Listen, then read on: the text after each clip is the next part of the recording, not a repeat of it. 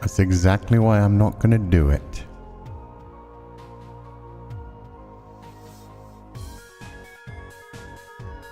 That's bait. And I don't get baited. I'm the master baiter.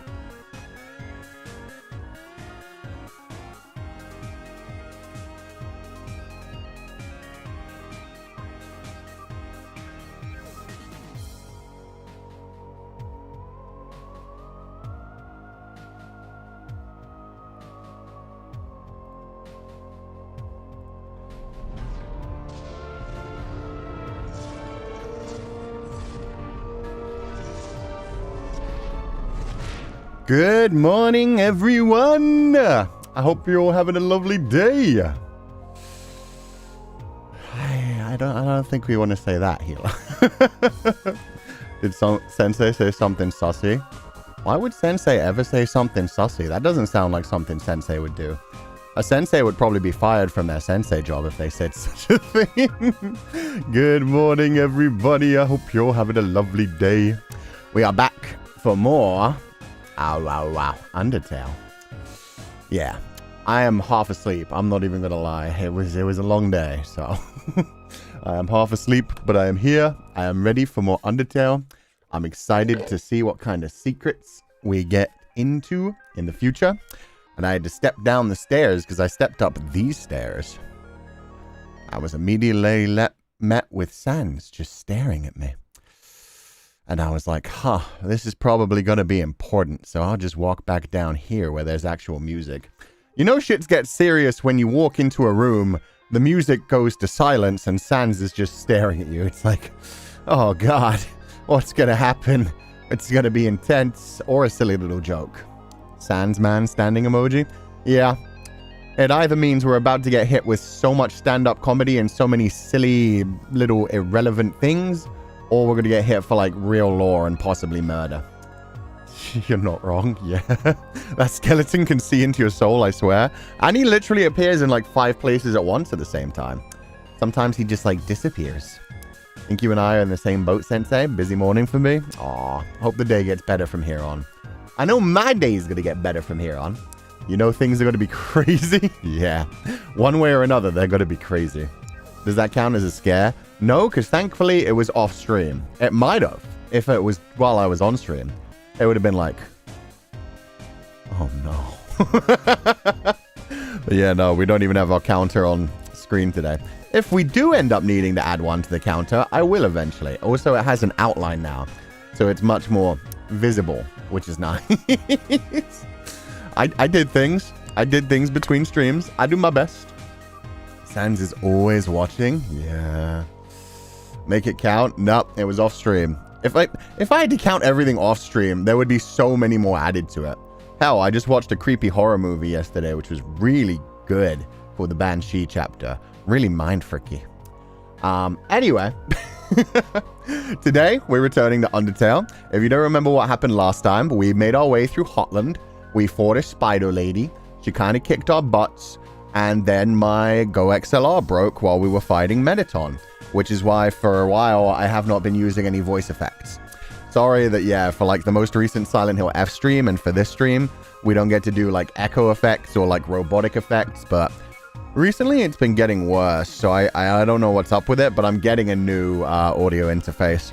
Unfortunately, it's going to take like 2 weeks to arrive, but yeah, I'm getting the new like Rode one, so it does like all the same stuff. It should be fine once I set it up. It's just going to be a bit until I can actually set it up, so no voice effects for a while, because I just don't want to have to like continuously restart stream when things have to be rebooted.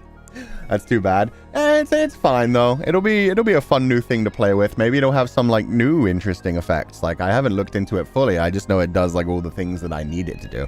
So I don't know if it'll have some new fun things to play with as well. Some silly stuff that I can get up to. But yeah, got our asses kicked by Mettaton, but then Alphys saved us both in a quiz and then by getting us out of like a fiery exchange. And then we showed up here. So yeah, we know Mettaton's going to come back because we haven't fought properly. So it wasn't Windows 11's fault after all. No, it is, but it's a combination of like Windows 11 and the Go XLR like hardware itself. The Go XLR team, they kind of abandoned the Go XLR despite the fact that it's like still pretty much the most favorite thing audio interface for streamers to use because of all the fun little features it has. They just decided it wasn't doing well for them, so they updated the stopware. They dropped like one update like a year and a half ago, and since then they haven't touched it. So yeah, it's just like as things get more and more updated and things change, it does not change its like driver version or anything like that. So it just gets more and more broken as time goes on. So yeah, people are having to slowly move on from it, which sucks because pretty much everyone's used a Go XLR for like the last 5 years. But yeah, people are slowly moving on to like other ones that can do similar things because yeah, it's breaking for so many different people and it is what it is. The team is just done and moved on from it. But yeah, we're going to go up. We're going to talk to Sans. We're going to see what the heck he's up to. And then we're going to see where we're going from here because I honestly don't know. I think we're actually heading towards the king. Like, I don't know where else we've got to go. Nobody's mentioned anything else. We got through the laboratory. We got through Hotland. So, yeah, I think Mettaton and then the king, because they haven't really said what goes on, like, beyond this place, whereas normally they're always dropping hints. Like, in Waterfall, they were constantly mentioning Hotland and the laboratory, and from here, it's just been like, hey, don't fight the king, okay? You're going towards the king. We've, like, seen the castle looming in the distance, so you'll see. Oh, yeah, we will see. Yeah, please, no spoilers. But, I mean, people have been good about that for the most part. I think it was only these two guys right here that people ended up heavily spoiling. Pretty much everything else, people have been letting me, like, theorize things and not really minding too much with my crazy theories about humans and demons and sozes. So, it's been nice. So, no worries. Let's go up, let's talk to Sans, and let's see how this goes. I'm excited. We should be able to finish the main game today, I think. I don't think we can do, like, the pacifist run fully, because I've heard that takes, like, another additional few hours afterwards. And I'm probably going to have some trouble with the fights, because I'm bad at this game, so we'll see if we even manage to get through the main game today. Okay, what is these? Hey, go up the creepy alleyway on the right for some great deals. That's not spooky at all. I'm going to talk to Sans first, thanks. And then I will send this small child into the dark alleyway covered in graffiti. Oh, no. Not sus at all. I know. I feel like this child is going to get shanked. Hey, I heard you're going to the core. How about grabbing some dinner with me first? I mean, we've had a date with pretty much everyone else except for Alphys and Mettaton. Sure. Let's go have dinner. Wait, we've already had dinner with you once. You pranked me multiple times. You spilled ketchup all over my burger. Great. Thanks for treating me. I did not agree to treat. Okay. Oh, here. I know a shortcut. Are we going to reappear back in Snowden again? Because that was impressive last time. No. I don't even know where this is. Okay. Why is the music so romantic? Okay. Well, here we are, somehow.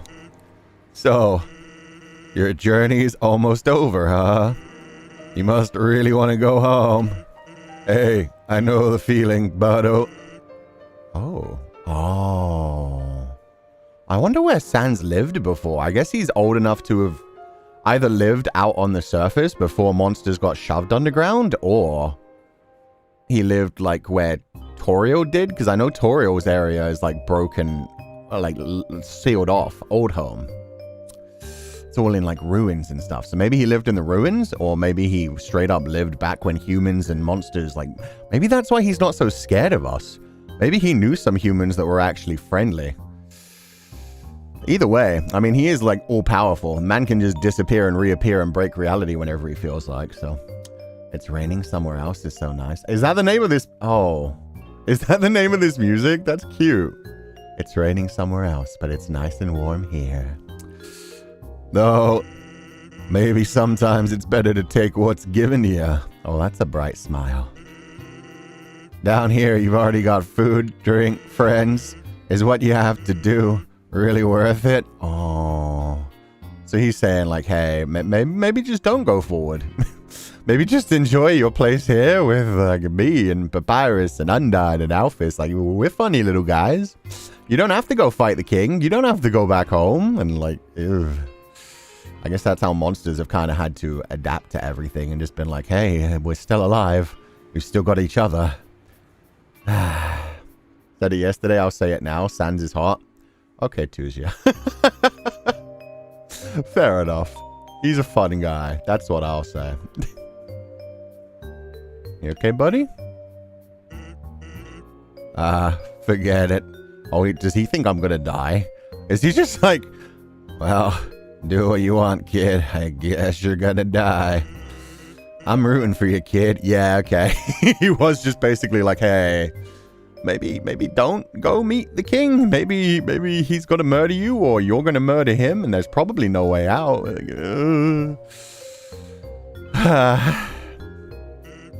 Hey, let me tell you a story. So I'm a sentry in Snowden Forest, right? I sit out there and watch for humans. It's kind of boring. Fortunately, deep in the forest, there's this huge locked door. And it's perfect for practicing knock-knock jokes. Wait, Toriel's door? The door back to ruins? So one day, I'm knocking him out like usual. I knock on the door and say, knock, knock. And suddenly, from the other side, I hear a woman's voice. Toriel, they know each other? Oh, this is so cute. Also, Ryu, thank you so much for the 10 gifted scholarships. I hope you're having a lovely morning. And he cares? Yeah, he does. He's a Tumblr man for a reason. 2015 Tumblr opinion. There's nothing wrong with that. Tumblr men can still be sexy, even if their time has passed. Yo, he's doing a Toriel impression. I love that like little sound effect. Who's there? So naturally, I respond.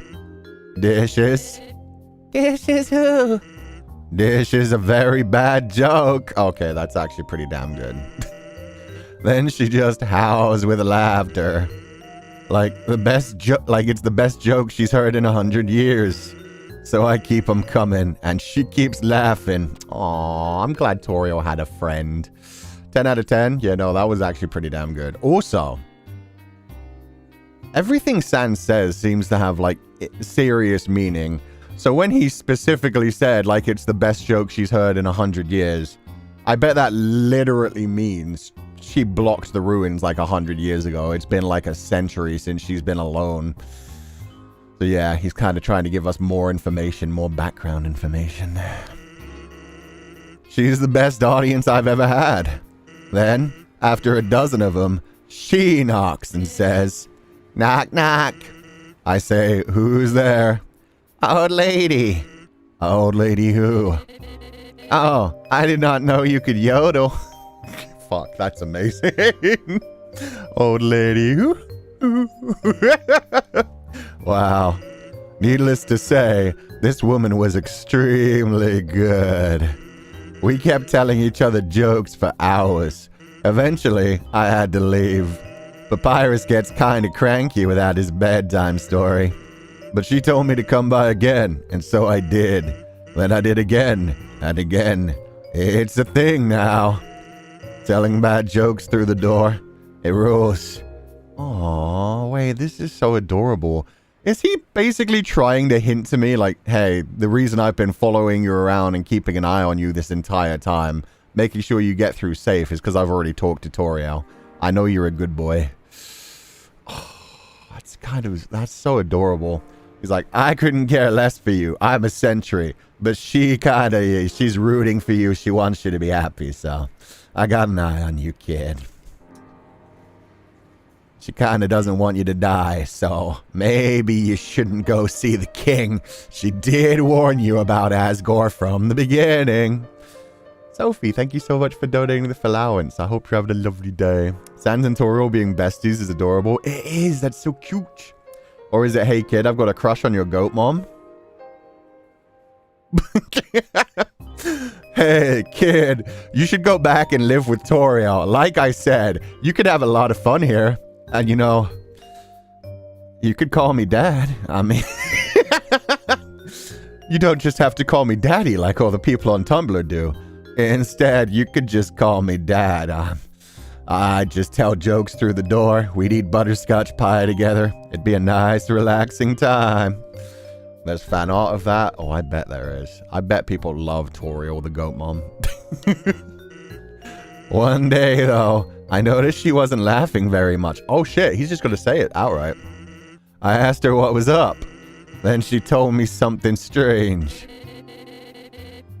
If a human ever comes through this door, could you please promise something? Watch over them and protect them, will you not? Now, I hate making promises. Okay, I thought it was all going to be subtle, but he's just like, nah, and just telling it directly. And this woman, I don't even know her name, but someone who sincerely likes bad jokes has an integrity you can't say no to. That's true. If you could appreciate a good dad joke, you're a good person. You've got time to chill. You've seen some shit in your life. If you could appreciate somebody literally telling a bad joke and just be like, that's so funny because it's so bad and you're trying. You're trying to make things happy even though it's so stupid. Yeah, that's a good sign that somebody like genuinely just wants to have a good time, wants to make the world happy. Do you get what I'm saying? That promise I made to her. You know what would have happened if she hadn't said anything? Would I be fucking dead? Yeah, the BGM did stop. So yeah, I think he's saying like, you'd be dead, kid. Like that's all thanks to her. You should probably thank her. Maybe just go home to her. Buddy. Oof, the light went out of his eyes. You'd be dead where you stand. Hey, line up, bucko. I'm just joking with ya. Besides, haven't I done a great job protecting ya? I mean, look at yourself. You haven't died a single time. Actually, I've died a few times. That's why my Temi armor is a bit cheaper. The immediate tone shift? Yeah, that was not a joke.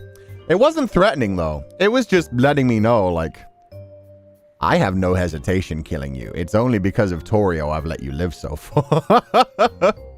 It also begs the question, does that mean Sans killed all the other children, or has Sans not killed all the other children and it's been left to Asgore because he hasn't killed any of the children because of Toriel?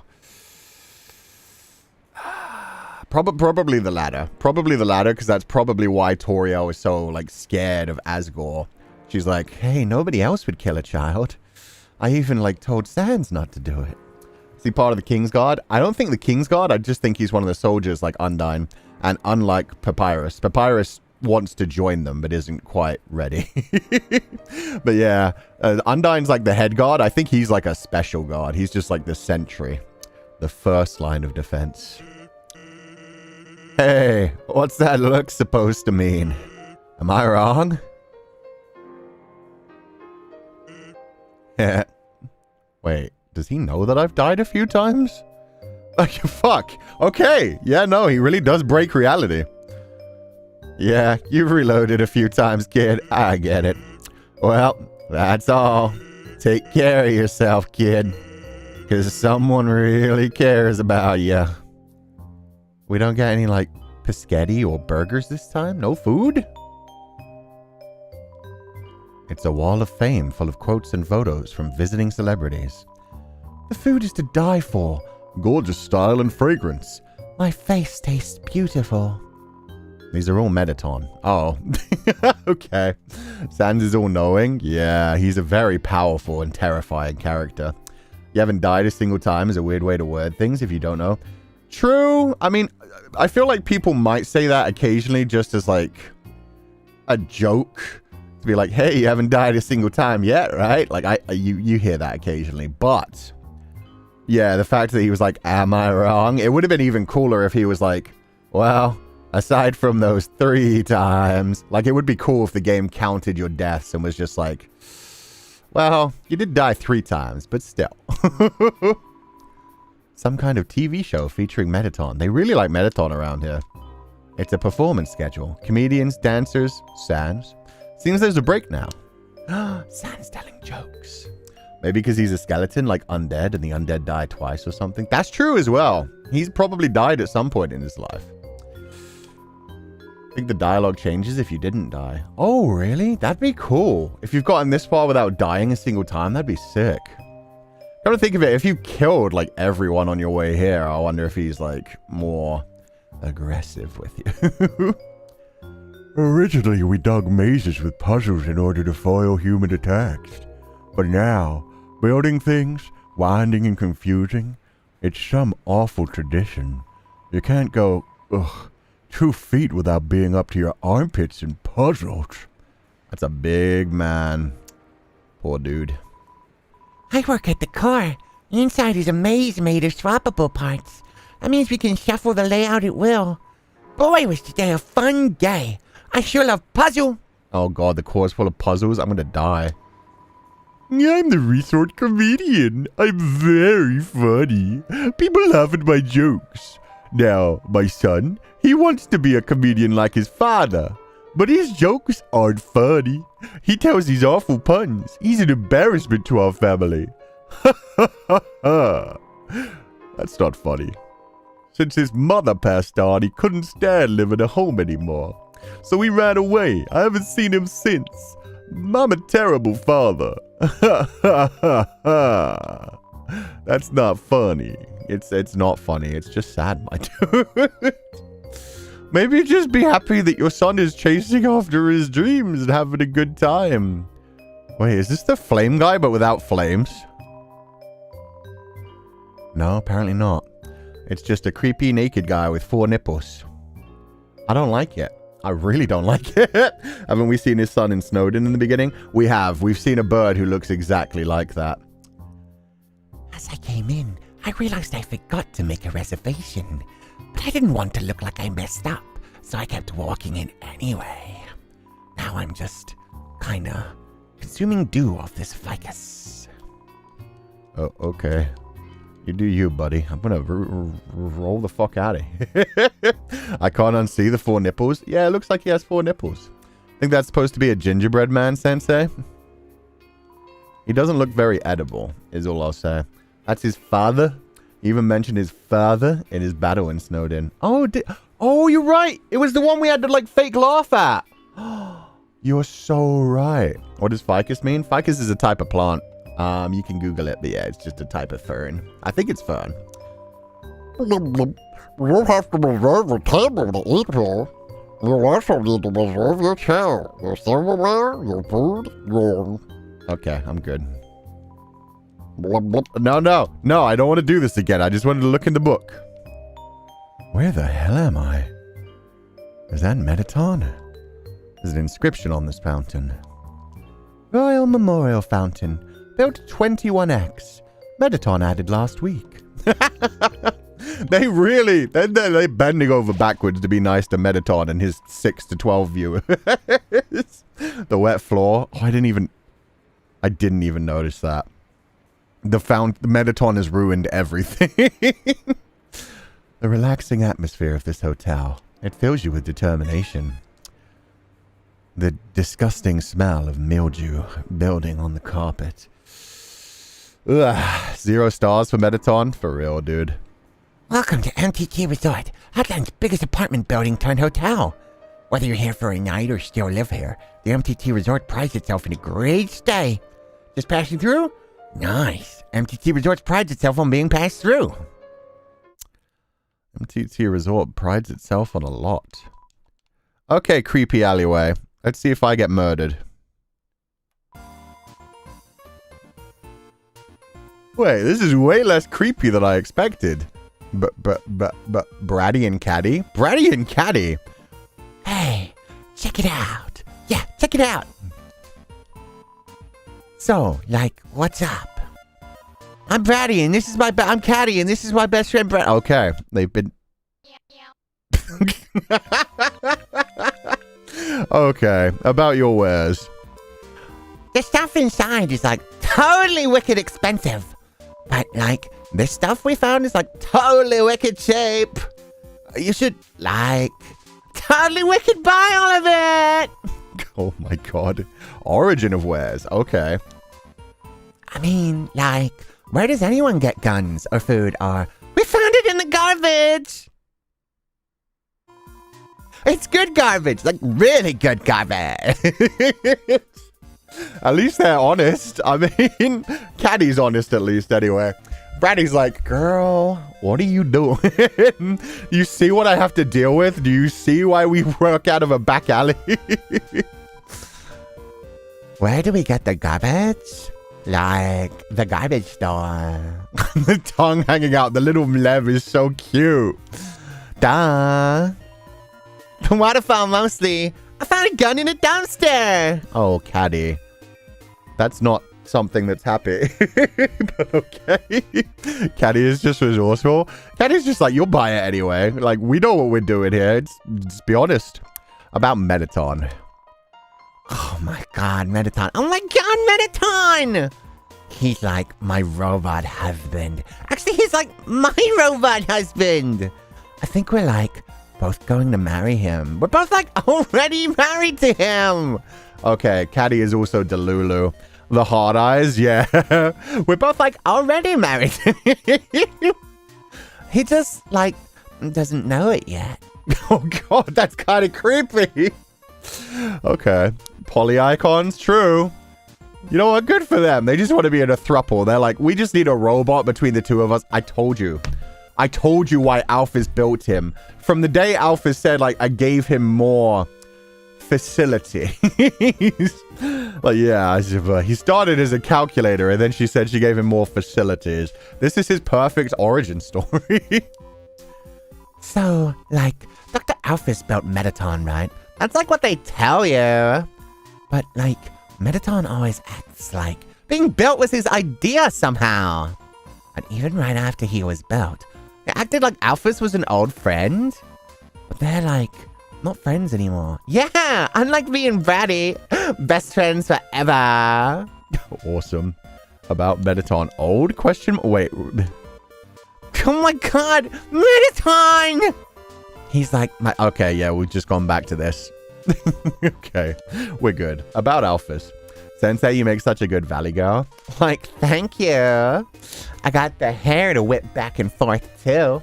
Maybe I'm worth it. Oh my god, Alphys. She used to live on our street. She was like a big sister. I mean, like, if your big sister takes you on trips to the dump. She showed us the coolest places to find trash. She was always collecting these weird cartoons. And she became the royal scientist. Yeah, we haven't seen her in forever. Ooh, royal scientist. Good for her. Also, I love that these used to be her friends. They're just like, yeah, she's into like these weird cartoons. It's all good. So, Alphys is like always like... That Asgore is a super cutie. Oh, they're outing her for being a Asgore fangirly as well. So, like, I'm pretty sure she made Mettaton to, like, totally impress him. A robot with a soul. It's, like, super relevant to his hobbies. So, after seeing Mettaton, Asgore asked her to do all the science stuff for him. But nobody's, like, seen anything from her yet. Or her at all. She must, like, just stay in her lab all day. Like, live a little, girl. Yeah, like us. Okay. You guys live in a back alley, but that's cool. Alphys, my bikeweed. Yeah, she went from absolutely idolizing Asgore to being like, oh, but now I really like... I'm 9. I found the woman of my dreams. She practically stepped out of a manga page. Off of a stage show, one would say. Not them outing Alfie, I know. Oh my god, he's a total goober. He's a big fuzzy goofball. Like, I love that guy. He's like so nice. God, we're like so hyped for the destruction of humanity. I'm glad nobody knows I'm human. Oh god. Wait, can I actually sell things to them? Thanks, but we don't really need anything. Oh my god, can you go get us some clam burgers? We don't really need anything. Wait, I'll pay you 1,000 gold if you get Mettaton to autograph my butt. That's a lot of money. Mettaton? Where you at, buddy? You exist to serve humanity. No, you don't. But you should. Junk food. That's literally junk food. That's hilarious. God damn it. Health 17 HP has a big bite out of it. You should buy all our stuff. Empty gun. Weapon, 12 attack. Bullets not included. Oh, so you just beat the crap out of someone with a gun. That's fun. Cowboy hat, 12 defense. Attack up when worn. +1 defense. Ooh. Mystery key. Probably to someone's house. La. Is that the key to the ghosty house? Or maybe Sans' house. Sans' house was locked, and the house next to Nastablook was locked too. Anyway, junk food is pretty good, actually. I'll buy one of those. Bratty, we're gonna be rich. Okay. Goodbye, me. Like later and stuff. Like, see you later. They're a good pair. I like them. Pistol whip, yeah. Just kind of slap them with the gun. This is some premium trash. Yeah, it's better than my dog food. Let's see how many spaces I... Oh, yeah, cool. We have some space. I'll throw in a hot dog. And that's fine. As long as I have one space, I can always empty again. Unlike in Silent Hill F, which kills me. Blooky's neighbor. Yeah, I think that's the thing. Fun fact, there's an entire complete fan game based on the origins of the gun and the cowboy hat. It's called Undertale Yellow and follows the human before you. Wait, really? They made a fan game just... That's actually adorable. Wait, if it's based on the human before me, that means... Well, I don't know that they die. Okay, no spoilers. I was going to say, well, I guess we know how it ends. Child gets murdered by Asgore, but okay. The relaxing atmosphere of this hotel. It fills you with determination. Wait, why... Why does the puppy woman have, like, high heels on the front paws and not the back paws? You would either have them on all 4 paws or at least the back paws. My brain. Is that what Undertale Yellow is about? That's hilarious, though. That's adorable. Manticore? Oh, it's a manticore in the core. That makes sense. Don't diss that Pupal. It does kind of look like a Pupal, actually. Sensei, why not? Honestly, as long as they're confident, that's all that matters. This elevator goes straight up to the capital, but it stopped working. The hotel's doing its best to accommodate everybody stuck here. I love the eyes darting left and right. Yeah, I'm not gonna be home tonight. I think there's some cold pizza in my treasure hoard you could heat up. Oh, it's a dragon. I thought you were just a lizard, but treasure hoard, probably a dragon. I'm a slime, I'm outraged. Okay. You didn't need to tell me you were a slime, but I respect it. Me? I like explaining things to passers-by. Okay. One of them got an extra line. Ew. Oh, God, no, I hate it. Why? Why is it just a hand? Maybe because she could only afford one pair, don't judge. Maybe. Or maybe she just likes to feel the earth beneath her feet, but she also likes to look beautiful. Looks like Cousin It from Addams Family. It does, actually. Silent Hill F, Hotel Attendant, or Elden Ring, or Zelda. Giant hands, wall masters, ceiling masters coming at you from anywhere. We know the elevator to the city is not working. Because of this incident, rooms are running at a special rate. 200G a room. To let us know if you change your mind. Have a sparkular day. Excuse me, 200G? I get that shit for free back home in Snowden. Wallmaster, but if they slayed. Yeah, Wallmaster, but with nice nails. Welcome to the MTT brand Burger Emporium, home of the glam burger. Sparkle up your day, TM. Yo, that submarine sandwich with the wings, though? Purple burger? Yo, all of this food actually looks sick. I'm sorry. It's against the rules to talk to customers who haven't bought anything. Starfey. Oh, it's a Starfey. That's a cute name. How could I help you, oh customer? Here's 14 HP. Very popular item. Yeah, that's almost as expensive as the junk food and way, way less Healy. Glamburger. Very popular food. Here's 27 HP. Not good for me. I don't have that much. Mayoshi Burgerpants. His name is Burgerpants? Legendary hero. Heals 40 HP. Hero sandwich. Attack up in battle. Wait. No, this was before Omori. I read that and I was like, wait, Omori reference? But no. The legendary hero looks fucking sick, though. Steak in the shape of Mettaton's face. Heals 60 HP. Don't ask, please. Fair enough. Can we send him to Colleg? No, but I can buy a Starfey, and then hopefully I'll be able to talk to him. Sword-shaped sandwich, genius. Oh, is that what it's supposed to be? And attack up in battle. I didn't even notice that. That's the one I didn't read properly, and that's kind of the important one. I didn't realize it was a sword, I'm not gonna lie. I thought it had wings. The Starfey looks so cute. Yeah, it does. I'll take one. Thanks, D! Have a fabulous day! Oh my god, the energy. Please calm down. The customer is always right. Why is this person trying to sell me something? This is a hamburger restaurant. I'm just trying to survive. The customer is always right. If the customer is always right, why can't I sell you something? Who do you think you are? The customer is always right. Oh my god, he has so many sprites. Who do you think you are? The customer is always right. What? Why do you keep trying to talk to me? I'll get in trouble if I don't get if I get chummy with the customers. Sorry. So, I wanted to be an actor.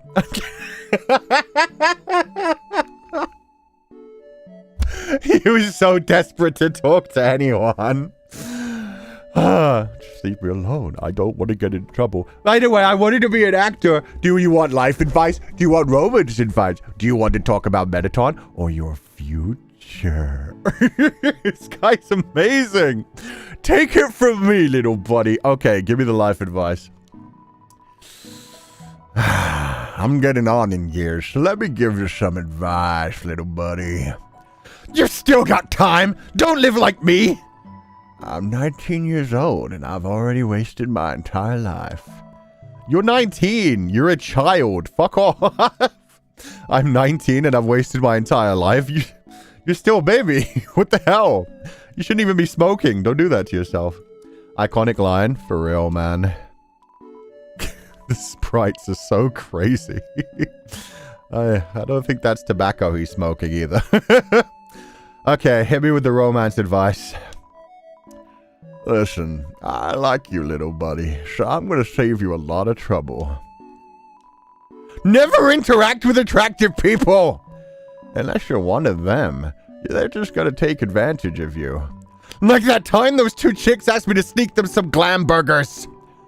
And I, naive teenager that I was, said yes to them. Bad idea. Okay. Yeah, I need to hear. This is totally about Bratty and Catty. You into Bratty and Catty, my dude? My dude? Tell me of the Glamburger story. A glam burger. So, I went to the alley to see those two ladies and, you know, see what had happened next. Oh no, I hate it. I hate it. Then my boss saw me and asked what I was doing. I was so startled. The hamburger in my pockets tumbled out onto the ground. Not wanting to lose face, I scrambled to pick him up. But as I was leaning over, the weight of the remaining hamburgers caused my pants to fall down. And the girls laughed at me. Everyone calls me Burgerpants now. He dropped his spaghetti. Yeah, no, he legitimately dropped his pocket spaghetti, but it was pocket burger. Oh, God. I really love how your face syncs with him while you're doing the VA. Yeah, no, his faces make it very easy. Like, it's such an expressive sprite. It's so easy to see what you should be, like, hitting the tone for. How many glam burgers were in there, dude? Maybe he was just wearing very loose pants. Maybe he had it, like, the hip, cool, childhood way, like down to your booty. We sent Tem to colleague. I think we need to send this poor bastard to therapy. Yeah. He's pretty jaded with life, though. I'm not sure if it would help. Mettaton. When I first came to Hotland, it was my dream to work with Mettaton. Well, be careful what you wish for, little buddy. What? Oh, God. Does he work you to the bone, buddy? It does sound scary. Why is Mettaton bad? God, have you even looked around? This place is a labyrinth of bad choices. And every time we try to change something for the better, he vetoes it and says, that's not how they do it on the surface. Oh, right. Humans are always eating hamburgers made of sequins and glue. That's what... Oh... That's what the glam burger... Oh, it is called a glam burger. Yeah, that makes sense. Black Fox, thank you so much for donating to the Floweybuns. Morning, Kuchan. I'm enjoying watching your gameplay of Undertale. Pacifist route is my favorite, and I'm glad that was your first choice for this run. Yeah, I knew there were routes, but I didn't know I was doing it right at the beginning. I was just like, oh, I don't have to fight things? Let's try to do that. And then I realized I'd made a choice. And it was like, okay. Guess that's why they heal so little HP. They heal a lot of HP, actually. It's just, they're very expensive. Why else is MTT bad? Why do people find him so attractive? He's literally just a freaking rectangle! You know, one time I bought one of those kits online to make yourself more rectangular. They don't work! This guy. This guy is just a lost child trying to find his way in the world. He is... How to put it? He needs more confidence. He needs to get out and work on himself and, you know, not judge himself based on other people's things. He needs to find his own way in life. No confidence, no confidence. I'm scared that he's going to start listening to certain podcasts that are really going to shape his mind in a bad direction. So, you know, let's hope he finds confidence in himself and finds joy in life. Your future. Oh, I do not want to ask this guy about this. This is going to be rough. Future? What future? Nothing down here ever changes. I'll probably be trapped in their stupid job forever. But wait! There's one thing that keeps me going. If Asgore gets just one more soul, we'll finally get to go to the surface. It'll be a brand new world. There's going to be a second chance out there for me. For everyone! So stay strong, little buddy. When I make it big, I'll keep you in mind. Oh, no! Nice cream guy could fix him. Yeah, nice cream guy. Papyrus could fix him. He's 19 already, but in midlife crisis. He's beyond a midlife crisis. He's gone past Boomer into Doomer. He's one step away from Doomsday prepping. We lost him, poor Burgerpants. The whole like, man, I tried to make myself, you know, more rectangular. He bought the extender. He bought the pump. He's doing his best, man. He's doing his best. Can I buy a glam burger? I can. I need to move some items around so I can give Catty and Bratty a glam burger. Anytime, little buddy. No. No. Oh, God. Black Fox, thank you so much for donating the allowance. There's a mixed run where you're a pacifist but attack to kill sometimes. There's also a genocide run where you kill everything. Oh, you literally... Oh, this one is especially kind of fucked, especially after you learn this story. Thank you for donating the allowance. Also, interesting. You can literally... So what? If you kill everything, do things just stop, like, spawning? That's kind of wild. Okay, let me get a glam burger. I would like one glam burger, please. Here you go, little buddy. Anything else you need? Why not try selling to those 2 chicks in the alley? Yeah, I'll go sell to the alley cats. Anytime, little buddy.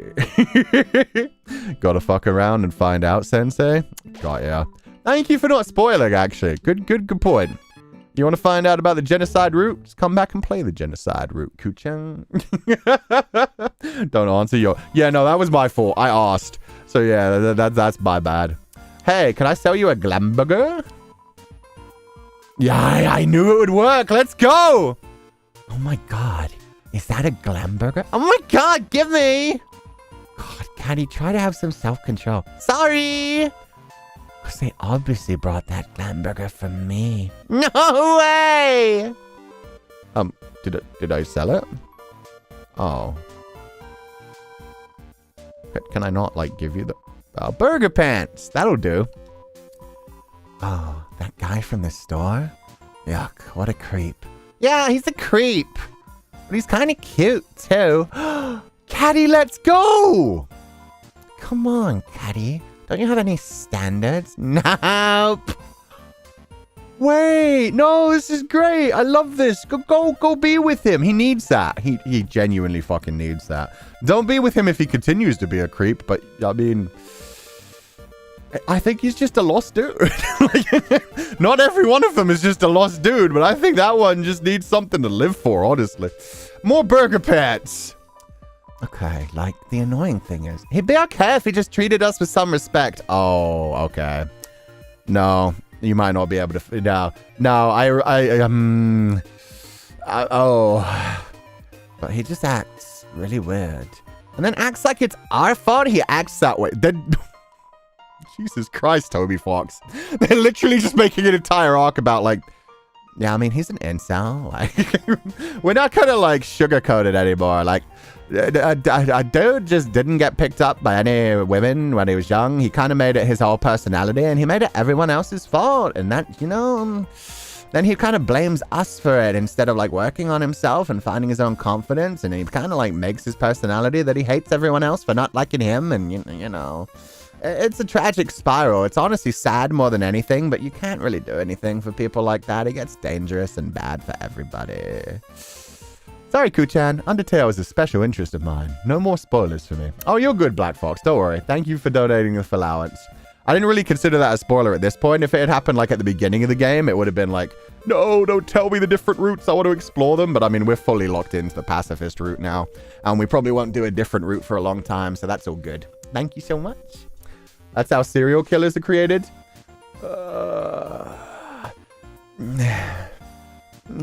That's how... some fucked up people are created. Serial killers are like a special breed. Serial killers have to genuinely have zero fucking empathy.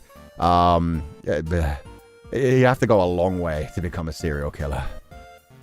Like when we asked him to get those glam burgers. They dropped them and ran away before we could even say anything. We were, like, going to share them. Really? I wasn't. I love you, Catty. Catty!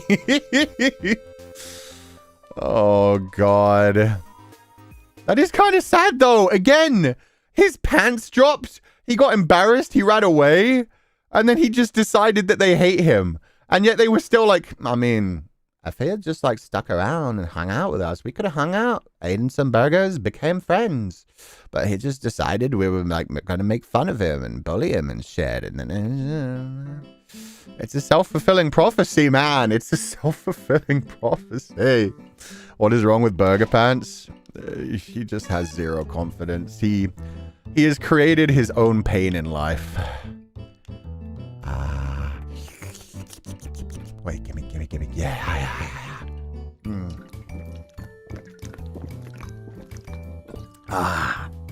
Delicious. Truly, communication failing to save the day this week. Yeah, that's teenagers, Kuchan. That is teenagers, but now he's 19. He needs some help, man. He needs some help. He needs a good male role model in his life. Somebody to look up to who isn't going to lead him down the wrong fucking path. And somebody to remind him like, hey, life isn't chasing women and money. Just find a fucking hobby. Find something that you want to do in life. Find passion. Like Mettaton. No, that's the problem. Mettaton, yeah, Asgore? Asgore sounds pretty perfect. And the male model should not be Mettaton. Exactly. He came to this city aspiring to be like Mettaton. And now he's working for MTT and he's like, this world fucking sucks. Everything sucks. I work for Mettaton. He has the stupidest ideas. I make all these stupid burgers and no money. He's being exploited by MTT and worn down by society. 'Twas beauty killed the beast. 'Twas society created the incel. Oh god, am I just giving the fucking plotline for the Joker movie? Anyway, Kuchan, what do you think? How much empathy has Feli? Tiny bit. I think like 0.5%. I think redeemable, but we'll see. Thank you for donating the Feileacan. It's kind of off topic. The elevator is in use. I thought it was broken. But okay. What's this way? A hotel? Wow, room service. Got my CT? Yes. No, you don't. My bad. 'Twas misery that created the Burgerpants? Yes. 'Twas misery. 'Twas suffering. 'Twas an endless spiral of pain. It's locked from the inside. Ooh, room service. Got my cinnamon bun? No, I'm sorry. Then, what do I have? Like, I could have anything. CT actually sounds kind of good. It does. I think we could have bought that from somewhere. I think that was in Waterfall.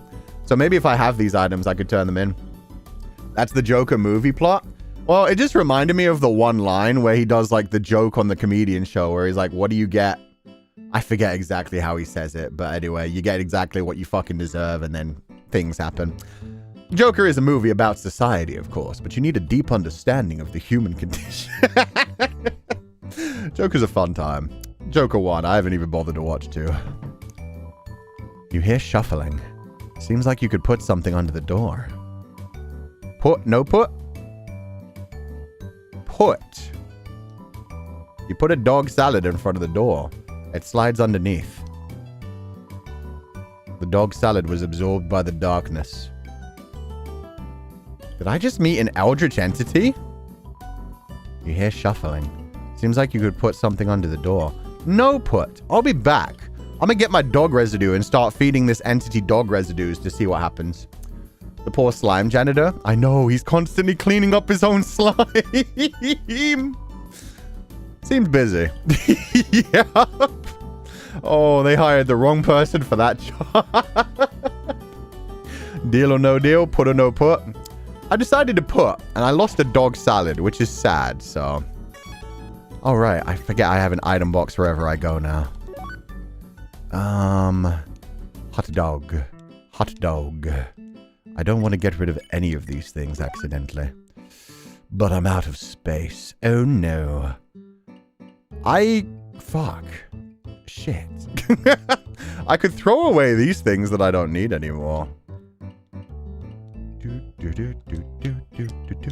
Can I drop them? I don't know if I can drop them. Oh, drop. Yeah. Do the tough club on the ground like the piece of trash it is. Ouch, dude. You bid a quiet farewell to the manly bandana. I'm now realizing I could have sold these to Temmie. Fuck. That's fine. That's fine. The stick was thrown away. I could have thrown the stick to Temmie. I bet Temmie would have paid a lot of money for a stick. That's fine. That's fine. That's fine. Well, it is what it is. It would have been a long walk back, man. Glamburger, stuffy, junk food. Those are all important. Okay, I can lose the instant noodles. Where's my dog residue? Okay. Use the dog residue. The rest of your inventory was full up with dog residue.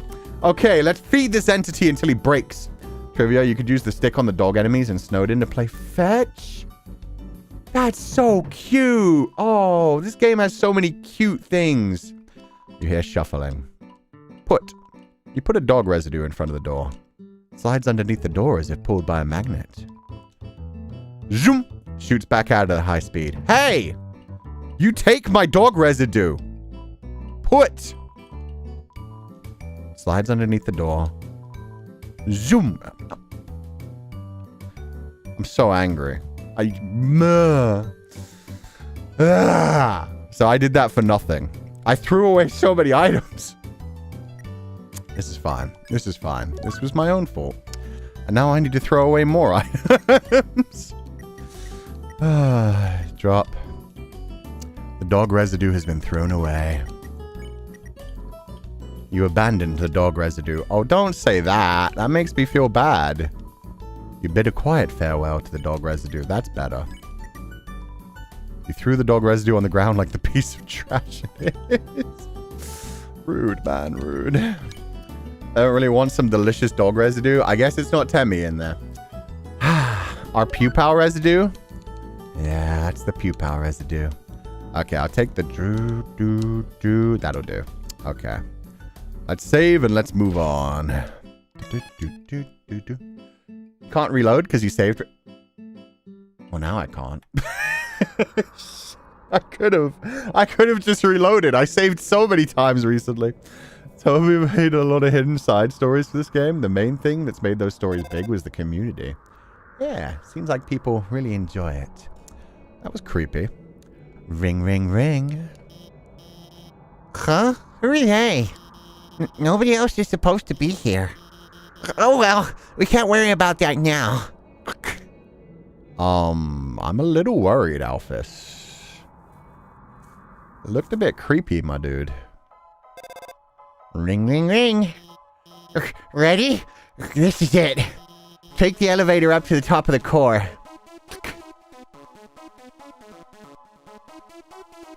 Wait. Number one, not yet. Ring, ring, ring. I'm waiting. There's the beat drop. Why has all of Hotland been full of fucking bops? Okay, why don't you try the elevator first? Oh shit, I fucked up. Watch out! Magic pops out of its hat. Cool. You're a fun little guy. Stare, talk, clear mind. I'ma stare at you. Red orb? I don't know. Chaser orb. The unrelenting chaser orb was weakened by your glare. Sick! Tinkle, tinkle, whee! Oh god! Oh god! I have many regrets. Don't stare at the orb. Don't stare at the orb. Magic peers at you with strange eyes. Okay, let's stare at the other one. Then you can't attack, surely. The intimidating corner orb was weakened by your glare. Tinkle, tinkle, whee! Oh, no, it makes the corner orb attack instead. Magic's orbs are incapacitated. Can I spare? Oh! Yeah! I think. The orb stared back. Yeah, you don't ponder the orb, man. The entirety of Undertale is full of bangers. Yeah. That was close. Why are there so many monsters here?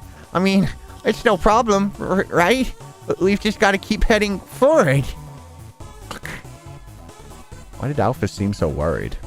The elevator's broken, isn't it? Yeah. I knew it. I knew it. What? The elevator should be working. Well then, go to the right and keep heading up. Yeah, no, I don't trust Alphys anymore. Like, I've learned my lesson. Ring, ring, ring. There's no way Alphys could be setting us up, right?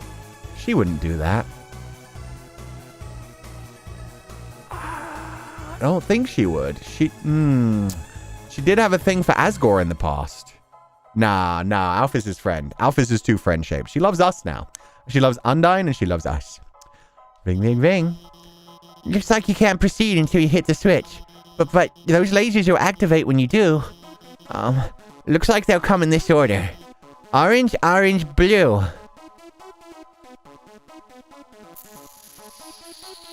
I don't believe you. I think it's going to be blue, blue, orange. Got it? Move until the third one. Move until the third one? I thought... Yeah, blue's the one... Okay, so it's got to be blue, blue, orange. So I just stand still until the third one.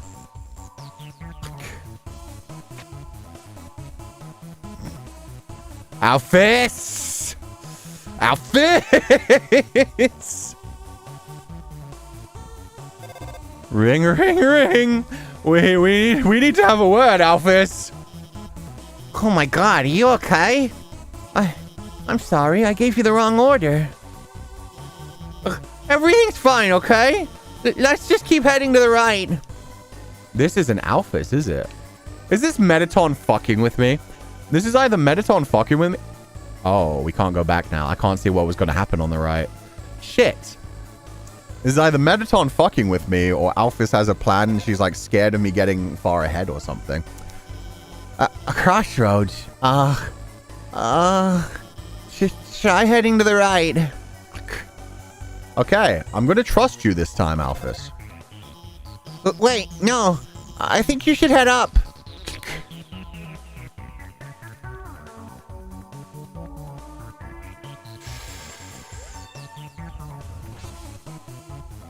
God damn it. Night! Yo! Giant eyes on the chest? Okay, that's a hear me out. That right there is a hear me out. How it feels to be terrible at backseating. Yeah, I think she's just got an old walkthrough loaded up. Maybe Mettaton just changed the security. Maybe Mettaton figured out we were going this way. It was just like reversed everything. But yeah, that giant mouth on the stomach. Let's go. Night. La-da-dee, la-da-da.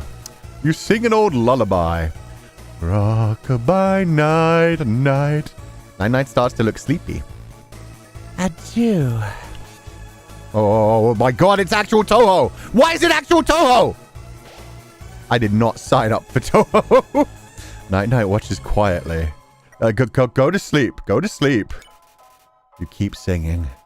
Night closes its eyes a bit. Good night. Oh, that's adorable. Don't murder me! Oh, God, I'm so bad at Toho.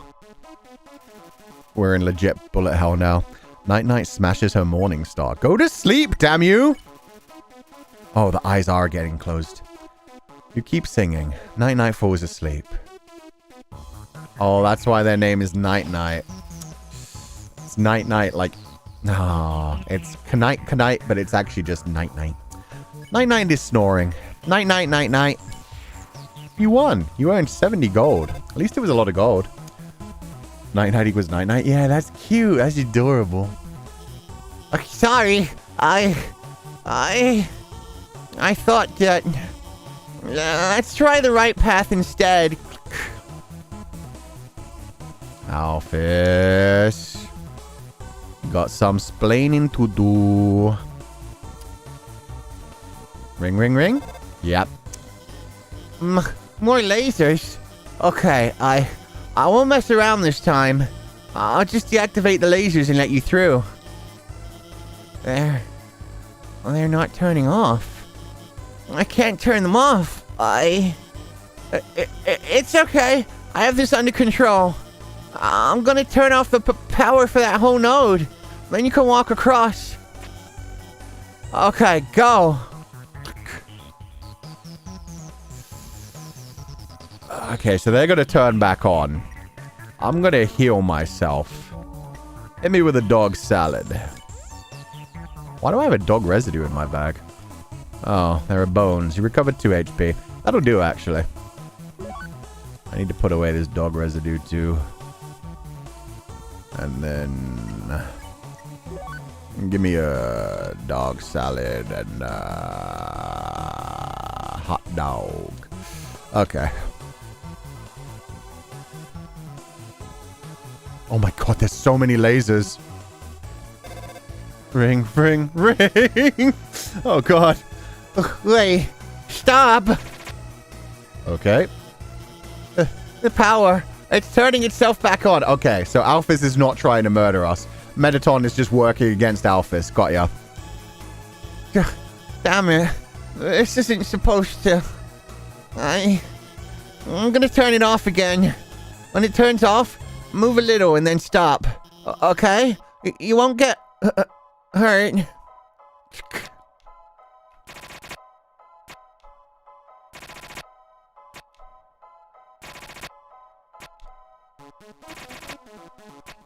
Aw, Alphys is doing her best. Good job, Alphys. See? I've got everything under control. Everything's under control. It's okay for everything not to be under control, my girl. Like, it's okay to not be okay. You're doing your best. You could just say that. Okay. You should... I don't know. This doesn't look like my map at all. I'm sorry. I have to go. Alphys, you don't have to be useful to be my friend. You're already my friend. I can figure this out. Like, I'm good. Don't worry about it. The air is filled with the smell of ozone. It fills you with determination. Hell yeah. Poor Alphys. Alphys just wants to be helpful, but it's fine. North, the warrior's path. West, the sage's path. Any path leads to the end. What about the east? East. The end. I mean, that sounds like death. I'll go for the sage's path, please. I'm going to guess puzzles. Why would you... Is this where the ice blocks all the way from Snowdin that the werewolf throws eventually end up? Oh, to cool the core. That makes sense, actually. Ah, that's a long journey. Wait, is this where the snowball needs to go? Solve this puzzle and the end will open. Oh, it's one of these again. Okay, this one looks tough. Good job remembering. Yeah, I wonder if I have to, like, throw the snowball in there, too. Okay, I've got 2 shots.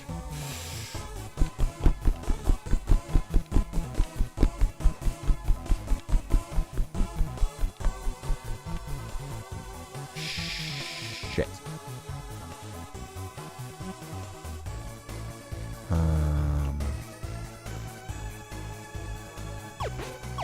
Hey! The snowman snowball? Yeah, the one that he wanted to get to the end of the world. I guess I could. But yeah, I won't for now. I'm sure the snowman will tell me when it's his time for his journey to end. Or actually, it should be the end of the game, so I guess right before I have to fight the monster. Traverse the northern room and the end will open. I thought I already opened the northern... Oh, this is the warriors. No, thank you. What are these? There's a Glamburger inside the trash can. Will you take it? I should have read the sign first, but damn it, I want that trash burger. You got the Glamburger. Oh, it was safe. Why not relax and have a nice snack? Can I have 2? It's an empty trash can. Ah, okay. Thank you. That was sweet of you, game. Trash booger? Trash booger. Okay. PTSD, avoid the West Room. It's okay. Silent Hill F can't hurt us anymore. So I should have been able to open the end now. I did the puzzle. To the east. This is the end. I cannot fight. I cannot think. But with patience, I will make my way through. I cannot fight. I cannot think. But with patience, I will make my way... Shit! I didn't want to fight. Don't be greedy now, Sensei. But the trash burgers, they're so delicious.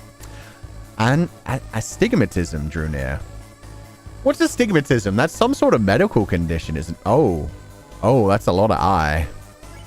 Astigmatism. Don't pick on or challenge. I'm not going to pick on him. He's adorable.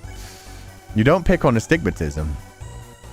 Pick on me. Oh, he wants to be bullied. I see. I feel you, sir. I know what you are. Astigmatism is gone bloodshot. It's a vision impairment. Oh, so any kind of vision. Okay. I guess I'm going to pick on astigmatism. Don't be like Sensei, children.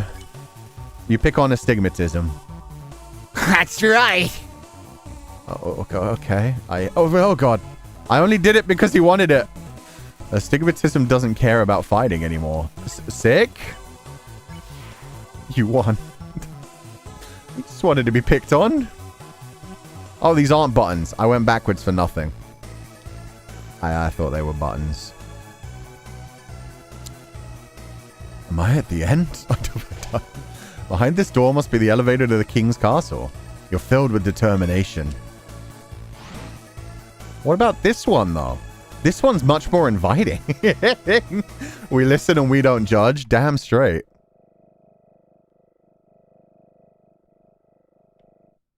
Nope. Nope. Nope. Nope. Nope. Nope. I have astigmatism. It's when you look at the source of light and light looks crossed in shape. Oh! I think I sometimes have that at nighttime. Okay, I'm going to go in here anyway, but this feels creepy AF. Yeah, I get that when my eyes are very tired. That can be a permanent thing? Oof. I hope it goes okay. I should have taken the elevator! No, Mettaton! At least I saved. It gets worse at night? Oh, okay. But I've had eye checks. I definitely don't have astigmatism. Like, they've never... Other than, like, my reading glasses, I've never had any problems. Sensei, that's a permanent thing. Got you. Okay, so astigmatism is when it's actually, like, a permanent thing. Interesting. I'd heard people say I have astigmatism before, but I've never actually known what it was. So thank you guys for explaining. It's the worst when driving at night? Oh, yeah, that's why some people need driving glasses, right? Oh, yes. There you are, darling. It's time to have our little showdown. It's time to finally stop the malfunctioning robot. Not malfunction? Reprogramming? Get real. This is all just a big show. An act. Alphys has been playing you for a fool the whole time. No, I don't want to believe that. No, you're lying to me. You just overwrote your programming. As she watched you on the screen, she grew attached to your adventure. She desperately wanted to be a part of it. So she decided to insert herself into your story. Oh, it's a self-insert fic, but she actually did it. She reactivated puzzles. She disabled elevators. She enlisted me to torment you. Oh, so she could save you from dangers that didn't exist. Oh, so you would think she's the great person that she's not. And now, it's time for her finest hour. At this very moment, Alphys is waiting outside the room. During our battle, she will interrupt. She will pretend to deactivate me, saving you one final time. Finally, she'll be the heroine of your adventure. You regard her so highly, she'll even be able to convince you not to leave. Or not. You see, I've had enough of this predictable charade. I have no desire to harm humans. Far from it, actually. My only desire is to entertain. After all, the audience deserves a good show, don't they? And what's a good show without a plot twist? Hey, what's going on? The door just locked itself. Sorry, folks. The old program's been canceled. We've got a finale that'll drive you wild. Oh, no. Real drama. Real action. Real bloodshed. She was outside, yeah. And she heard when the door locked. It sounds like it was true. And I believe it. And I'm kind of fine with it.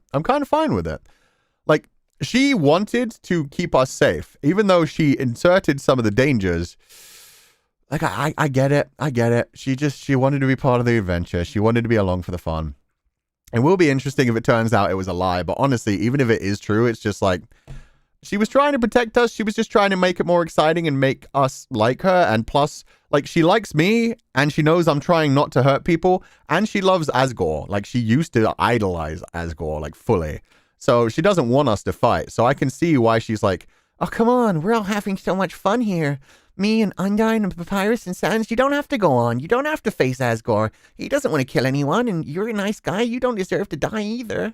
So yeah, she was trying to protect us in her own way, so it's fine. On our new show! Attack of the Killer Robot! Yeah, I figured. Oh, shit. I was going to be fine with the music being the way it was, but damn, this upgraded. Bum, ba, bum, bum, bum. Do, do, do, do. Mettaton attacks. Act. Check or burn. Oh, I don't want to burn him. What? That's the only thing I can do. This is probably what you'll do if things continue in this manner. Yes, I was the one that rearranged the core. I was the one that hired everyone to kill you. That, however, was a short-sighted plan. You know what would be 100 times better? Killing you myself! Please don't.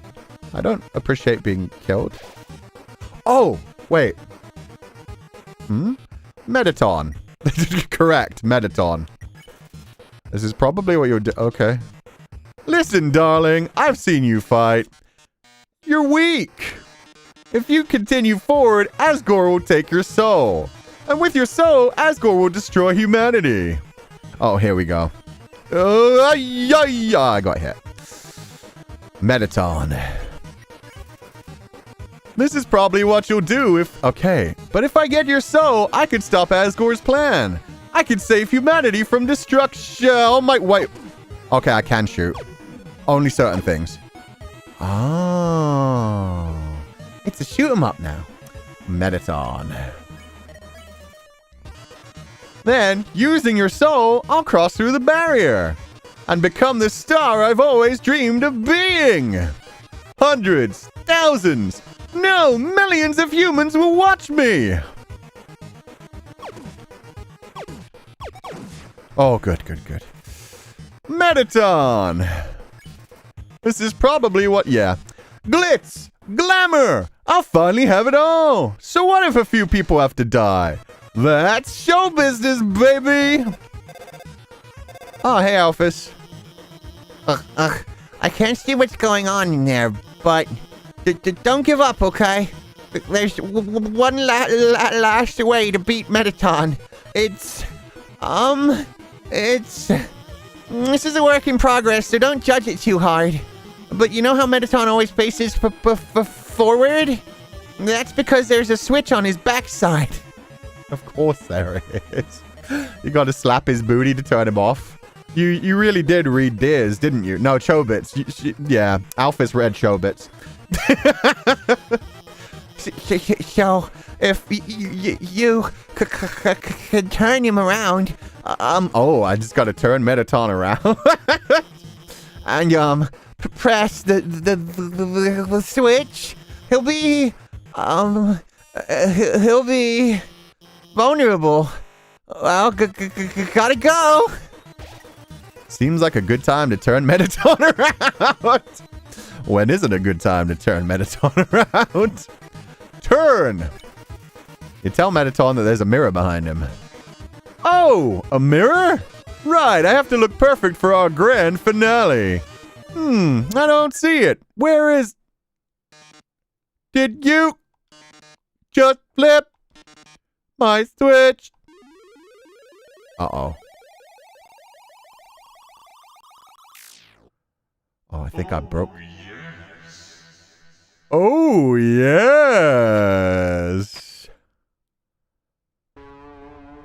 What the fuck? Wait, why was his crotch glowing? I'm sorry. Oh my. If you flipped my switch, that can mean only one thing. You're desperate for the premiere of my new body, Mettaton 2.0? Yo, a re-debut? How rude! Lucky for you, I've been aching to show this off for a long time. So, as thanks, I'll give you a handsome reward. Is it you that's handsome? I'll make your last living moments. The fucking guitar in the background, too. Absolutely beautiful. Okay, that still doesn't explain why his crotch was glowing when the silhouette was coming in. Yo, the face, though? What the hell? The gyrating hips. This is David Bowie. This is just David Bowie. Okay, buddy. Oh, the ratings are going down. That's not good. Mettaton EX makes his premiere. Yo, is this a JoJo reference? It feels like a JoJo reference. Check, boast, heel turn, pose. I'll strike a pose. You want to JoJo me? I'll JoJo you. You pose dramatically. Oh, dramatic plus 150. The audience nods. Lights, camera, action. Oh my god, can I? Okay. Oh, that just makes them move. Oh, I see. Smells like Mettaton. Of course it does. Let me eat some instant nude. You remove the instant noodles from their packaging. You put some water in the pot and place it on the heat. You wait for the water to boil.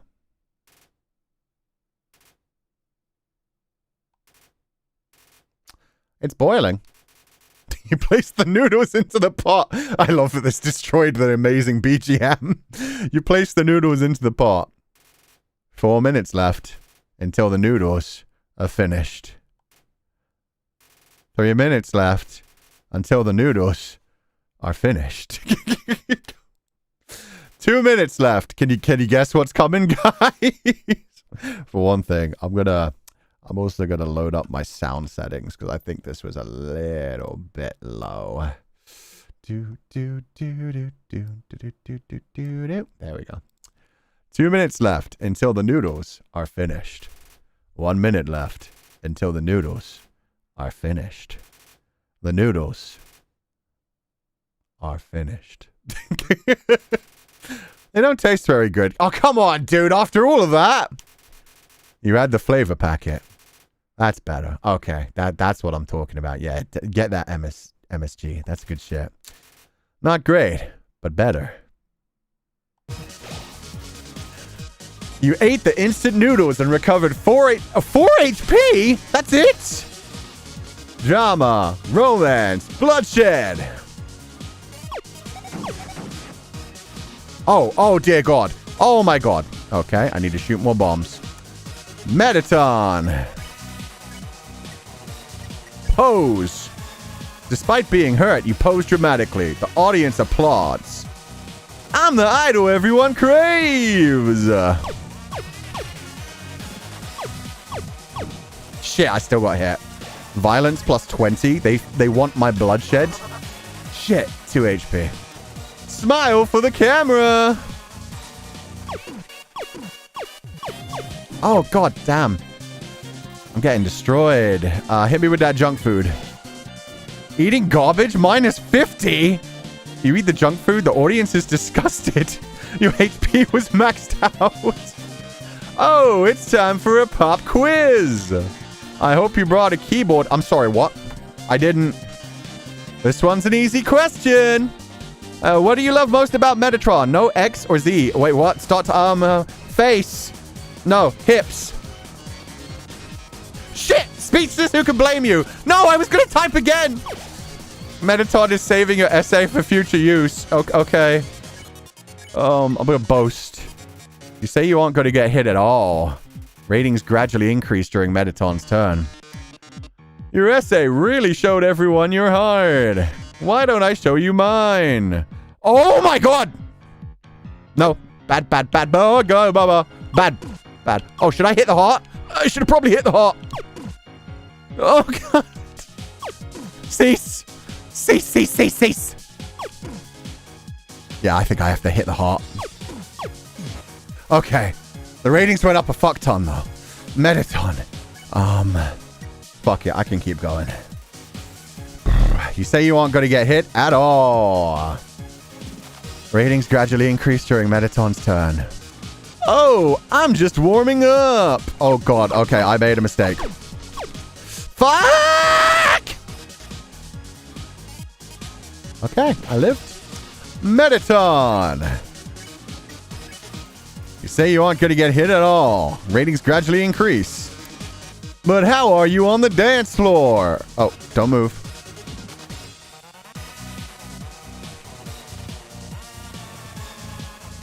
Wait, I can't. Fuck. Disappoint minus 100. Okay. Say you aren't going to get hit at all. Ratings gradually increase. Can you keep up the pace? I need the hot one again.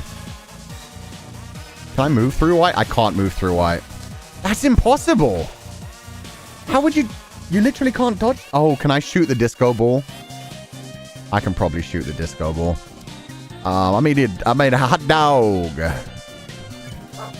You eat the hot dog. Your HP was maxed out.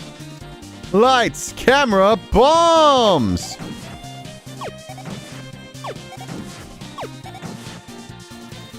Mettaton. Oh, wait, do the bombs hurt me? Oh, I'm so dumb. Pose.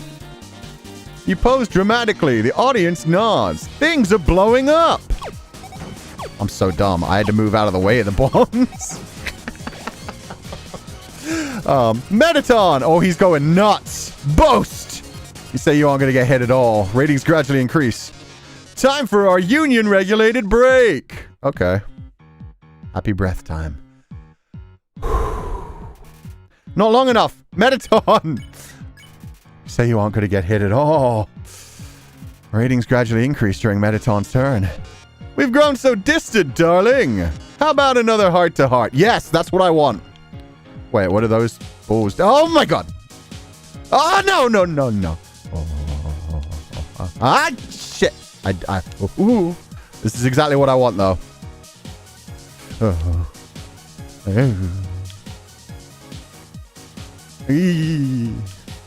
Look at those ratings soar, baby. Smells like Mettaton? Yeah, it does.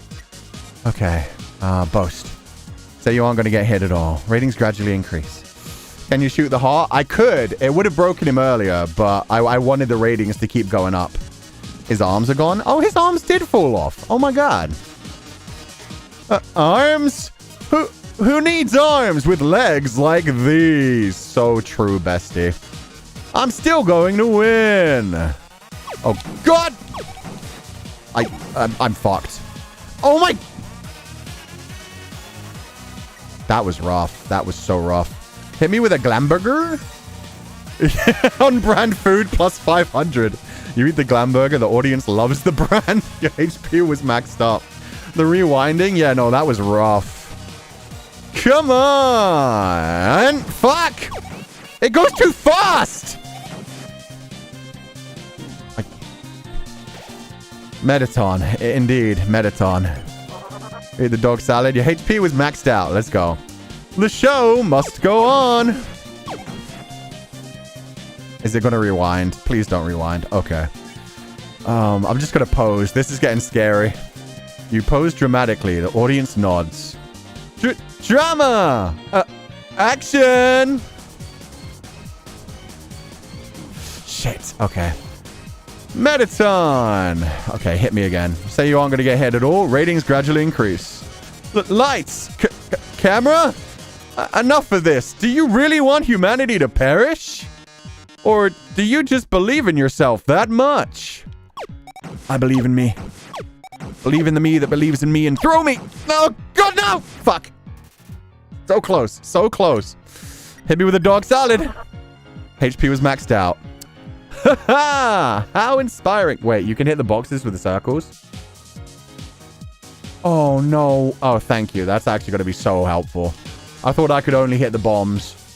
Well, darling, it's either me or you, but I think we both already know who's gonna win. Witness the true power of humanity's star! Oh my God. Oh, no! Jesus. Legs. Legs for days. Legs for days, Mettaton. Fuck. Okay. Okay.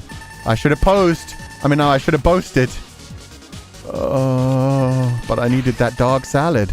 That sweet, sweet... And he lost his legs too. Mettaton. You say you aren't going to get hit at all. Ratings gradually increase. Then, are you the star? Can you really protect humanity? Yeah, fuck. Not the disappointment. Disappointing the fans who believe in me. I said I wouldn't get hit. I don't want to hit him either. I just want to live. Wait, why aren't the ratings going up? I'm sorry, Mettaton. I think I gotta shoot. Yeah, okay. Boast. Say you aren't gonna get hit at all. Ratings gradually increase. As though limbs, just a head and a torso. Sometimes that's all you need. Oh, fuck. I literally don't know how to dodge that. I genuinely have no clue how to dodge that. I need more glam burgers. That's what I need. Is it a war of attrition? I think if I hit like 9999, it'll break. I think if you get to like 10,000, it'll... Oh, you can shoot the ball.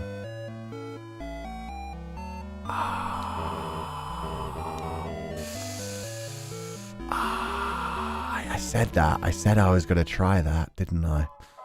Okay. I got the glam burger. I don't want the junk food right now. The junk food is bad.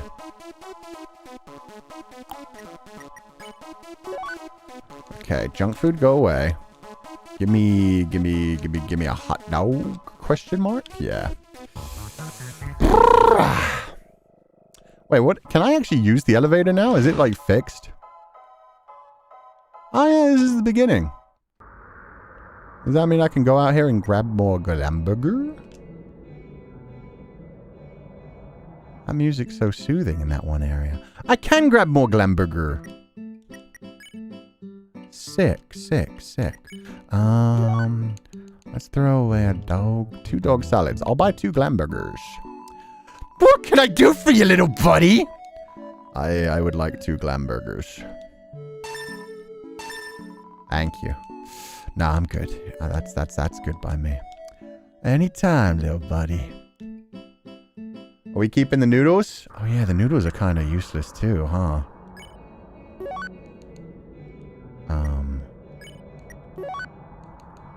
Instant nudes. They're not great. Oh, I got another glam burger. I'm gonna get so many. That's 2,000 ratings right there, actually. Keep the noodles. But the noodles took forever. Like, the noodles was a good bit, though. It was a great bit, but at the same time, we've seen the bit now, and it didn't give us ratings. Ratings is what I need. I'm not good at this game. I'm not going to throw them away. It's just I'm not going to bring them into the fight. Okay. The noodles were hilarious. Yeah, especially with how intense that music was. Noodles is only funny once. Exactly. And otherwise, it's like a 2-minute introduction to everything. What will you do? Skip. Bring me to the fight. Told Mettaton there was something cool behind him. Really? Where? Wait, I remembered my death. So, the main character remembers their deaths too. Oh. Clever. Very clever.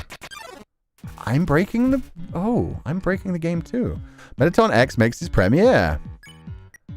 Boast! You say you aren't going to get hit at all. Ratings gradually increase. Lights, camera, action! Wrong way! Wrong way! Fuck! I shot it when it was like extended. Mettaton! Boast. Say you aren't going to get hit at all. Ratings gradually increase. Drama, romance, bloodshed. Okay, I can dodge the rest of these! I believe! Okay. Mettaton! Ratings gradually increase. I'm the idol everyone craves! Fuck. I should stop boasting. Yeah, I've got to stop boasting. Okay, let's just pose. Despite being hurt, you pose dramatically. The audience applauds. Smile for the camera. Okay, that's not bad. That's not bad. I can pose one more time. Despite being hurt, you pose dramatically. The audience applauds. Ooh, it's time for a pop quiz. I hope you brought a keyboard. This one's an essay question. What do you love most about Mettaton? Everything. He's so cute. Oot. Time up. Nice. You get a gold star. Better than last time. Mettaton is saving your essay for future use. Boast. You say you aren't going to get hit at all. Guys, I'm not reading chat, so don't worry. If anybody spoiled something, we're good. Also, mods, feel free to time them out for the next 24 hours. Ratings gradually increase during Mettaton's turn. Your essay really showed everyone you're hard. Why don't I show you mine? Okay, this is good. This is what I want.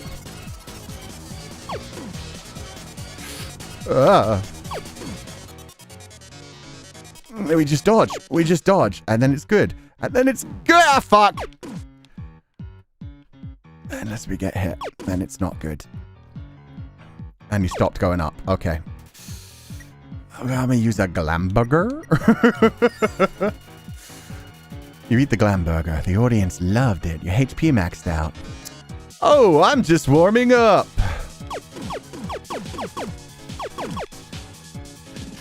Do, do, do, do, do, do, do, do. Mettaton! Pose. Say you aren't going to get hit at all. Thank you, moderators. Ratings gradually increase during Mettaton's turn. But how are you on the dance floor? Oh, right. 1, 2, 3, shoot. Ah, okay. Got you. Boast. Say you aren't going to get hit at all. Ratings gradually increase. Can you keep up the pace?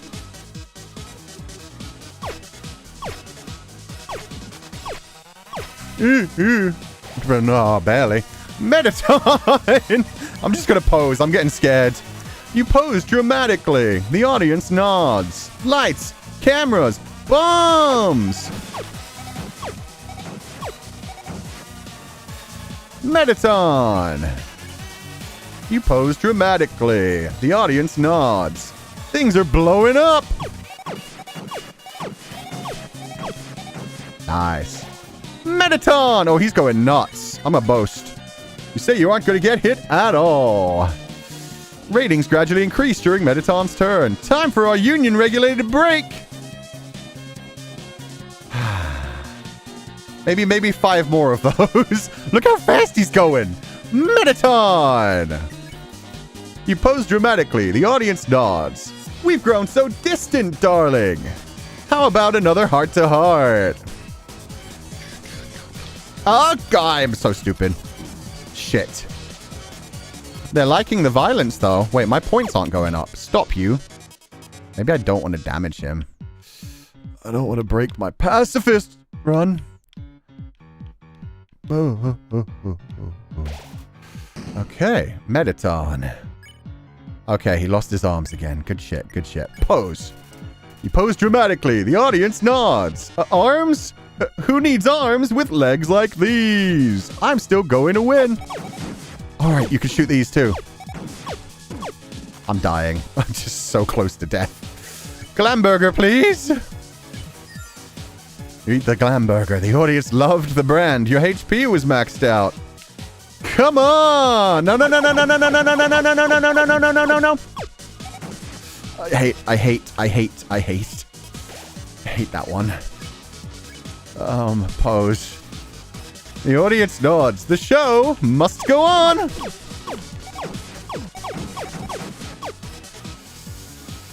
Okay, Mettaton. Boast. You say you aren't going to get hit at all. Ratings gradually increase. I got hit immediately.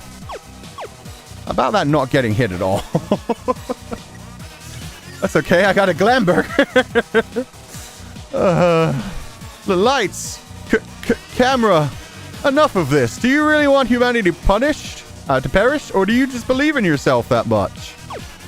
Oh, I can't shoot those ones. I'm so out of time. Mettaton! You say you aren't going to get hit at all. Ratings gradually increase. How inspiring! Well, darling, it's either me or you! But I think we both already know who's going to win. Witness the true power of humanity's star.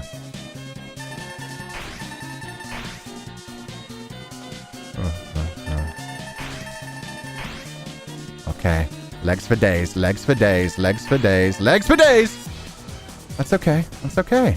I got legs for days too. Think you scare me? I'm so close to 10k. 10k, baby! Oh, that didn't... Oh, Mettaton, pose.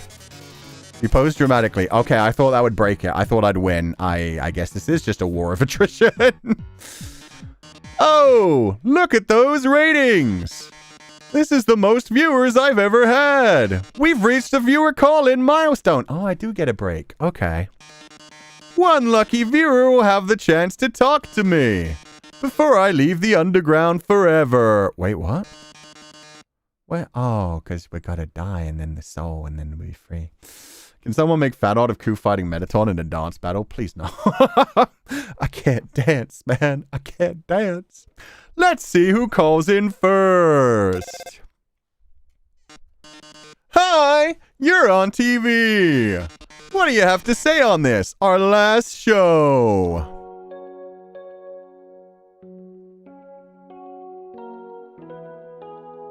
Wait, it's the music that he sang to us. Aww.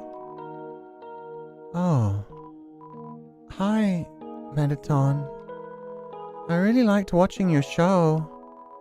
My life is pretty boring, but seeing you on the screen brought excitement to my life.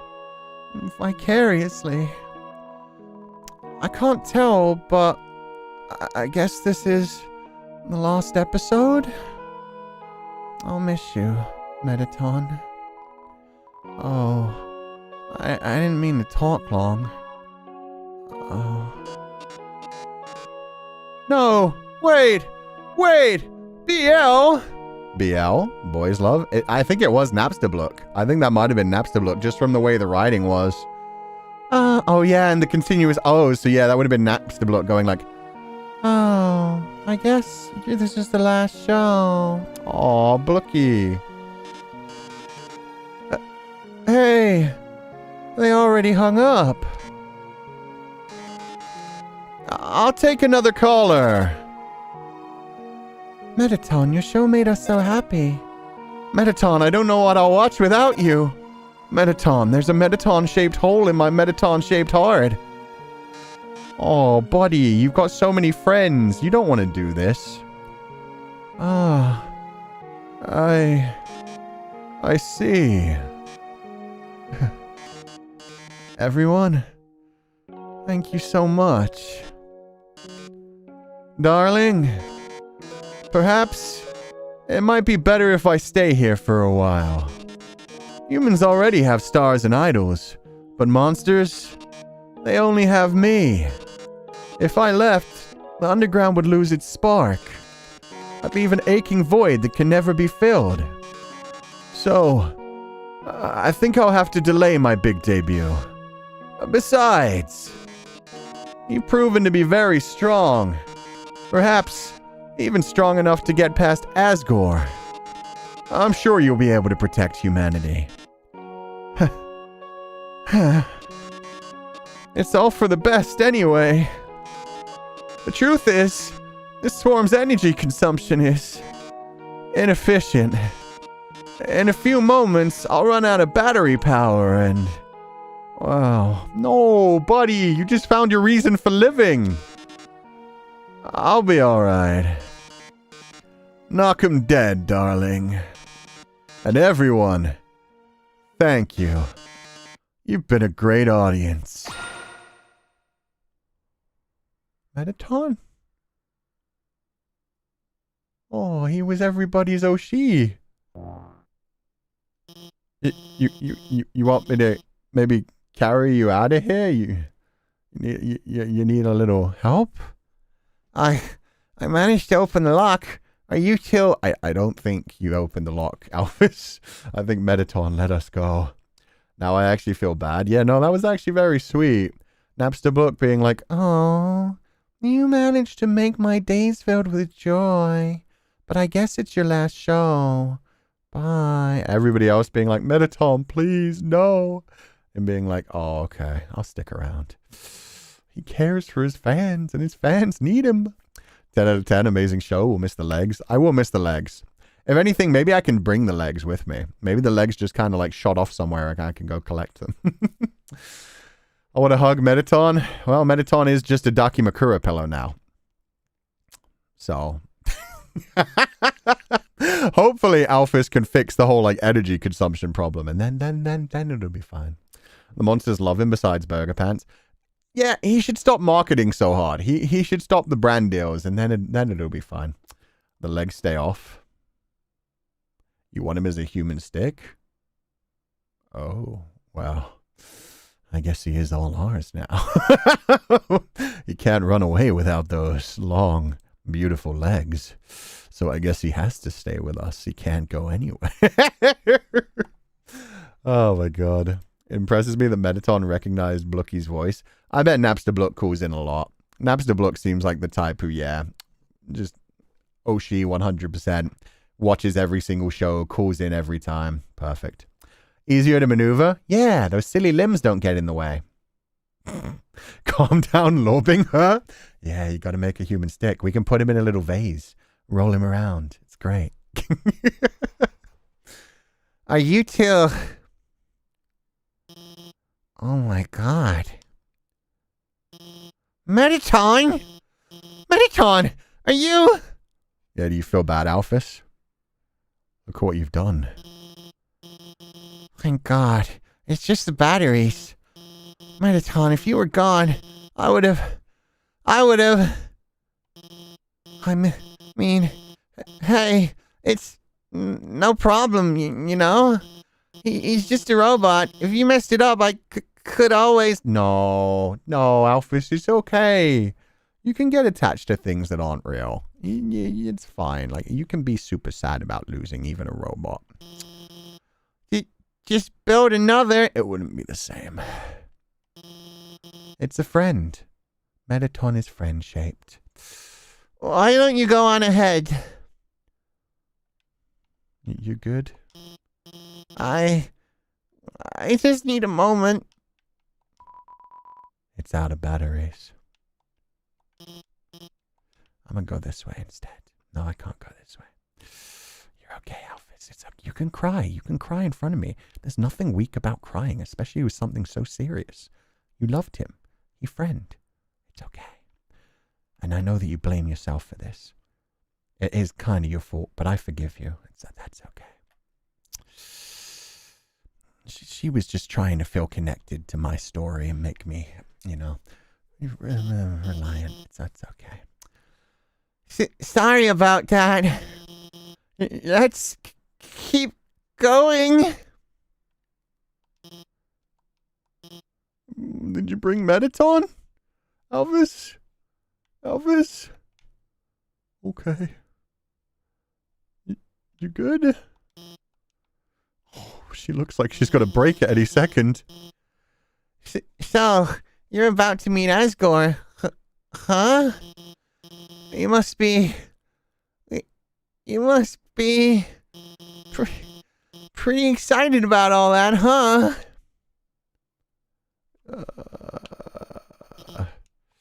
Alphys is like, please, I want to do a tutorial. I want to put up a door. Just don't go any further.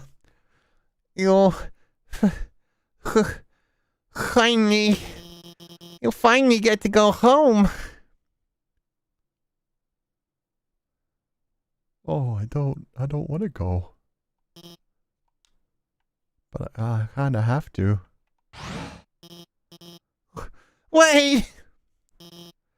I mean, I was just going to, say goodbye, and... Yeah, let the mask slip. It's okay. You can cry. I can't take this anymore. Oh, the sad sprite. I I lied to you. A human soul isn't strong enough to cross the barrier alone. It takes at least a human soul and a monster soul. Oh, shit. So I'd have to... There is... Oh, no. Zanny, thank you so much for the raid. Oh, you joined in at, like, the most dramatic time. No. Welcome, all the Netherlings. I hope you're having a lovely day. I hope you had fun with Zanny's stream. I know you guys were playing Tiny Glade, so it must have been, like, a very comfy time. Also, Bishy Lover, thank you so much for the 5 gifted scholarships. I hope you're having a lovely day, and thank you for being here. Yeah, anybody who doesn't want spoilers for Undertale, I know it's a super old game, but a lot of us have managed to stay spoiler-free so far. So we've been having fun going through this. So yeah, if you want to head out now, that's all good. Thank you guys so much for the raid. I hope you enjoyed Tiny Glade with Zanny. Hope you had a lovely time. And I did hear that Zanny told everyone that we're going to be playing a game next week. So yeah, we're going to be doing a collab. It's going to be the first proper collab on my channel, because technically I did... I've done some other ones on other people's channels, and I also did Cobblemon. But yeah, this is going to be the first one where it's like a proper, like, we're just hanging out, 2 guys playing a horror game. So we have a horror game collab next week. I believe it's Outlast Trials. So yeah, I hope you guys look forward to that next week. It should be a fun time. Thank you guys so much for the raid. And Sparrow Splat, thank you so much for the 10 gifted scholarships. But yeah, we're getting into, like, serious plotline time for Undertale, so if you want to disappear, no worries whatsoever, feel free to head out. We're going to keep reading into this, but yeah, if you want to stick around and enjoy it, we're just having a fun time. I think we're coming up near the end of the game, and this is my first time playing it. I'm going in completely blind. We have been doing, like, a pacifist run, but yeah, I don't think we can continue a pacifist run, because as we've just heard... A human cannot go through the barrier by itself. A human also needs to absorb a monster soul first, and I have not killed anybody yet. So, I have to kill one person to be free. Or he has to kill me and use my soul to completely destroy the barrier. There is no way of me actually getting out of here. I could just live with the monsters forever. That could be nice. That could be something. 2 bros chilling in a hot tub. Oh, hell yeah. 5 feet apart, just, you know, to make a respectful distance, so that possibly a third can join. And a monster soul. Oh, God. So either we kill the king, or the king kills us. The king killing us is better for the monsters. Me killing the king is like, I get free, but that's sad. I could just live with the monsters forever. Or maybe... Wait... Maybe I don't have to kill a monster and absorb its soul. Maybe we could just become soul mates. What if we just soul bonded? What if we were so close with one another that we were basically inseparable? That's what we need. If you want to go home, you'll have to take his soul. You'll have to kill Asgore.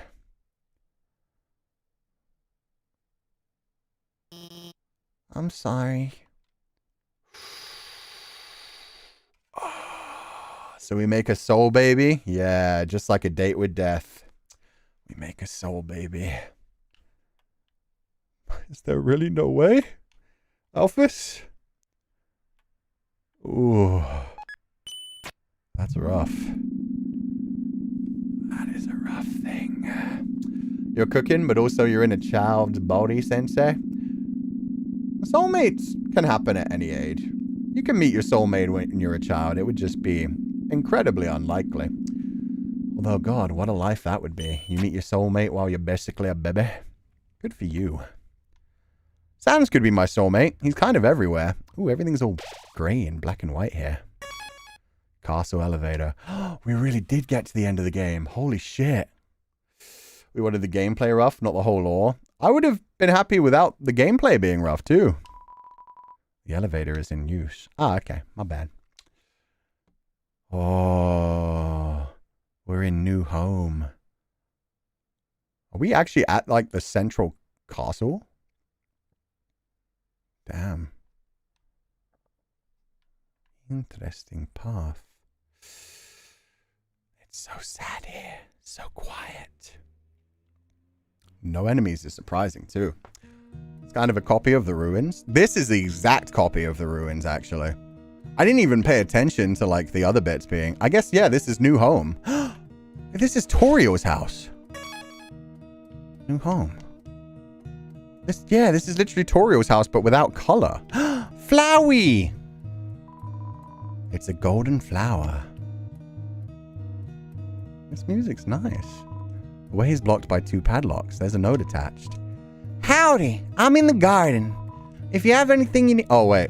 This isn't Flowey. I guess this is, Asgore. King Fluffybuns. I'm just gonna give him a big manly voice and we'll see what he actually looks like when we meet him. If you have anything you need to get off your chest, please don't hesitate to come. The keys are in the kitchen and the hallway. This is literally a copy of Torio's house.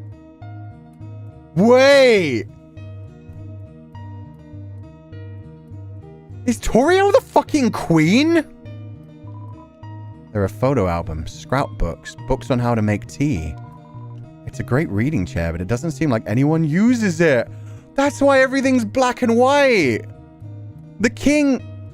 Oh, after deciding to become, like, a child murderer, had to leave his wife. He recreated his home, but it's black and white because there's no color without her. Aww. It's a golden flower. Lots of flowies. Oh, shit. A long time ago, a human fell into the ruins. Injured by its fall, the human called out for help.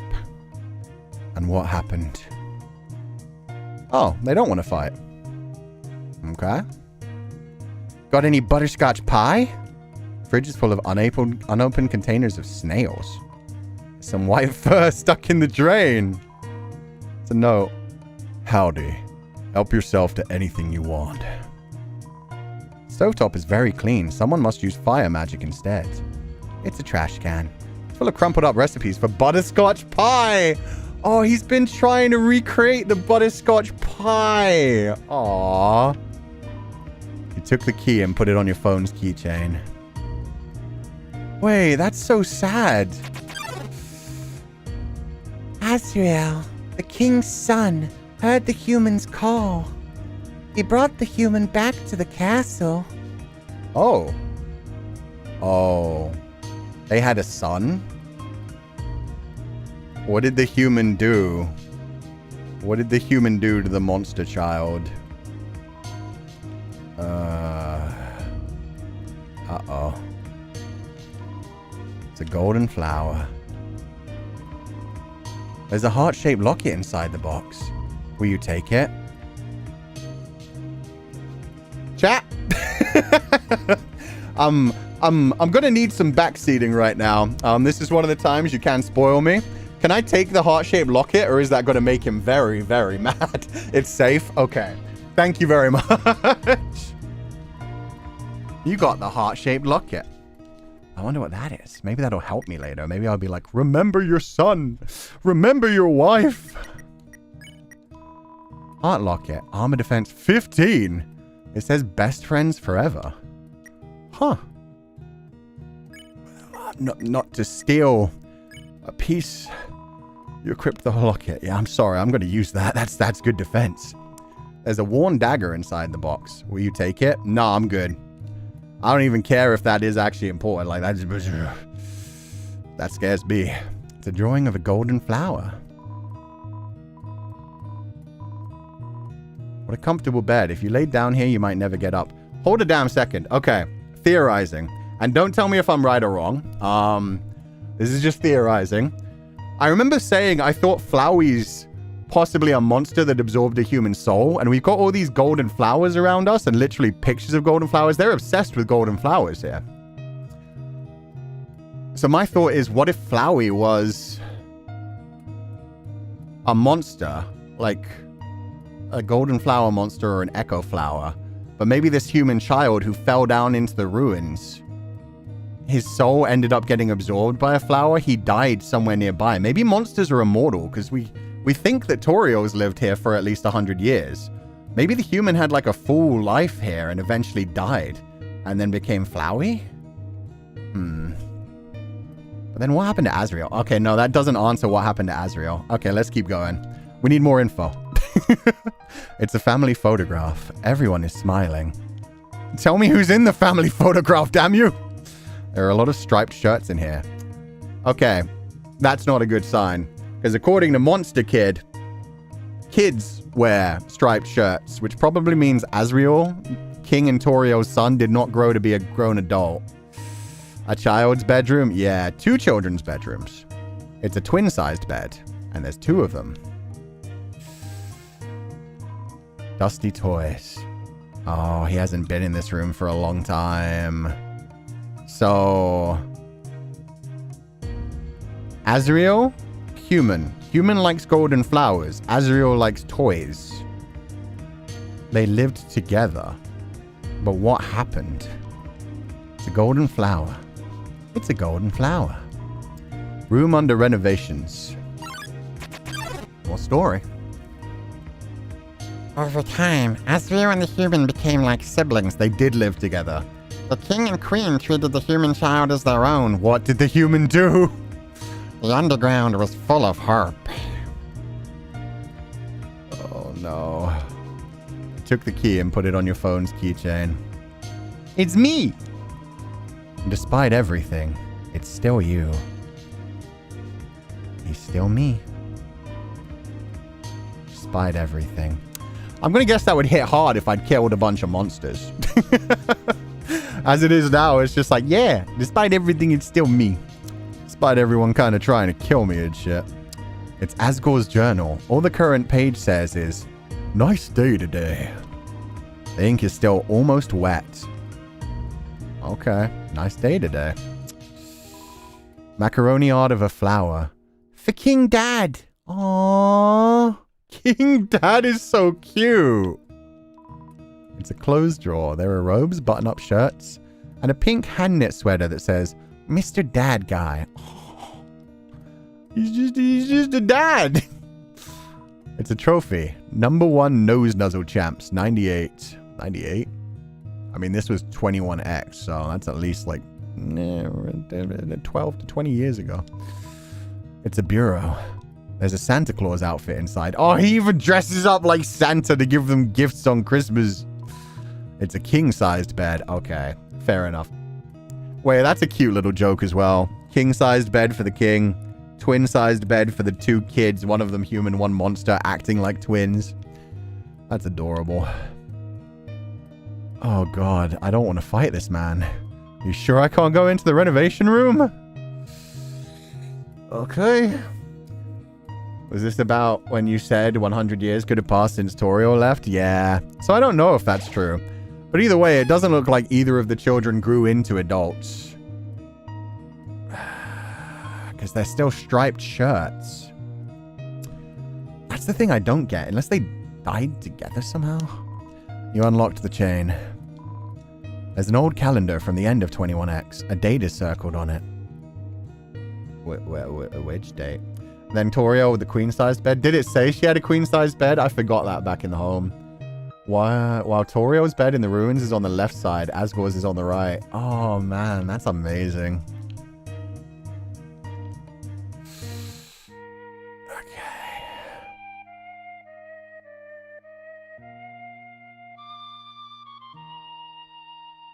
Oh, that's so beautiful.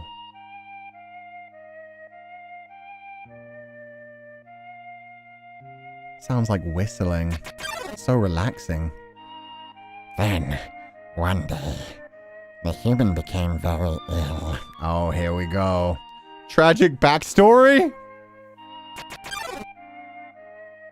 The sick human had only one request.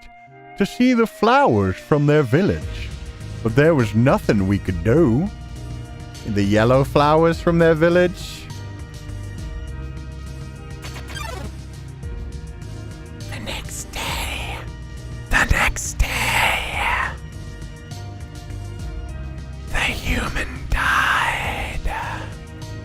Oh, did he not even get to see the flowers? They? Asriel, racked with grief, absorbed the human soul. It transformed into a being with incredible power.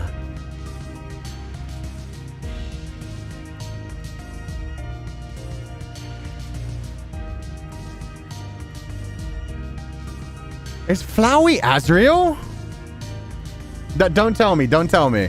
I'm sure they're going to reveal that in time. But man, I always thought Flowey was, yeah. With the human soul, Asriel crossed through the barrier. He carried the human's body into the sunset. Back to the village of the humans. It is Asriel! I didn't even think about it, but yeah, he was the first person we met. He was beyond ruin. He was beyond ruins. He could go past the barrier. Oh, shit. What did the humans do to him then? Because he does not like humans anymore. He tried to kill my ass. And, oh, back then he just wanted to return the human back to the village with the flowers? And that is like a gentle way of absorbing a human soul. Wait, that's so tragic. Or did they kill Asriel then?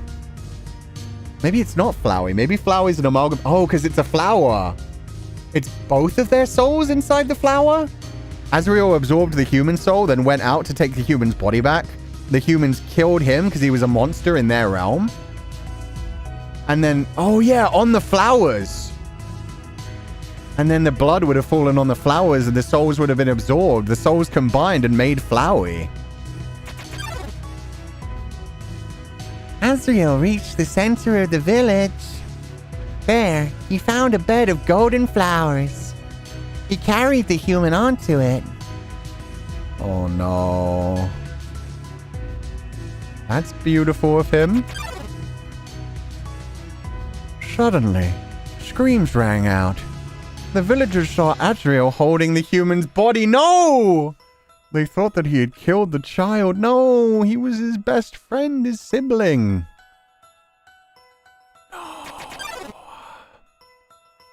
The humans attacked him with everything they had.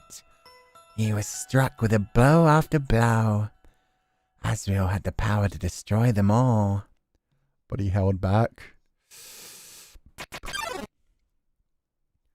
But Asriel did not fight back.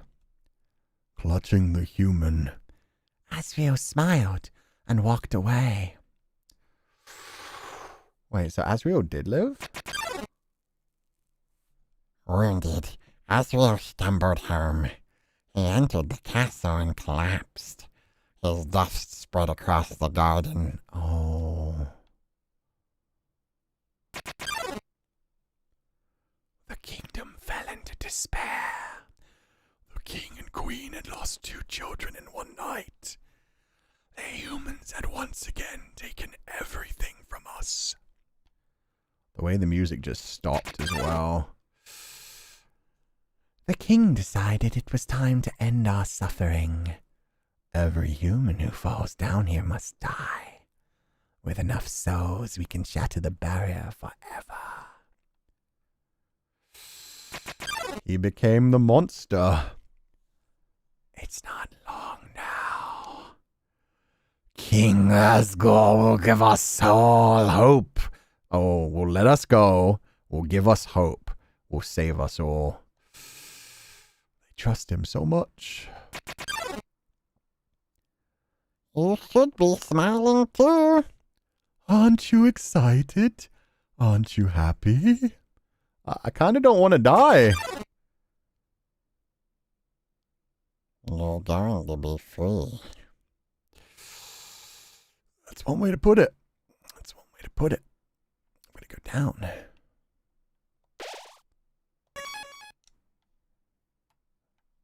What does the elevator do? Oh, it takes me back to the beginning. It's a shortcut. Got ya, in case I wanted to go back and do anything else. Me when I first saw the scene, no, I'm crying my eyes out. Yeah, no, that was wonderful. Holy shit. Is that what it said? Last corridor? Yeah, holy fuck, we're at the end. Okay, so. Sensei, may I make a suggestion? Not unless it's something that's got to like ruin. It shouldn't ruin my ending, right? Because we have to get the plain ending anyway. Not unless it's something that's got to like. If it's just like, oh, like this fight's gonna fuck you up or something, don't worry about it. I'll lose and I'll come back. We just saved anyway, so unless it's something that's like flavor text for now. But yeah, if this is the last corridor, I guess this is where I should use Snowman Friend. Snowman Friend. But yeah, please no spoilers whatsoever. Dog residue, snowman piece. Hey, friend. Oh, no! Wait, no. Do over. I'm restarting the game real quick. My bad. That's not what I thought I was going to do. I'm just going to reload real quick. What the fuck? I hate the snowman.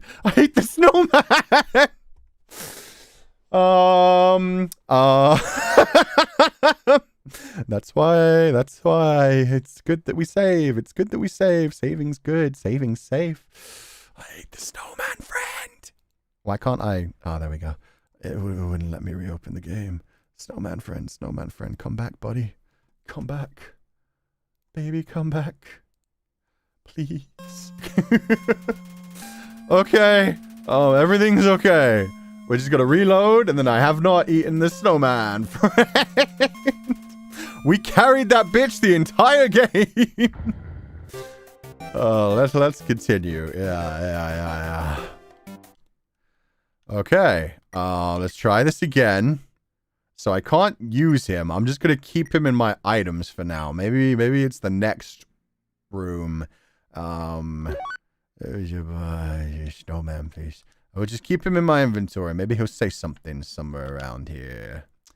Ooh, that's beautiful. Look at all the wonderful stained glass letting in so much light. Why isn't the light shining on me, though? Uh-oh. King? Sans?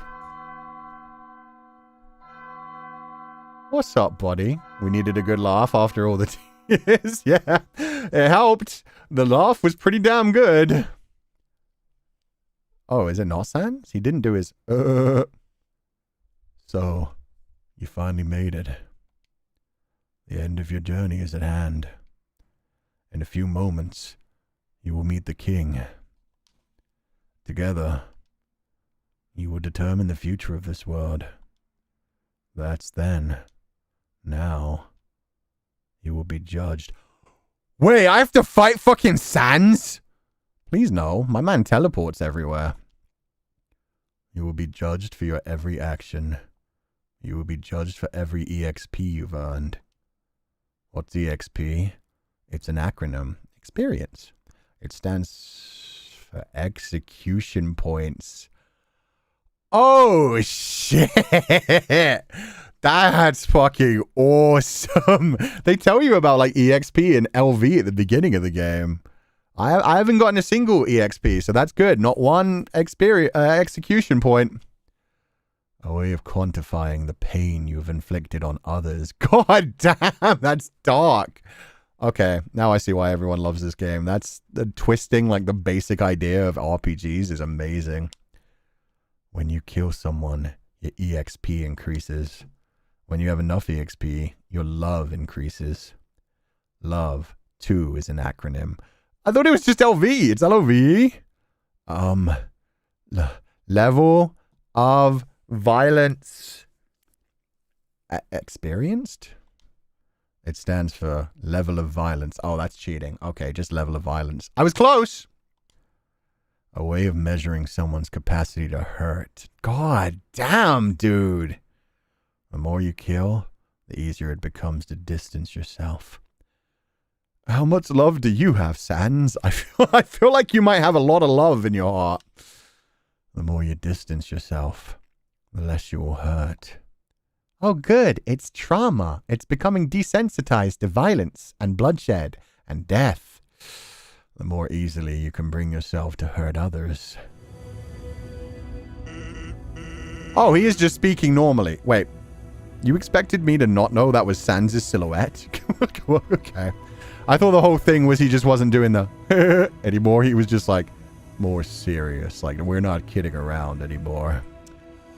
But you've never gained any love. Of course, that doesn't mean you're completely innocent or naive. Just that you kept a certain tenderness in your heart. No matter the struggles or hardships you faced, you strive to do the right thing. You refuse to hurt anyone. Aw, yay, we got the nice ending. Oh god, was he gonna fuck us up? He was definitely gonna fuck us up if we had any experience. That's an interesting one. So I imagine, like, the more experience you have, the more Sans throws at you. He's like, hey, no. You're level 18. I'll be level 18 while I kick your ass. You're level 5. I'll be nice and weak while I kick your ass. Like, oh, that's sick. Even when you ran away, you did it with a smile. You never gained love, but you gained love. Does that make sense? Kinda, sure. Maybe not. Now, you're about to face the greatest challenge of your entire journey. Your actions here will determine the fate of the entire world. If you refuse to fight, Asgore will take your soul and destroy humanity. But if you kill Asgore and go home, monsters will remain trapped underground. What will you do? Well, if I were you, I would have thrown in the towel by now. But you didn't get this far by giving up, did you? That's right. You have something called determination. So as long as you hold on, so as long as you do what's in your heart, I believe you can do the right thing. Alright, this music is wonderful as well. We're all counting on you, kid. Good luck. Aw, did he just fucking disappear? Yeah, he just fucking disappeared right in front of me this time. Except I couldn't see it because he was behind a pillar. This game is still peak after all these years. Yeah, no, that's a beautiful message. I had determination to do good. I went through this entire game choosing not to hurt anyone. They gave me that option and I was like, yeah, I'm never going to level up. I'm always going to have 20 HP. There's all these items that can heal like 50 HP, 70 HP that I don't ever need. I've never wielded a weapon in my life. I had that determination. And because of that, I get to possibly see a good ending. Possibly not have bad things happen. Oh, God. It's genuinely such a good game. It deserves all the hype. It does. That was amazing. I'm glad we went into that blind. I'm glad nobody fucked us up and did like an annoying thing of like, hey, you should think about what love stands for. Do you know what experience stands for? Like, I'm glad we got this blind. Throne room. Oh. Throne entrance. Snowman friend, are you sure you don't want to like come out over here? I don't want to accidentally eat you, buddy. Do do do do do do do do do do do do do bum bum bum bum bum bum. Oh. Oh. It's a coffin. There's a name engraved on it. Kitchen? It's empty. Oh no! Are these all the other babies? Asgore, you sick fuck. I guess that's not a sick fuck. He kept them. He preserved them. He did his best. There are 7 coffins. Are there? Can you see 7? 1, 2, 3, 4, 5. You can only see 5, and you can't go past them. I did want to go past them and see the other names. So I wonder if the yellow heart is thingy thing. You guys said it was the one before you, so actually it should have been called Undertale Orange then, if that orange one is supposed to be the one from before me. Undertale Yellow is the cowboy hat. Is there an Andy and Lily? No Andy and Lily. These aren't the coffins of Andy and Lily. Kind of fucked up that he straight up like prepared a coffin for me. They're the 7 colors in the rainbow. 7 colors that he doesn't have in his life anymore. Snowman piece, you sure you don't want to do something, buddy? Okay, buddy. The flowers. Aww. He's a horseman? No, he's got horns. He's a bull man. Dum-de-dum. Oh. Is someone there? Just a moment.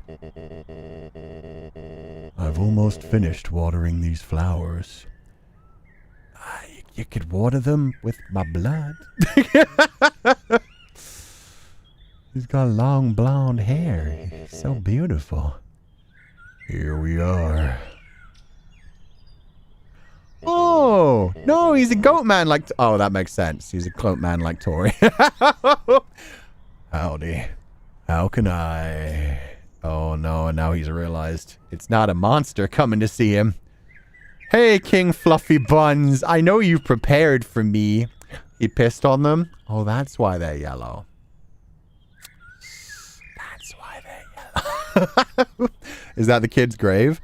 I don't think it is. Unless it... I mean, I guess they could have, like, given the human child his own grave here. And he's surrounded by flowers. But, yeah, I think this is just a happy place. And the throne. Oh, no. Oh, King, I'm so sorry.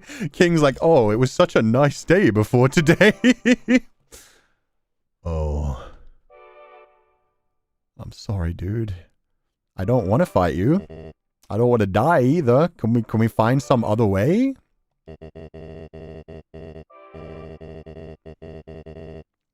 I so badly want to say, would you like a cup of tea? But you know how it is. Yo, his eyes meandering around as well. He's like, kinda gotta kill you. Sorry about that. We used to be nice to humans. Used to. And then the unpleasantness. Aww. I like male pattern boldness as well. His like hair going back behind the horns. Nice day today, huh? Birds are singing. Flowers are blooming. Perfect weather for a game of catch. Can we just play some catch then? Oh, but that's going to make him think about his child. Yeah, the face! Would be a perfect day for a game of catch. It's a shame my child's dead. You know what we must do. When you're ready, come into the next room. He's such a sweet man! Oh, God. It's another throne covered by a white sheet. Toriel's throne! It's a throne. And all the flowers. Doesn't seem like a bad guy. I don't think he likes killing kids. No, from everything we've heard about him, he really doesn't want to do this. It's just... They killed his son. Like, he finally got to the point where he's like, no, fuck it. We need to get out of here. I need to free my people. Nobody else wants to kill humans. I don't want to kill humans, but... if just 7 humans can free my entire people... Throne room. Snowman friend, you sure you don't want to do anything? Okay, buddy. Okay. Okay, backseating. Can I do anything with the snowman piece, or do I just have to literally bring it into the fight, or do I just have to bring it up later? That's the only thing I want answered for now, chat. No other things. Would you commit 7 sins in exchange for 100 good deeds? No, later? Okay, thank you guys. Okay, later. Thank you. No other spoilers. That's all good. It's a good question. I mean, Odysseus only had to kill 1 baby to make it back home to his son and wife. But yeah, I don't think I could kill a single baby. I say that. That's hard, dude. Like, for Asgore, this is like, I've lost my son. So many other things could go so much worse. I will take the pain on myself. Like, he's doing all of this for his people, even though it's one of the most horrific things you could possibly do. And yeah, it's weighing on him. I don't think he can live after this either. That's why him and Toriel have like his life is over. He only has this tiny patch of like colorful area. Other than that, he's just living in a colorless world. Which I do think is more of a symbolic thing than anything else. He created his new home. Everyone there is just constantly reliving their pain, telling the story of how his son and the other human died. He's not living anymore as it is. He's suffering, even though he's the one having to do evil shit as well. And yeah, his wife will never forgive him, probably, for everything that he's done. So he knows that there's no point in living. He's just thinking, I'll kill these 7 humans. I will break this barrier, and then I'm done. The monsters can do what they want from then. And at that point, I don't know what I do. Can you ever go back to living after that? Can you go back to living after losing a child? Ugh. Okay. Snowman piece goes away. Stained apron. Glamburger I will keep with me. I think I'm going to need my best items in this. What does the... I don't remember what an ice cream does. Let me grab the other hot dogs. I think they're in the other one. Hot cat. Hot cat's good too. Hot dog. Junk food was pretty good. I just couldn't use that in the one fight. Okay, so I've got 1 dog salad. Okay. That looks good to me. That looks good to me. Come at me, King. Come at me, King Fluffy. Instant noodle. No instant noodles. No instant noodles. Ice cream's 15 HP. That's pretty damn good as well. This is a rough fight, though, man. Baby, just leave. What if I just walk by him? Oh, no.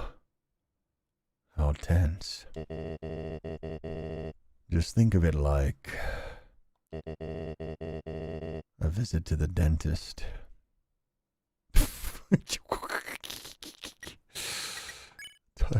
Toriel, I need my mommy right now. Nobody picked up. Toriel. No? Papyrus? There's no response. Oh, fuck. I'm actually alone. Oh. There's another save? There's so many saves. They're just like, yo, shit's gonna happen, my dude. Are you ready? If you're not, I understand. I'm not ready either.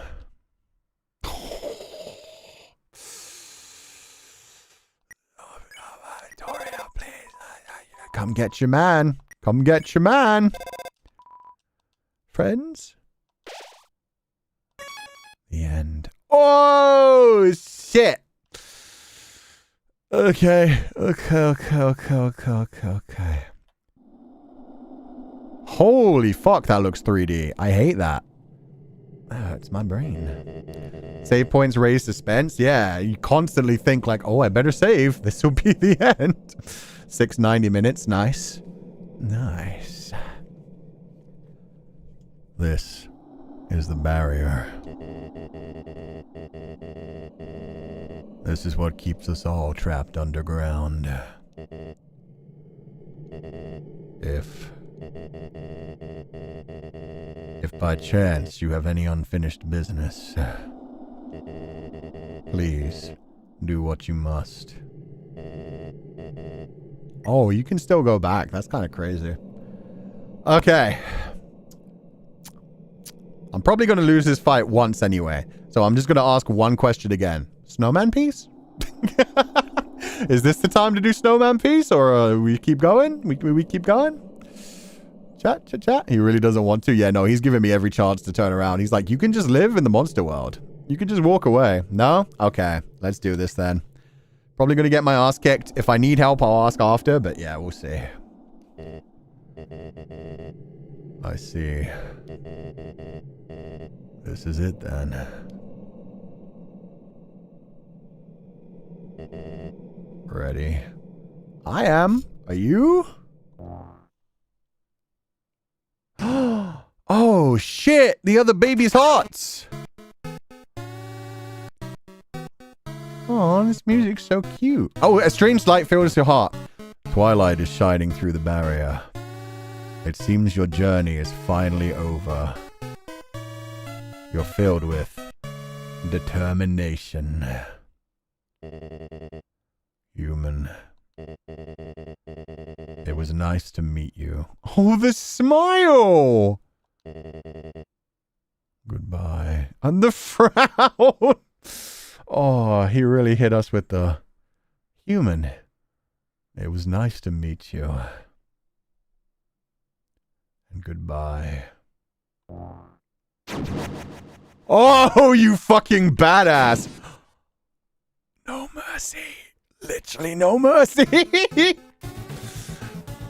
Asgore attacks. Yo, this looks fucking sick. Goat Daddy brought out the helmet and the trident. Okay, can we just talk, buddy? I'd really just like to talk this out. You quietly tell Asgore you don't want to fight him. His hands tremble for a moment. Oh, buddy. Oh, they didn't tremble for long.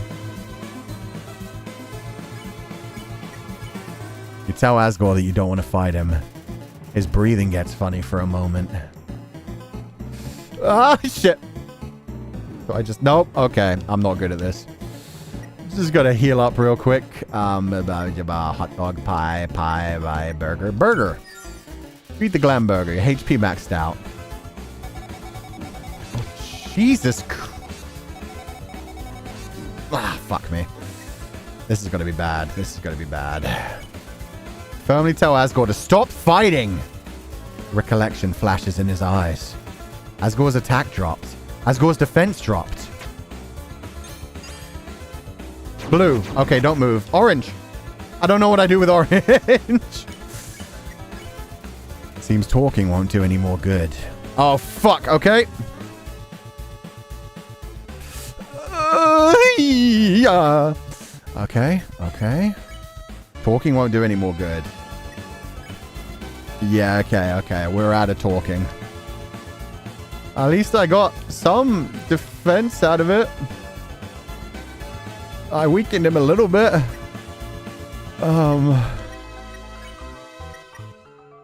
You want a dog salad, maybe? Eat the dog salad? Oh, there are bones. You recovered 2 HP. Okay. Fuck. He hits so hard, too. You sure you don't want to just have a nice conversation? Okay. Blue, orange. Fuck. Okay, so his eyes flash the color he's going to attack. That's pretty sick. Pie me up, baby. You ate the butterscotch pie. Your HP was maxed out. The smell reminded Asgore of something. Oh, no. Asgore's attack down. Asgore's defense down. Lovely. I'm not good at this. That's nice, at least. I can't fight him. Just check him. Asgore, 80 attack, 80 defense. Yeah, oh god. He's everywhere. The grabby hands. Okay. I guess I have to attack him. I mean, that's the only option at this point. He's got a lot of HP. Watch one attack kill him. I'm going to try. If I have to reload, I'll have to reload. What was that? Okay, he's got a lot of health. I think, yeah. I think I beat the crap out of him, but not actually kill it. Oh, he gets so much more attacky when you fight him. Is that how you fight? I've never fought before. Orange. Fuck. I literally did the opposite. Okay, hot dog. You eat the hot dog. Your HP was maxed out. I fucking hate Toho. Okay, yeah. The more I get censored, the better it gets.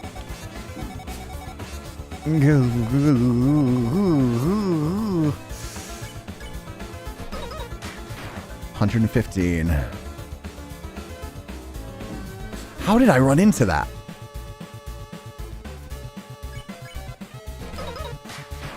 123. We're doing some damage. Orange, blue, orange. Really? Okay, that's fine.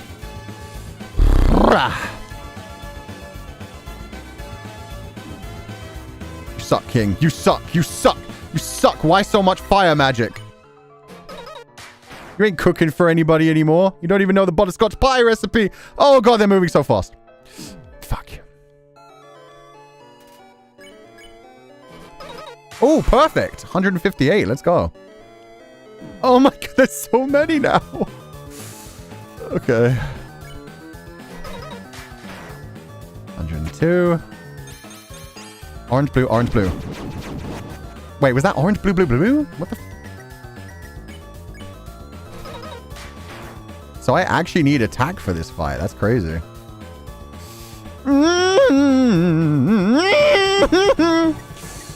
That's fine. I'll eat a hot cat. Your HP was maxed out. I don't like that that one doesn't have a question mark. That's a legit hot cat. God, but how do you do this? 207. Let's go. Orange, blue, blue, blue. How did I get hit? I wasn't moving, I swear to God. 228.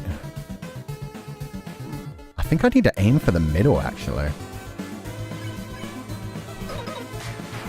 293, let's go! Like, up here? Yeah. I need to move more top left for that one. Crit, baby! 350! Oh, he's so close to dying. I don't want to fight you. Shit, one of them was a move. You ate the hot dog, your HP was maxed out. I can't. I always get hit by that one. Oh, it's doing so much damage. I don't want to kill you, sir. Please cease this. You sure we can't have a nice conversation? Okay. Talking won't do any more good. Blue, orange, orange, orange. Okay. Oh, it's getting close. I still don't get the fire one. No! Wait, what the fuck? What is a 700? I fucked up. So that is how it is. Shit! I remember the day after my son died. The entire underground was devoid of hope. The future had once again been taken from us by the humans.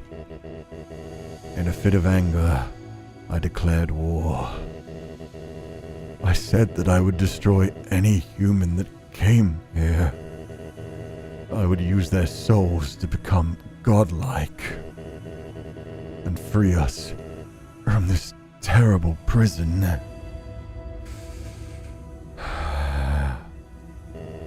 Then I would destroy humanity and let monsters rule the surface in peace. Soon, the people's hope returned. My wife, however, became disgusted with my actions.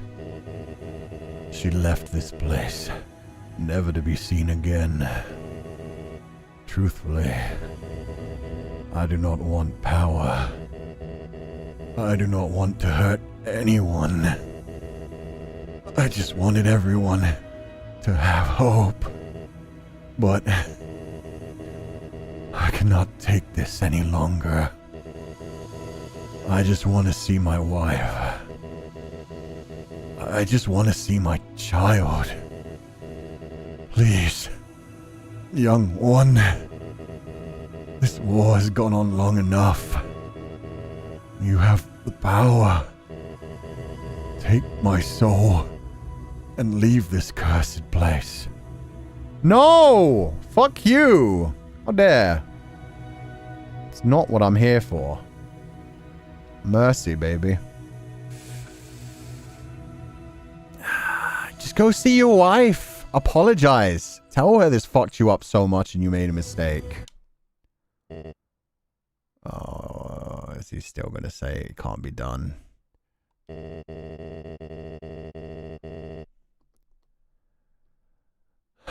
After everything I've done to hurt you,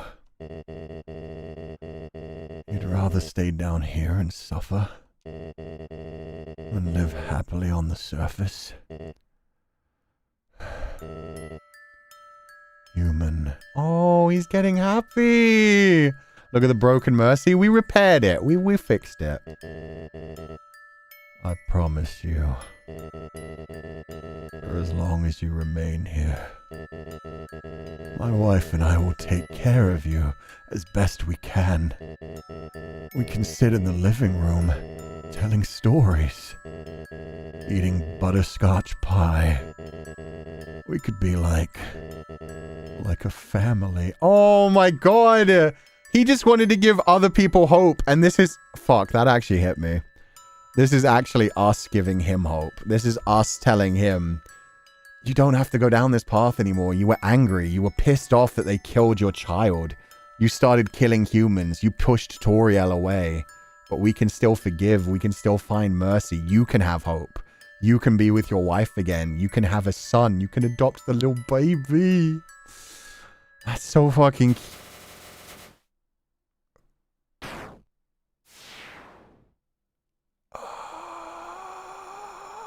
Sans?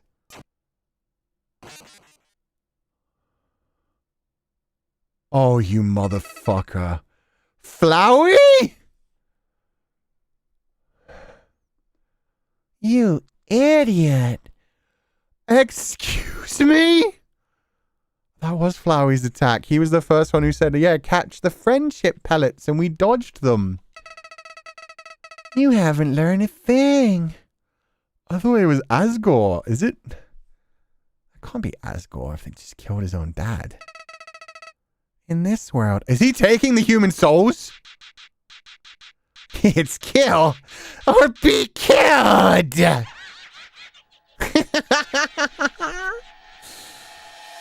Oh no. Yeah, we were having a moment. What the? My game just crashed.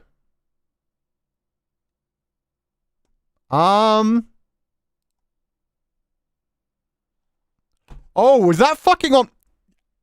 You can't have mercy. You can't have mercy. It's not the true pacifist run yet. I have to Oh no, don't make me kill daddy. Flowey can literally close your game? That's crazy. Okay, 1 second. I'm going to need to load the game up again.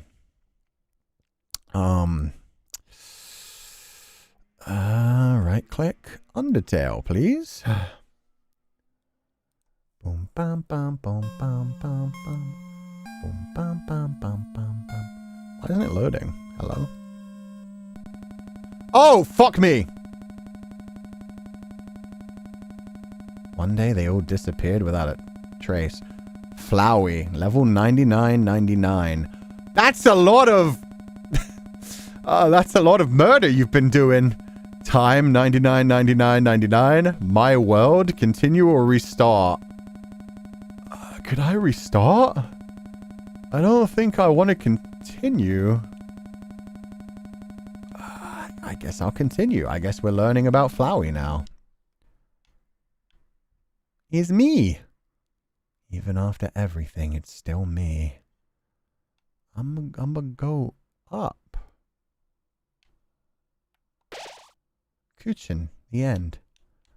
Oh, that fucked me up. Hey, Flowey! Howdy ho! Howdy! I'm just gonna put this back on the screen because that was a scare. That puts us up to 18 scares for spooky month. Holy fuck. Howdy! It's me, Flowey. Can I move? I can't move. Flowey the flower. I owe you a huge thanks. You really did a number on that old fool. Without you, I never could have gone past him. He fucking wore Asgore's face, you sick fuck. But now, with your help, he's dead. Oh, the skeleton. And I've got the human souls. Even with the fucking, like, not huge quality sprites, that's actually terrifying. I would like to move. I would like to run. Boy, I've been empty for so long. It feels great to have a soul inside me again. Soul inside you again. Are you Asgore? I can feel them wriggling. Ah, you're feeling left out, aren't you? Well, that's just perfect. After all, I only have 6 souls. I still need la before I become God. And then, with my newfound powers, monsters, not Toriel! Humans. Oh, that's me. Everyone. I'll show them all the real meaning of this world! Oh, and forget about escaping to your old save file. It's gone forever. Oh, fuck. Wait. I need that. I'm baby. I'm not good at game. Game I'm not good at. I need reload. But don't worry.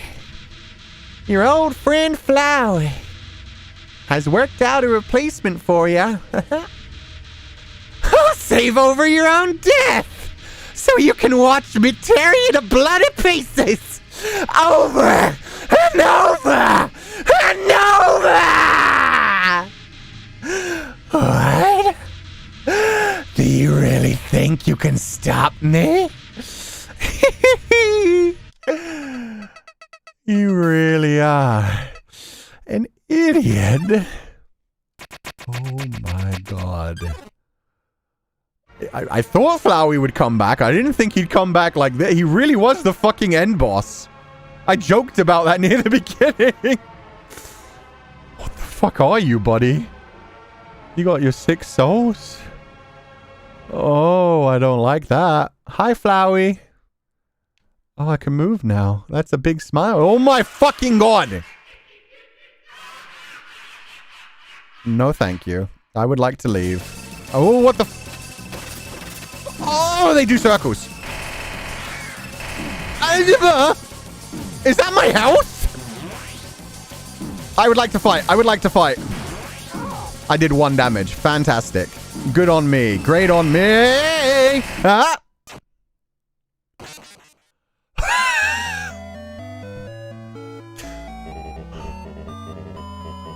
This is all just a bad dream. I really hope so, kid. Oh. And you're never waking up!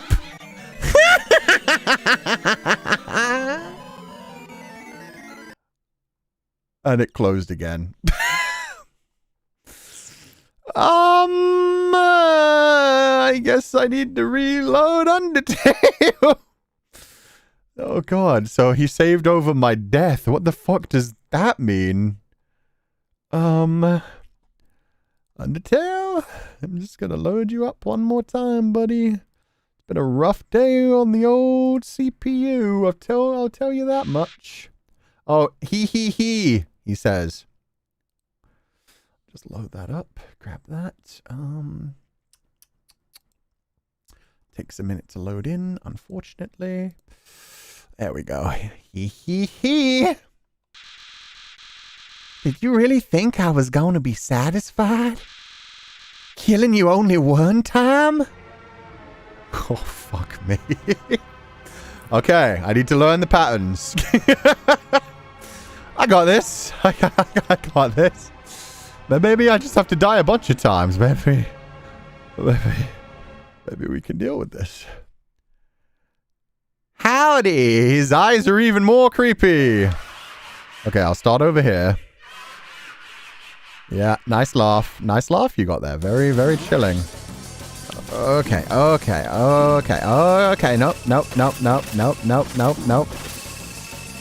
I genuinely don't even know how to prepare for this shit. Fight, please. 0?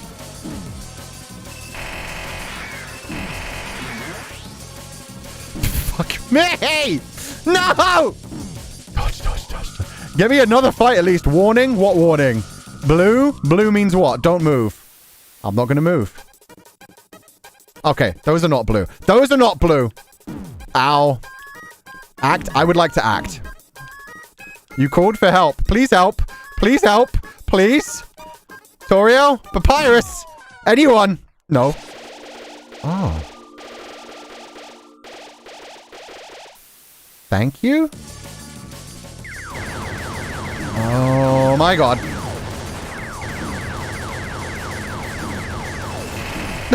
God, oh my god, oh my god, oh my god. Fight, please!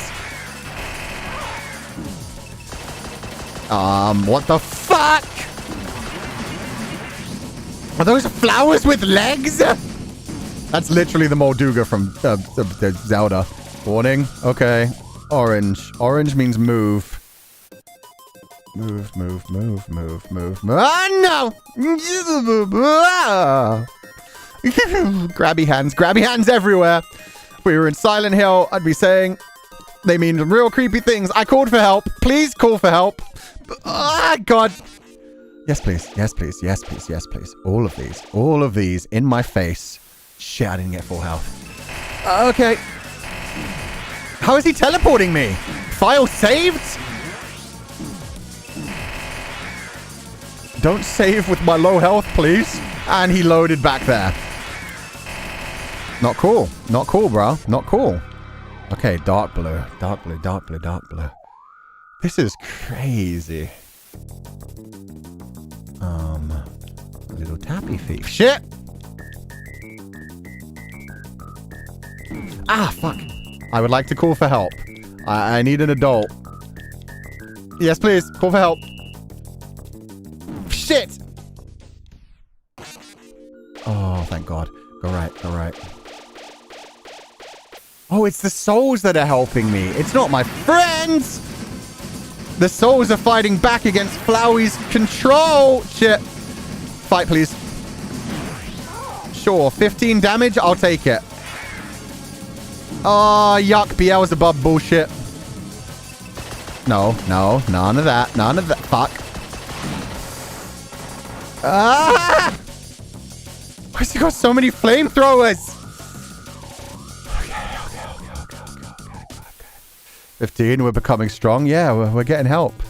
Destroy, despair, horror, hatred, sadness, ruin, murder, slaughter, cruelty, nightmare, death, despair, ruin, cruelty, slaughter. Action, please. You called for help. Help! Other human souls! Dreamer. Happiness, mercy, calm, dreams, kindness, shit. Okay, I need more help. I need a lot more help. Ah, fuck. At least he isn't reloading my save slots. Yeah, he is. Actually, is that just every time I die, he reloads to kill me again? Not enough hope. We just need determination, baby. Okay, fire, fire, fire, fire, fire.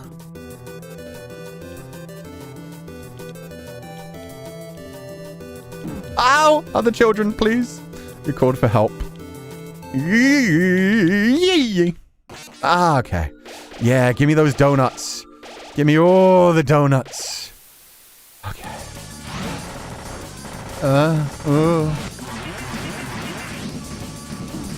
Jesus! No, no, none of that. None of that.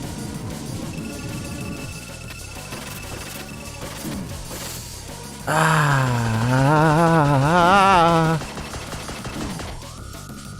Okay, Yellow, please save me. Please save me, Mr. Cowboy. With the gun and the cowboy. Oh, it is the gun!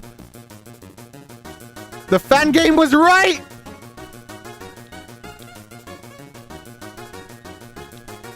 Act, please. You called for help. Please do.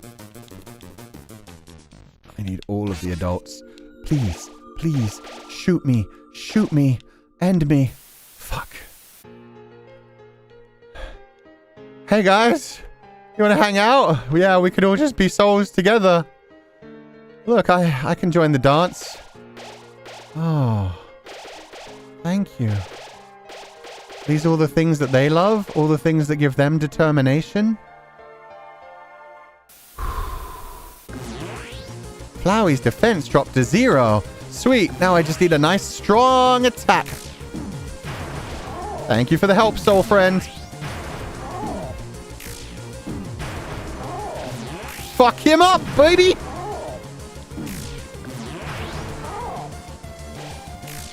Ah. This is gonna take a while. Thank you for the flower. Stress, stress, stress, stress! I hate. Thank you for the music. And the thumbs up. Hell yeah. No, none of this.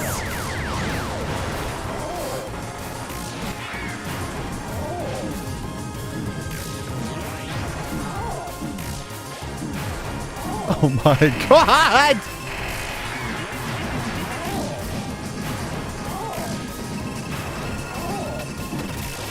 Hope, please. More hope, please. I'm assuming you can't actually lose this fight, but I don't want to stop trying just in case.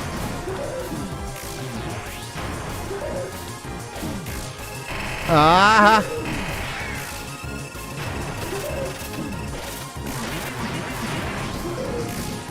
I should have kept the immortality items. No, I missed it! Oh, I lived. I lived with, like, no health. No! No! This can't be happening! You! Oh. Right, he can just reload. You idiot! Oh my god!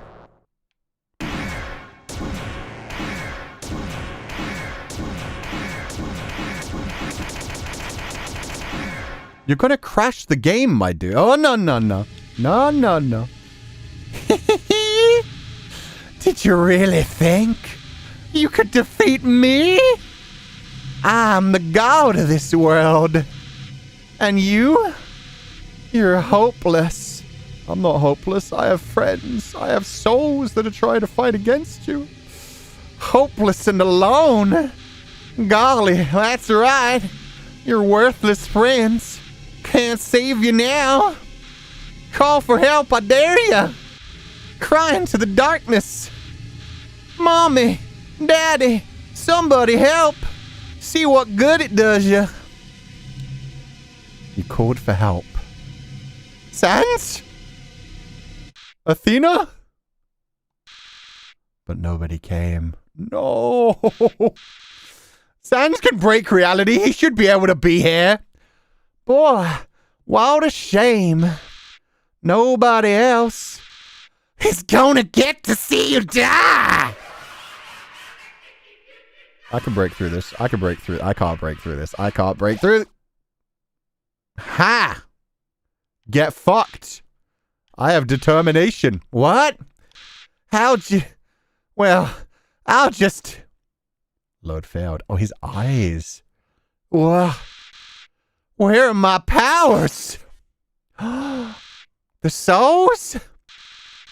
What are they doing? No. No! You can't do that! You're supposed to obey me! Stop! Stop it! Stop!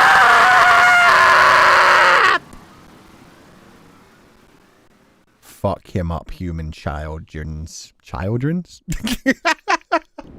Fuck him up, human children.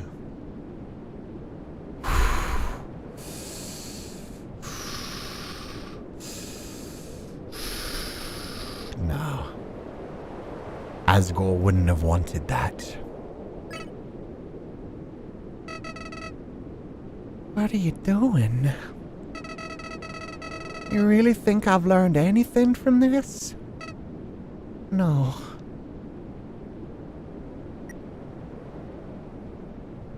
We're doing the pacifist run, guys. Sparing me won't change anything. Killing me is the only way to end this. If you let me live, I'll come back. That's okay. We'll have determination again. I'll kill you!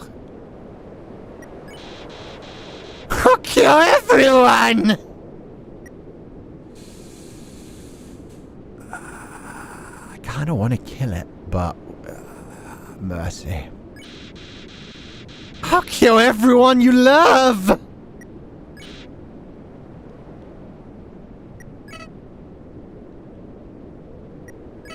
This is what Asgore did to Undyne. Undyne got worn down by Asgore being such a nice guy, and eventually people just couldn't dislike Asgore. He's such a nice guy. Why? Why are you being so nice to me?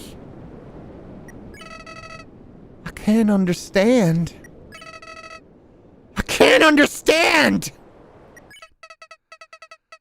I just can't understand. He ran away. Flowey ran away. That's a mercy action, my dude. You've taken your first step. We're back where we started. Does that mean I can climb out of here now? Wait, the ruins. Love that love's place when you press the bottom mercy. Yeah. I love how sad he looked. He was just like, but no, that ain't the way of the world. You kill. You gain execution points. You gain level of violence. You gotta grow. You gotta get strong. That's the only way to survive. What do you mean you just have determination to keep going on? So what is Flowey? I still think, I don't know exactly how it works, but I think he is some combination of the human soul and Asriel. I don't know on what level. Maybe... because Asriel accidentally absorbed the human soul and then tried to like go back to the human world and set him free. And then Asriel himself was killed on a bed of flowers. And Flowey is a yellow flower. So I think maybe when Asriel was killed, their souls combined, but then they also combined with a flower. So he's something even newer. He's not a human soul and a monster soul. He's a human soul, a monster soul, and a flower. Maybe he doesn't even know that he's Asriel. And God, if he... oh, God, when he finds out he killed his own father. But I think that's it. I think he's both souls. And possibly a third soul if flowers technically have a soul. Is that the ending? Undertale by Toby Fox. No. No! Wait, Temmie's... oh. Temmie's a real person? That can't be it. Guest monsters, Muffet and Washua. Washua was a guest monster too? Other monster. Wait, no! Could I have called... oh, I could have called people, couldn't I? I didn't check my items. The snowball piece! That was probably where I was supposed to use the snowball piece, and I probably could have called people. She has Twitter? Ah, okay. So yeah, Temmie's a real person that was also in the game, just like Toby Fox is a little puppy in the game. Oh! Ring, ring. Sans! What's up, buddy? Hey, is anyone there? Well, I'll just leave a message. So, it's been a while. Has it? Oh, could have been like a second with how many times he killed me and reloaded. The queen returned and is now ruling over the underground. Oh no, Asgore really is gone. At least... oh God, all the hope is gone too then. Shit, they'll never break the barrier. But maybe they're just happy to have what they have. She's instated a new policy. All the humans who fall here will be treated not as enemies, but as friends. It's probably for the best anyway. The human souls the king gathered seem to have disappeared. So, that plan ain't happening anytime soon. But even though people are heartbroken over the king, and things are looking grim for our freedom, the queen's trying her best not to let us give up hope. You know what? Maybe that could work eventually. if more humans, already 7 including me, children have fallen into the monster world. 6 of them have disappeared. But now that I've gone up into the world, I can tell people, like, they're actually really nice down there. They're actually really sweet. And then, yeah, if more humans keep falling in and coming out and just being like, yeah, no, the monsters are actually awesome. You guys should go visit there. It's a bunch of fun guys. They treat you nice. They make you butterscotch pie. It's a great time. It's a great time. Maybe we should actually let them out of there and just be friends with them. If 7 fall down and live, they could band together and break the barrier. I don't know if you can just use your souls. I don't know if they can do that or if you need an actual, like, soul outside of a body kind of thing. So, hey, if we're not giving up down here, don't give up wherever you are, okay? Who knows how long it'll take, but we'll get out of here. Sans, who are you talking to? Oh, nobody. What? Nobody? Can I talk to them too? Yeah, knock yourself out. Wait a second. I recognize this number. Attention, human. I, the Great Papyrus, am now captain of the Royal Guard. What happened to Undyne? It's everything I've ever dreamed of. Except, instead of fighting, we just water flowers. Oh, that's cute. Oh yeah, they don't need gods anymore because they don't need to be wary about humans. They're being nice to humans. So that's ever so slightly different. That's a great job for you though, buddy. And we're helping Dr. Alphys with her research. She's got to find a way to get us out of here. Undyne is helping her too. Though, to be honest, her method of helping seems kind of explosion-inducing. She does have a fiery personality. I'm glad to hear she's helping. But I think Alphys likes having her around. No. Hey, what are you up to, punk? Nah. Please don't noogie the phone. Oh, she was trying to... Hey, what are you up to, punk? Hey, who's in charge here? Me? Oh, yes, that's right. I quit my job as leader of the Royal Guard. Actually, since we won't be fighting anymore, the Royal Guard totally disbanded. There's only one member now. Oh, that's how he's the captain. Papyrus, I love you, buddy. But he's extremely good. Yeah, he is. Come here. Please don't noogie the skeleton. Anyways, now I'm working as Alphys' lab assistant. We're gonna find a way out of this dump once and for all. Oh, that's a fun roleplay. Good for them. They gay as hell. Good for them. Oh, yeah. And I'm a gym teacher at the Queen's new school. Did you know I can bench press 7 children? I have many questions. The main one is the fact that they aren't like an even number of children means she's not just got the children holding onto a bar either. She's at least got the children like grabbing onto each other to the point where she can grab one child in the middle. That's hard to picture and it looks very uncomfortable for the children. Awesome, right?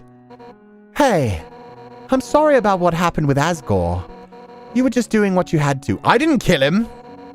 It's not your fault, he... Darn it. I miss the big guy. Come on, Undyne. Snap out of it. I guess I'll tell you how Alphys is doing. Well, she's the same as ever. Maybe a little more reclusive than normal. I guess people don't even know. Oh, hey, Pixie. I got here at a great time. Yeah, we're just wrapping up the first ending, I guess. People don't even know about Flowey. They just know that I went to see Asgore. Asgore died and is gone.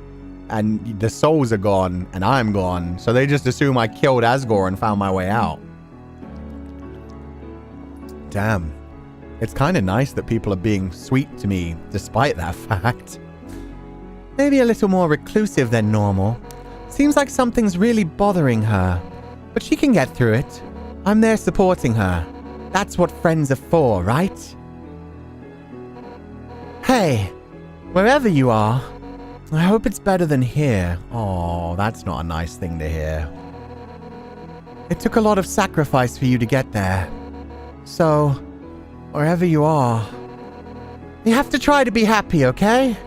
For our sakes, we'll feel better knowing that our trouble was worth it. We're all with you. Everyone is. Even the Queen. Hey, wait a second.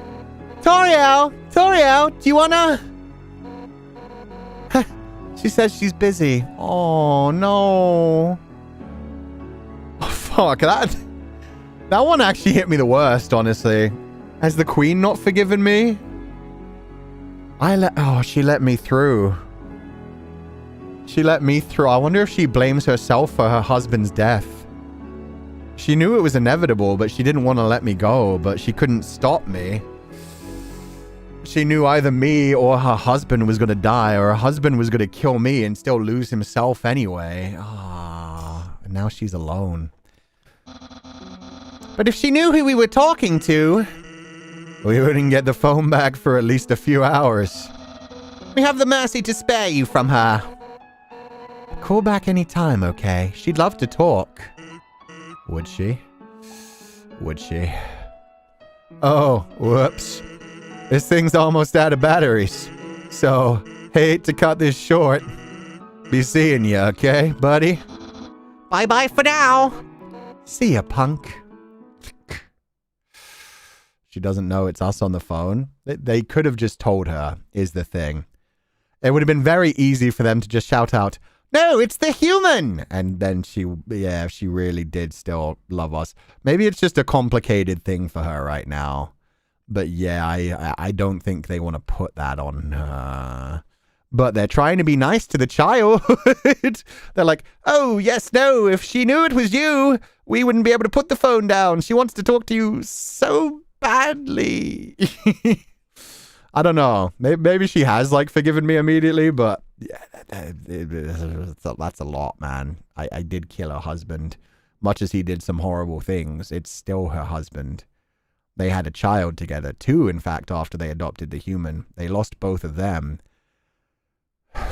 And that causes a lot of issues. Like, I wonder how much she wonders if she could have actually stopped him from going down the dark path that he went down as well. Because she knows what a sweetheart he is, but she just couldn't see that happen to him. So part of it is probably like, oh man, if I had found a way to actually convince him to just take my path, to just be nice. If I had stopped the child from moving on, if I had stopped all the children from leaving. She probably blames herself a little bit, just like every parent always blames themselves for the loss of their, hey, Flowey, the loss of their children, even though it's never the case. Why? Why did you let me go? Don't you realize that being nice just makes you get hurt? Ruthlessness is mercy upon ourselves. Look at yourself. Made all these great friends, but now you'll probably never see them again. Not to mention how much they've been set back by you. Hurts, doesn't it? If you had just gone through without caring about anyone, you wouldn't have to feel bad now. So I don't get it. If you really did everything the right way, why do things still end up like this? Why? Is life really that unfair? Say, what if I told you I knew some way to get you a better ending? You'll have to load your save file and, well, in the meantime, why don't you go see Dr. Alphys? Flowey's trying to help. Holy shit. It seems like you could have been better friends. Who knows? Maybe she's got the key to your happiness. See you soon. Flowey's trying. Flowey believes now. Flowey's saying like, hey, why not go for a pacifist ending? You didn't go to the lab? I wasn't allowed to. I wasn't allowed to go back to Dr. Alphys. This is my first time playing this game. Like, they didn't give me that option. But now I can. I'm back here. Do I save? I'll save. I think I'll save.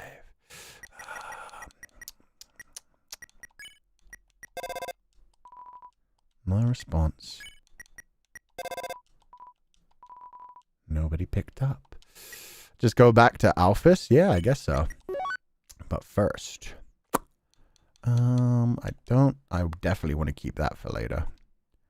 Boom, bum, bum, boom, bum, bum, bum, bum, bum, bum. Did I ever go right? No, you can't go right. Okay. Aggie! The snowman sensei? Oh wait, can I do the snowman now? What do I do with it? Feel free to backseat me on this, but yeah, I'll get the snowman piece out. Maybe he's just happy being here. Right in front of my dog salad? No. Snowman is at the very end. Wait, you can't even do it on the main ending? You'll know when? Oh. Oh. Okay.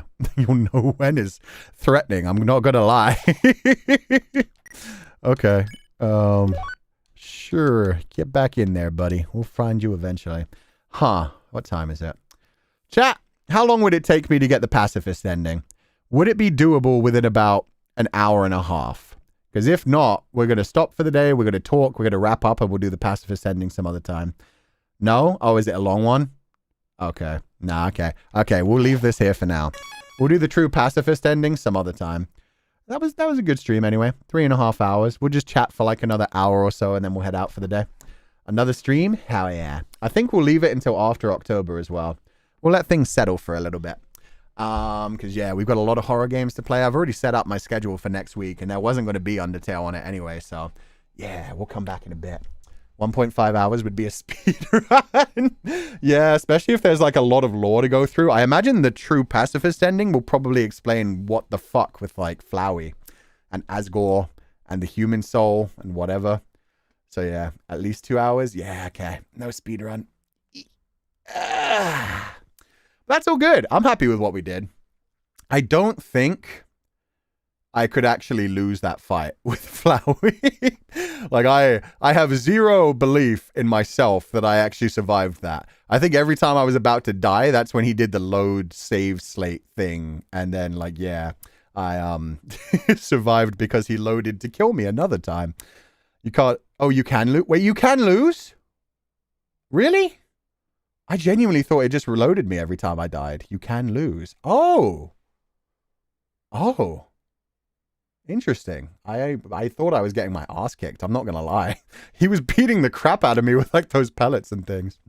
Emmett Jacob, thank you so much for the 5 gifted scholarships. We're going to head to the bedroom to hang out for like the next hour and just chat.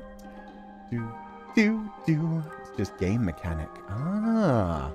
Forgot about Flowey's boss fight. That has to be the trippiest boss fight ever made for a video game. Yeah, the whole art style changes. Let me put on some music that would suit. Honestly, we just overcame a big thing, so let's go with this one. This one's nice and emotional. That was a damn good game. The way that they have Sans pop out and like explain that the love and the EXP is crazy. It's just game mechanic. You can lose, you just did well. Awesome, that's good. Just like you can die to Toriel. You can die to Toriel? I thought she just stopped attacking me when I came low as well. It's actually really interesting what happens when you lose. It's only fun the first time. Does it crash your game like it does other times? You can continue or you saving it for next time because I'm lagging. Oh, we're saving it for next time. The Flowey fight is very nightmare fuel, especially seeing it. Yeah, the giant like snappy face and everything. Ugh. It's real uncomfortable. Oh yeah, I need to close the game. There we go. Yes, and it's a really good scene. Oh, kind of sad I didn't see it then. Sans has crazy Gapmo, to be honest. Yeah. Dude can teleport around. Dude seems to understand things that are going on behind the scenes. But yeah, he's still just an adorable little guy. Still absolute peak after all this time. Yeah, the revelations are great. Joined in late, but determined sensei. Thank you, Yukive. I was determined. I'm surprised you could die in that Flowey fight. I thought I was doing so bad. But thank you for donating to the allowance. You can die to everyone. It's really hard to die to Toriel, but it can happen. Oh, you have to force yourself to die? Nice. So good. Congrats, Sensei. I'm looking forward to seeing how you like the true ending next time. Yeah, I'm really excited to see what else they have in store. You can die to Toriel, and it's heartbreaking. Oh. When he crashed the game the first time, my heart stopped. Yeah, that freaked me the heck out. Especially since I was like, as a streamer, I was like, oh god, is it going to screen grab the wrong thing? Is it going to screen grab YouTube or something else? Thankfully, it was fine. Flowey fight freaked me out the first time I saw it because I watched Jacksepticeye's playthrough in the middle of the night as a kid. Oh, damn, okay. Well, so I just realized I gave Flowey and Toriel the perfect voices. I didn't realize, like, in my mind at least, I don't know if that's even true, but in my mind, Flowey is like a combination of Asriel and the human soul, or one or the other. But either way, they were raised by Toriel. So the fact that they both had southern accents, I should have given the king a southern accent. I just kind of did him like deep and gruff. I should have made him deep and gruff and southern as well, so they could all be one southern family. I really don't want to do this, but I guess we have to. I could have gone like from a Joel from The Last of Us kind of voice. Fuck. Try Princess, thank you so much for donating the allowance. No message, but I hope you're having a lovely day, and thank ya. Lazy Egg, same thing. Thank you so much for donating the allowance. It's been so fun watching you experience a game that was so important to me and many back in the day. I also really resonate with Alphys, for better or worse. Alphys is so relatable, to be fair. Like, the lack of confidence in herself, the just sweetness and trying to do good, and the anime lovingness. So today's stream has been the best birthday present, Otsuku. Happy birthday, Lazy Egg! I'm so happy to hear you got to join this for your birthday. Happy birthday. Thank you for the huge donation to the allowance, and I hope you're having a lovely day. Otsu Sensei, I love watching you play this. I've been mostly lurking because sometimes my hands move faster than my brain. I didn't want to accidentally spoil, but I had so much fun. Thank you for the stream, and I woof you.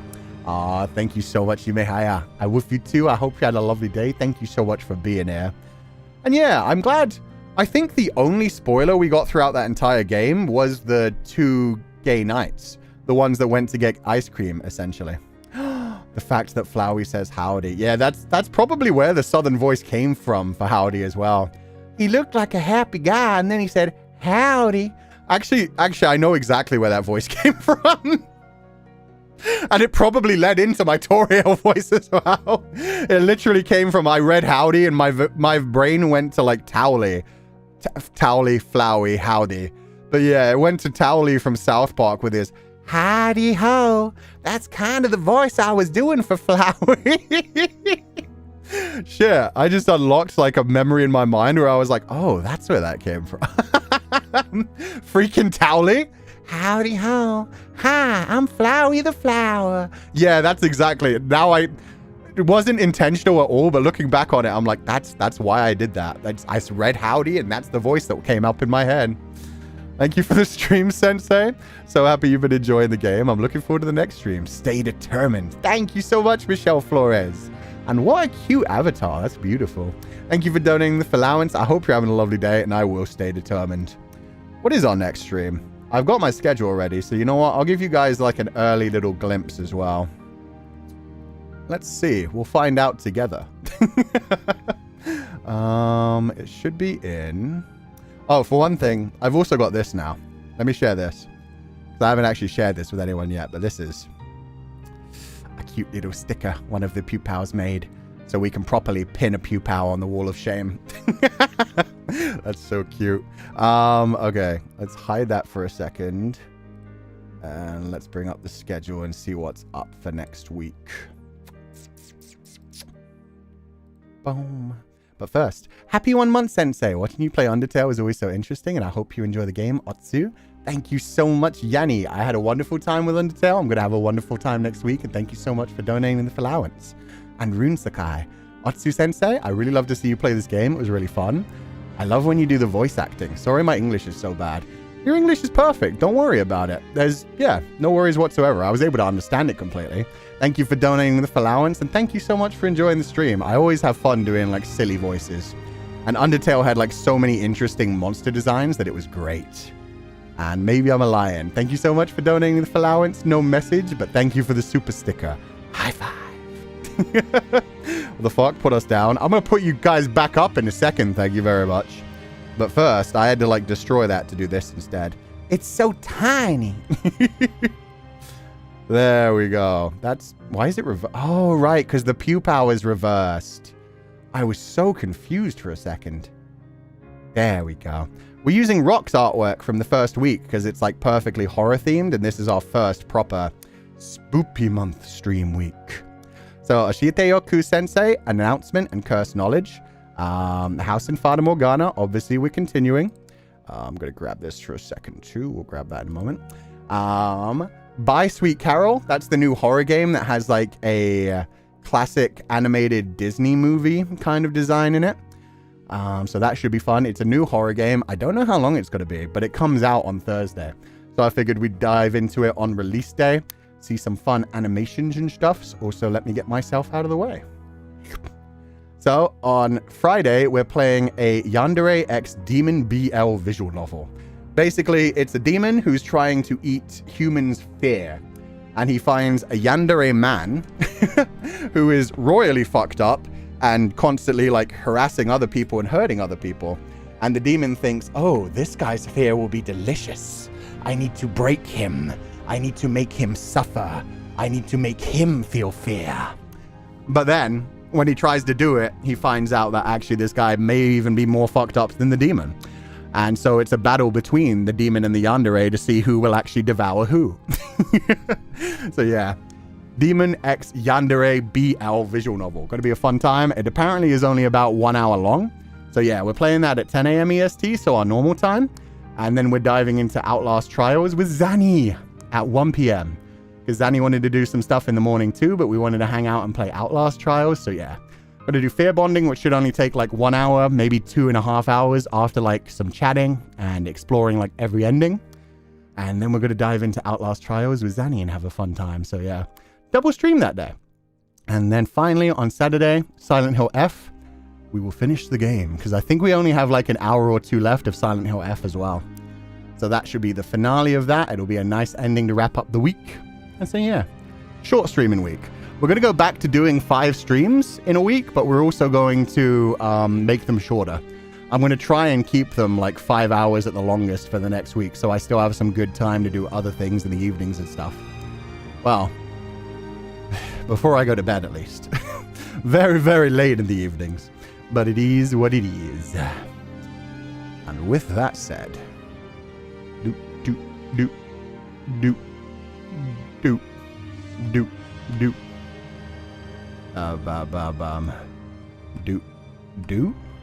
Do. There we go. Now you guys are stuck back on the wall. Perfect. Sophie, thank you so much for donating the allowance. Thank you for the stream. Glad to see you enjoying the game so much. Yeah, it was lovely. I'm looking forward to finishing the true ending as well and seeing some more stuff. Demon, I'm gonna destroy them. Yandere, who's a total freak. Demon? Yeah, it should be good. Fair bonding is 14k words. Yeah. So it shouldn't take long to get through. I think we're going to be able to just like unlock every single ending. Unless it's hard to find the endings. But yeah, it should be like a short... The game itself should take like between 1 hour and 2 hours. And we've got 3 hours until the collab with Zanny. So we got lots of times. We finally see a collab because they're in good time zones for the EU. Hell yeah. Yeah, me and Zanny both live in EU time zones. So we're good with that. Will you be doing more endings in Silent Hill? Maybe. Here's the thing. If they... From what I heard... spoilers, essentially. I'll put it this way. I would do multiple endings if you could choose multiple endings within the end thing. If I have to play the entire game again, no. I'm not spending like another 3 streams, another like 13 to 18 hours running through the entire game again to try and change things, essentially. So we'll see. I've been told that you can't get different endings on your first playthrough. You literally have to play the entire game again on New Game Plus mode. And to me, that's like... If I had like played the game offline myself, I feel like it would be a thing where I'd be like still obsessed with it. And I'd probably have beaten the game on the second day. Because yeah, you saw how I like no-lifed the game on the first day. I went for 9 hours. I could have done that 2 days in a row and been like, oh, that's cool. And there's more endings. Let's go for a New Game Plus. But at this point, it's like, Do I really want to go through the game an entire another time and hope to get a different ending? And then I'd probably have to like look up the endings to get an ending that I actually want to. And it's like, nah. It doesn't sound particularly fun. It doesn't sound particularly entertaining for a stream, especially since the gameplay can be kind of harsh in that one. So yeah, feel free to look them up yourself or buy the game and play them yourself. But I might come back to the game like next year or the year after. Because I kind of wanted to do a second run through in Silent Hill 2, because I beat that one last year by myself, obviously offline. So yeah, someday I want to do like a Silent Hill 2 run through and possibly get one of the funny endings. Because the funny endings are normally locked behind a New Game Plus, but normally they have a few endings in the Silent Hill game you can get through the one playthrough. So yeah, next year I might do like Silent Hill 2 and run through it one more time so that it's like less fresh in my mind. It's 2 years after I played it, and get like a silly ending, whether it's like, I know you can get the alien one. I think they added some more to like the remake of Silent Hill 2. So I'd kind of like to do that. But yeah, running through Silent Hill F again immediately is going to just make me kind of sick of the game by the end of it. I don't think it'll be very fun on the stream. But Sharon, thank you so much for donating for allowance. I hope you're having a lovely day. Thank you so much for being here. So I just hope the main ending that you get for the first run through of Silent Hill is good. Maggie, thank you for the stream, Sensei. Undertale holds a really special place in my heart and brings back many memories. I'm really excited to see you experience the true pacifist route next time. Yeah, like I said, we're not playing it next week, and we'll probably just leave it until after October. So we'll probably do it early November. Because I imagine from what people said, like, yeah, people confirmed it like when we talked about it today after we finished the main game. That yeah, it will probably take me like 2 to 3 hours to get to the pacifist route. So that's a good like one final stream to wrap up everything. I don't think I'll do the genocide route for a long time, but we'll probably do the true pacifist route in November, very early on, after we've done with Spoopy Month. And then we'll do like the genocide route like someday in the distant future, maybe in like a long while. Maybe I'll play that as Feileacan. I can play that like while role-playing as Feileacan, doing the voice and just being like, oh, I'm very good at genocide. So I saw somebody ask in the middle of the game, like, Sensei, what do you think like Feileacan's experience or love level would be? Feileacan has literally witnessed the death and birth of multiple universes and claimed the souls. So above Flowey's and above Sans's and above all of them. Yeah, his love is astronomical. Reina Noi channel, Atsu Sensei. Watching you play Undertale meant a lot. It's one of my favorite games, and I haven't cried watching a playthrough for a long time. This hit so hard I was sobbing. The way you experienced the story was very emotional. Thank you very much. I'm still not sure if I figured out everything correctly.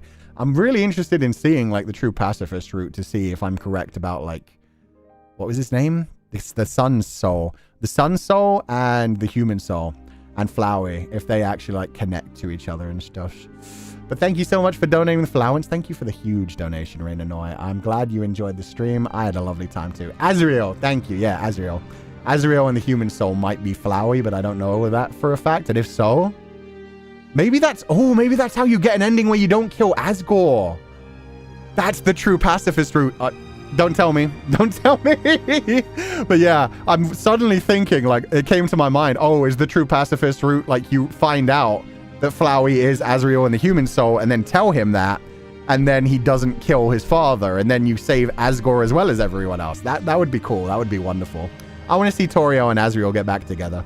Ukeisuke, thank you so much for donating the allowance. I hope you're having a lovely day. No message, but just 3 beautiful grey hearts. And I hope you're having a lovely day. I also do love how like VTubers do that. Like we all have like different colored like hearts to represent us when we like leave hearts online. And so it's nice that, yeah, I have the grey heart. All those like children in the game, all their souls were just different colored hearts. It's a cute way to show like every soul is unique and like the color of your aura kind of thing. A way to express yourself. Glad you're enjoying the game. No, it was wonderful. I feel like the Sans thing probably would have had a bigger effect on me if I wasn't just like, okay, but now I need to get to the final fight. I was so sure that I was going to lose that final fight like a dozen times to get through it. I have heard how like painful Undertale gets at the ending. So I'm assuming it's the like other routes or possibly the true, oh God, it's going to be the true pacifist route that kills me, huh?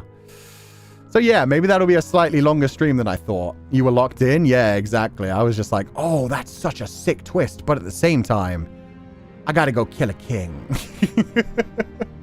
Played Undertale in junior high school. I'm now 26 and I still love it. Keeping the despite everything, it's still you quote in my life. Glad you're loving it. Yeah. Despite everything, it's still you. I like that as a message, because that's the message not just for the main character, not just as like for us to take with us, but that works for everyone in all aspects of life.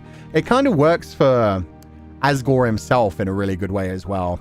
Like, he's still a big, sweetheart of a man. He just wants his people to be safe, but he has killed 6 children to get to where he is so far. So yeah, him looking in the mirror, he must see a monster at this point. He must be like, oh, there you are. The child killer. The person who lost his life. The person who pushed everyone away. Bringing hope to people. You can't bring hope to anything. Yeah, I'm sure he judges himself a lot. And yeah, looking in the mirror on different routes, having killed just like a couple of people, or doing the full genocide route as well. Literally killing oh god. Literally killing every single character in the game as you go through it. Looking in the mirror and being like, after everything, it's still you. It's a really powerful line, and the way it builds up from the it's you at the beginning is so nice. Yeah, it's just like, it's you! And it does the exclamation mark. It's like, it's happy! It's you! Look at you in the mirror! And then, yeah, by the end of everything, you go through life, you have to, you know, we all do bad things. We all do things that we regret. We all do things where we're like, oh man, I hope I don't have to do that in the future. Things we don't want to do to survive and get through the day. So yeah, being able to look in the mirror and say, after everything, it's still you. Being able to actually like choose your path and continue to move forward. That is a good message. That is a good message. Miorina, thank you so much for donating the allowance. Atsu Sensei, congrats on getting your first ending. Undertale is such a special game to me, and it's still one of my favorite games even after so many years. So seeing you experience it for the first time has been such a treat. Yeah, so many of the characters are so damn sweet. I love it so much. They're all so fun. Sensei, I don't mind whether you play games or not, but I want to see you wear a JK school uniform. Well, we will see if we have any more reasons to use the Sailor Fuku after Silent Hill. I do know if we ever play Silent Hill F again, we get to run through that bitch in the pink uniform. We get to have the bunny ears. We get to see things go wild. Because, yeah, we won't really mind about it being, like, a bit common or anything. Not a VTuber, but I love using the green heart because it's my favorite color. That's a cute reason as well. Yeah, just to separate a little bit is always nice. And then when you have, like, a group of friends that all like the different colors, you can all, like, put your hearts together, and that's adorable. Apparently they have different meanings as well, which I didn't know. But the gray heart really suits me from the meaning that I looked up. So I'm like, I'm good with that. That works. Gray heart for me, black heart for Feli. Experiencing the game with you all over again is the best way I could have experienced it, Sensei. I'm so glad you enjoyed it, Shinya. I had a wonderful time. And thank you everyone for joining me. Like I said, I know somebody spoiled something big during the Mettaton fight. Can somebody please tell me, unless it's something for the true pacifist ending, can somebody tell me what the spoiler was during the Mettaton fight? If it was just something, like, was it something from the end of the fight, or was it something from, like, the end of the game that we got to today, or was it, oh, it was a spoiler for true pacifist. That's wild. I'm glad they've been timed out for 24 hours, and thank you to the mods for doing that. But yeah, thankfully, I did not see it, so I don't know what they said, but that's such a horrific thing to do to someone. I fully don't understand what people think about when they come in at times like that, where it's just like, because for some people it is just like an ignorance thing where they don't know that you're doing it for the first time.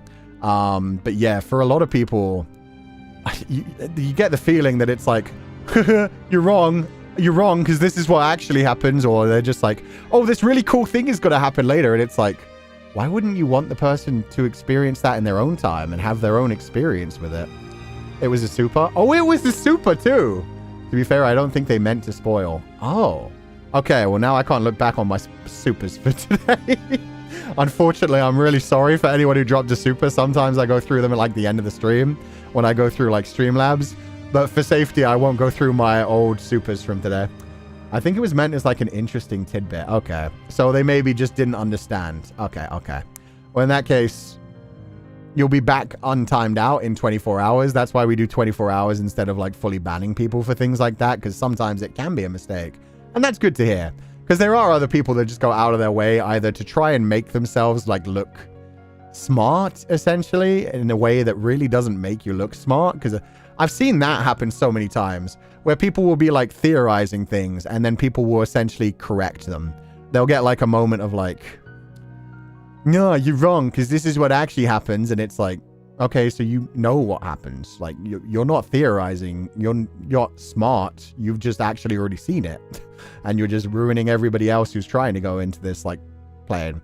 But I'm glad to hear whoever that wasn't the case. And so, yeah, in 24 hours when they're, like, freed from being timed out, yeah, it'll be good to have them back in the community. And hopefully that was just, yeah, a mistake. Enthusiasm, excitement. Yeah, exactly. I've been sick and alone, but your streams have filled me with determination. Thank you, Sensei. Your VA today was splendid. 10 out of 10, no notes. Aw, Comfy Moo, thank you so much. Thank you for donating the allowance. I hope you have a lovely day after this. I hope you feel better soon. Thank you for donating. Rest well, and yeah, take it easy. Also, I did see some people in chat naming the person who got timed out. Don't do that, because that probably feels like a bit uncomfortable for the person who did do it. Like, it's all good. If it was just like an enthusiasm thing, they didn't know I was going in blind, or they said something that they didn't realize was a spoiler, essentially, because it's been a while since they played the game. It's all good. They'll be back tomorrow. They're just timed out. They just couldn't say anything after that. So yeah, I hope they're doing okay, and like, yeah, they're not feeling like too aggrieved or anything about it if it was just a mistake. You do look like Feli, but you're definitely Kuchan. I guess Feli does not want to deal with us most of the time. No, I think I had to feed that man so much banana cream pie and do so much to get him to actually contribute to both the intro movie and the debut stream.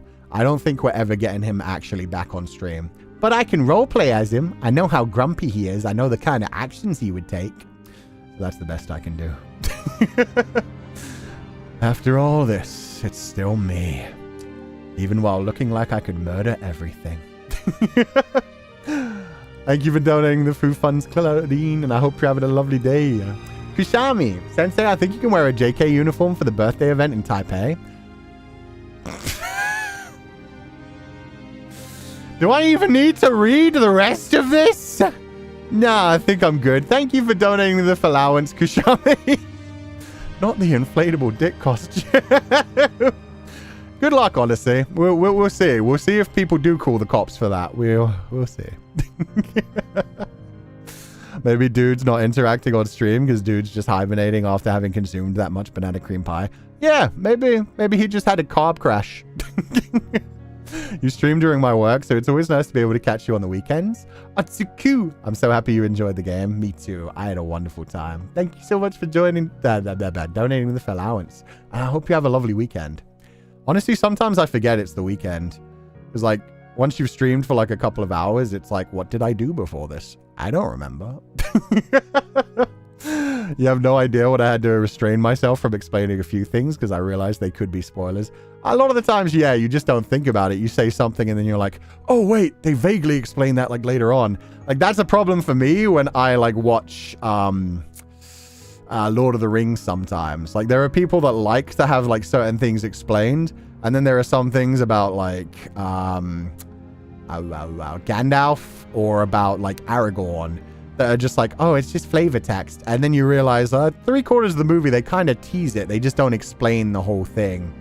Like Aragorn's true age that they never really talk about in the main version of the movie, but then in like the extended edition cut, they kind of mention how many like centuries old he is. And like things about like Gandalf basically being an angel in that universe. Stuff like that. It's just like, it kind of like teases at the idea that maybe Gandalf will come back, and yeah, there's stuff like that. Gotta remember setups and payoffs are a thing. Exactly. And with things like that, it's hard. You mean how young he is? Sure. Wait, he's centuries old? I think he's like 117. Wait, how old is he? Let me look up how old he actually is. But he basically, he's been around for a long time. His bloodline was blessed. Aragorn age. Okay, so Aragorn is 87 when he first meets Frodo. And he lives to be 210. Yeah, his family bloodline has been, like, blessed by different things. Wasn't he 87 in the extended cut? Yeah. That's what I mean. That's in the original lore as well, in the book. But in, like, the main cut of the movie, they just didn't put that in because they were like, it's going to be kind of, like, it's kind of unneeded. Like, we don't need to explain how old he is and stuff. So they just kind of leave it out and never explain it. It's the same for, what's his name? Frodo? Like, well, Frodo, all of the hobbits are a lot older than most people think they are as well. And the main thing that is like a big thing that people don't get. Let me look up how long it is. But when Gandalf goes up to like research the ring, how long did Gandalf research the ring? 17 years. There we go. So Bilbo turns 11. He turns 111 years old right at the beginning of The Lord of the Rings. And then Gandalf, like, realizes, oh, there's something creepy about this ring. He disappears. You know that scene where he leaves and then he comes back and everybody looks exactly the same? That was 17 years. That was 17 years of time that Gandalf was out, like, doing a quick little library search. He went through libraries. He was like, the one ring. Yes, this motherfucker that, like, lived forever and, like, Sauron. I see. So, yeah, he comes back in 17 years and then he's like, hey, Frodo, I know it's been almost 2 decades. Do you happen to still have that ring? And, yeah, in the movies, it's like a 2-minute time skip kind of thing. So good. I always liked my men old, huh? Aragorn is a sexy man. Gandalf was an angel. He's not really an angel. I forget the word for it, but he's basically the Tolkien universe's version of an angel. He's a higher life form that exists on like a different plane from all the other material plane. He doesn't exist on Middle-earth. When the wizards come down to the Middle-earth, they are basically becoming avatars. They take on forms when they come down. Maiar, thank you. And was Sauron also a Maiar, or was it Sauron's master? It was Sauron's master, right? I think Sauron was an elf. Sauron's master, like the one before him, who was like the big evil from the Second Age, was like a Maiar as well, right? Aloran. Thank you. And see, this is why a lot of the time I don't talk about Lord of the Rings, because I'm one of those people who knows like tiny little bits of the lore that fascinated me and stuck in my mind. Whereas, yeah, I'm like, oh, there's a lot of cool shit that goes on in the background, like in the actual books and in the Silmarillion and everything. J.R.R. Tolkien created an entire like universe, belief system, philosophy, history of everything, languages all over the place, and the fact that the languages like evolved over time. So you had like high versions of the language and then more modern versions of the language, old versions of languages. Like J.R.R. Tolkien, the Lord of the Rings story was just like an excuse for him to create a universe, essentially. He created a universe. Dude was basically a god. He spent like forever creating everything. And then he was just like, and now let's tell a quick little fun tale in the middle of this world. It's fascinating. He was actually, his actual research was all about language. He was all about like learning different languages and stuff and how like languages affect society and reality and that. Sensei, you hurt me, but not reading the super chat. No JK uniform? Then go naked. Pick one to heal my wounded soul. God damn it. No, I will not go naked. I will not be naked. Did you just spoil some of the lore for people? Yes. I spoiled some of the lore of Lord of the Rings, a novel which is so close to entering public domain. It's been out for almost 100 years. You are correct. I did indeed. It's been a long time since I watched Lord of the Rings, but it's still one of the best movies I've ever seen. Lord of the Rings was incredible. It has some of the biggest battles ever put to film. The fact that they recorded the whole trilogy in one go, not knowing if it was just going to actually like flop in the cinemas, is crazy. It's that old? I think so. It was written shortly after World War II because it was heavily, like, J.R.R. Tolkien was part of World War II, and the trauma from that is what made him create this story and create the whole idea of like these characters that have been through hell and back but still kept hope in their hearts. Lord of the Rings original release date. It was published in 3 volumes between 1954 and 1955. So yeah, about 70 years. And yeah, yeah, it's actually like what, 75 years that things enter the public domain? And The Hobbit was 1937. Gotcha. It is that old? Bucky read it? Yeah, Bucky in the Marvel Universe. Who's spoiling us for breakfast? some people like to be spoiled. Thank you very much. But yeah, even the movie came out in like 2001, didn't it? You want to feel old? Yeah, let's see how old the first Lord of the Rings movie is. Lord of the Rings movie released. Yep, 2001. That one I actually remember. Because that one, that's big. Yeah, the first movie, Lord of the Rings, came out in 2001. So 24 years ago. That movie could have done a full university degree by now.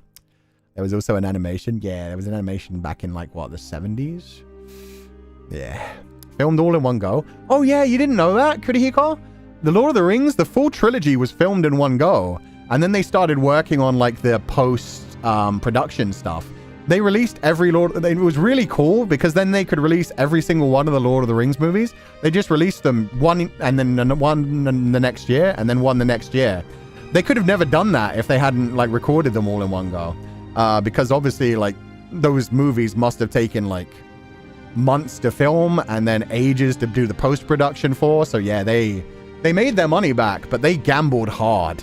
They gambled hard with the fact that we're going to make 3 huge production movies, and like a lot of those sets, they had hundreds of extras working to make these big giant battles. We haven't seen anything like it since then, and we'll probably never see anything like it again. Because nowadays, if you want to make like a giant like scene with like a bunch of people on a battlefield, you just CGI them. You just CGI them, and you're just like, this is good enough, I guess. And it just, yeah. I don't think we'll ever have anything the same where it was like hundreds of people being recorded in a field, all in like orc makeup and shit. It's crazy. They must have filmed in the 90s? No, I don't know when they filmed, but they did good.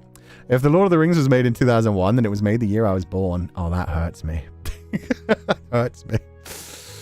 Then say, no, I feel my creaking bones. What do you mean 2001? I know. And the fact that 2001, I still look back on 2000 and I'm like, yeah, that's pretty modern. And then you remember that's 25 years ago. That's a quarter of a century. You're like, it hurts. It hurts. I highly recommend watching the behind the scenes features for the movies. Yeah, they're fascinating with everything that they did. And the studio that did all like the physical effects, all the practical effects, have gone on to be one of the best studios. Is it Studio Woda? Studio Wote? Or something like that? The New Zealand like film studio that made all the extra things. They've also worked on so many movies since then, but the biggest one for me is that they were brought in to help a lot when it came to Dark Crystal, The Age of Resistance. Because you can buy like a lot of things that have been recreated by them as well. Weta, thank you, Weta Workshop. Weta Workshop have done like so many amazing things. And now they have an online store where you can buy like replicas of things, which are really, really, really cool. I have like all of the Dark Crystal figurines that they made, except for 2 of them. 2 of them they only made like a limited run and they've never appeared. And it makes me sad. Remember watching The Lord of the Rings, The Twin Towers, and the battle in that movie was fantastic. The best battle in the trilogy for me. Do you mean the battle of something Dune? Something. The one where all the elves show up to help the humans as well? That one is amazing. That one is amazing. Kuchan, do you wear wigs? Helm's Deep, thank you. The Battle of Helm's Deep. The Battle of Helm's Deep was freaking incredible. Where the elves show up and everybody unites. You have like Legolas like sliding down on a fucking shield downstairs and then kicking the shield off and shooting. Helm's Deep was fantastic. One of the best battles ever. Sensei opinion. Is Medros redeemable? I don't know who that is. So let me Google this real quick.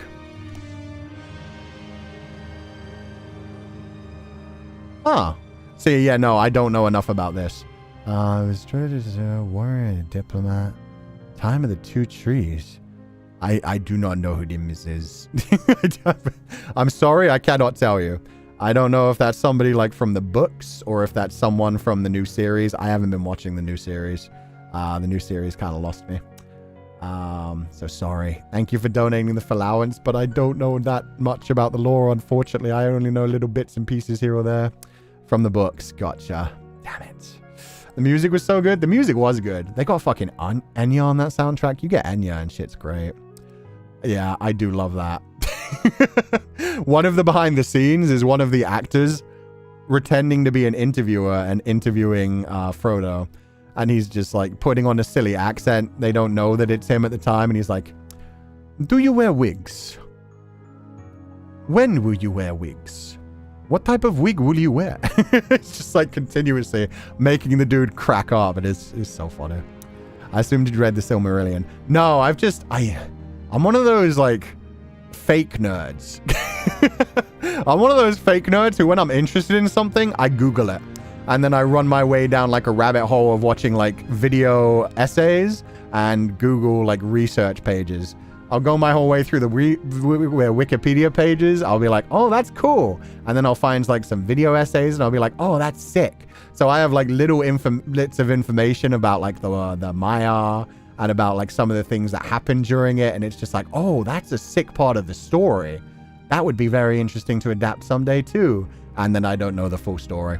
I do that with like a lot of things. I very rarely get heavily into it. Like I can tell you a lot of the comic book storylines from like the DC and Marvel universe as well.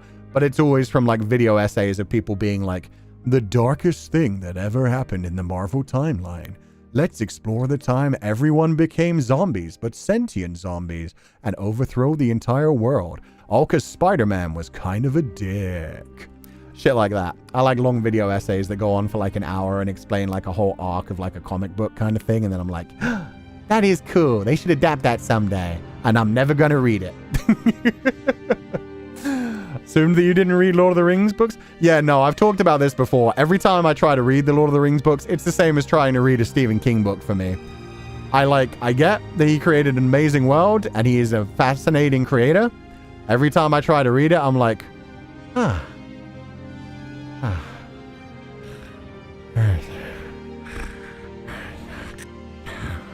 So yeah, I will be the first to admit I'm a fake nerd as shit. Every time I've tried to read The Lord of the Rings, I've gotten about to the point where they're still going on about Hobbit genealogy and the different like names of hobbits and the different families of hobbits about 6 pages in, and then I'm like, I'll just rewatch the movies. I'll watch the extended edition. That's like 9 hours. That's a good time for me. No, that's like 12 hours actually. Started like that, but then I said I have to read this thing because it was way too much info in the ages of the trees. See, I don't even know what the ages of the trees are. I just know the main timing is the end of the third age, and yeah, that's about it. I do like the whole idea of them like leaving Middle Earth and like, yeah, what the elves actually do when they leave Middle Earth though, because that's fascinating. Yeah, this whole like own heaven and like different layers of reality kind of thing. And I wouldn't be surprised if that ended up like affecting C.S. Carroll when he was writing The Lion, the Witch, and the Wardrobe. And eventually was just like, nah, I'll just tie this into Christianity. Because every good child should be a Christian. So let's make Aslan Jesus and give him an origin story where he creates the universe. Oh, did I say? I said C.S. Carroll. I was combining Lewis Carroll and C.S. Lewis. Which one made The Lion, the Witch, and the Wardrobe? Wait. Lewis Carroll, who are you? Lewis Carroll, Englishman. Oh, Wonderland. Alice in Wonderland. My bad. Yeah, I meant C.S. Lewis. I combined C.S. Lewis and Lewis Carroll. Look, man, that's just a normal day for Kuchan. Kuchan says some dumb shit. Alice in Wonderland. Now I know. He was through the looking glass. But yeah, the dude who wrote... So Lewis Carroll, the dude who wrote The Lion, the Witch, and the Wardrobe, and J.R.R. Tolkien, they used to be like in a club. They used to like hang out and talk and debate things. They had like very different styles of writing, but they both like wrote and like talked with each other and like, yeah, bounced off each other a little bit. Brain Frog, hello. Hello, Brain Frog. It's kind of late. It do be kind of late. It's not super late though. It's not like we've done way longer streams than this, so. The Lion, the Witch, and the Wardrobe in Wonderland. I mean, they both are isekai. Nothing wrong with isekai. I've only read the first 2 books. My try with the Lord of the Rings books always fails with the 2 towers. I've heard they're fascinating. I can't read them. There are very few things that I get into that intensely. Like, I've read the entirety of the Devery cycle, which is like 13 to 15 novels. It's longer than the Lord of the Rings in total. But that one just fascinates me in a different way. I like the writing style. He also did Susan dirty at the end of Narnia. He did. You know what? I will talk about this one because the direction that The Lion, the Witch, and the Wardrobe goes into for that final novel is insane. So for anybody who wants to like not be spoiled for the end of the like written version, because this I have actually read. I've read the entire series for The Lion, the Witch, and the Wardrobe. If anybody doesn't want to be spoiled for what happens to Susan at the end of the books, please do like just look away for 30 seconds and then come back. Basically, there's like a big battle at the end. They bring back like everyone.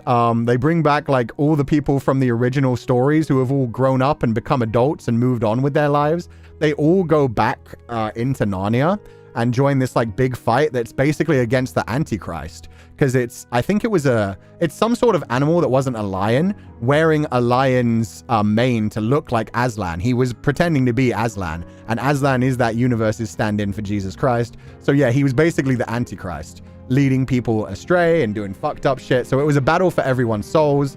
And basically when they talk about like the reason that Susan didn't come, and they're just like, oh, we didn't invite Susan. She doesn't feel the magic anymore. She's much too focused on the feminine things, makeup and boys. They appeal to her more. And to be fair, I don't think they meant it in like a horrible, rude way. I think it was just like, she's grown up. She's decided to live in this reality. She's decided she likes Earth. She's decided like she doesn't need to go to Narnia anymore. She's found men. She's found her happiness. She's moving on with her life and she's just going to live happily. Literally everyone else goes to Narnia and has another amazing final adventure to save all of reality in their universe. She believes Narnia is fake. Yeah, no, that's it. That's it. It's literally the allegory of growing up. It's just the way that they wrote it. The way that they wrote it is very much like, you know, she's a girl. She's gone now. Like, she likes makeup and boys. But meanwhile, yeah, it is just basically she grew up. She moved on with her life. She just, yeah, she isn't into Narnia. She's living her own life. She's having a wonderful future. She doesn't need to escape from this reality. She was too influenced by the world. So yeah, it is just an allegory for growing up. It's basically she lost the wonder of childhood. She decided to put away childish things.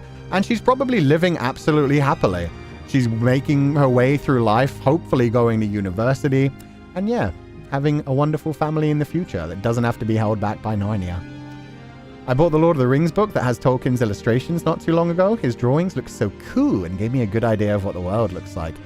Yeah, he did his own drawings. He did his own maps. He had like entire genealogies of all the races and like histories of like different families and everything. And a lot of the places had names where it would be like, it was originally named this by the elves.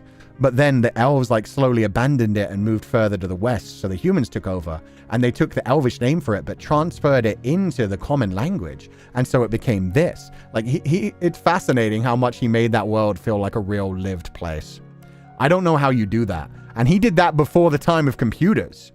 He managed to keep a record system for all of that shit just on pen and paper. Is crazy to me.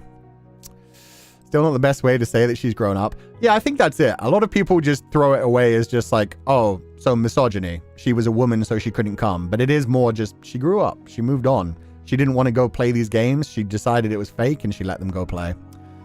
She's not really vibing with Christianity anymore. Doesn't everyone? Technically, but again, it was a giant Christian allegory. So, you know, they die, but they're really just going to heaven, essentially. But yeah, no, that book series was wild. I read that like in my teenage years. I remember like the movie came out, so I was like, oh, this is cool. Let me read the books. And then the first one I read, because I read The Lion, the Witch, and the Wardrobe.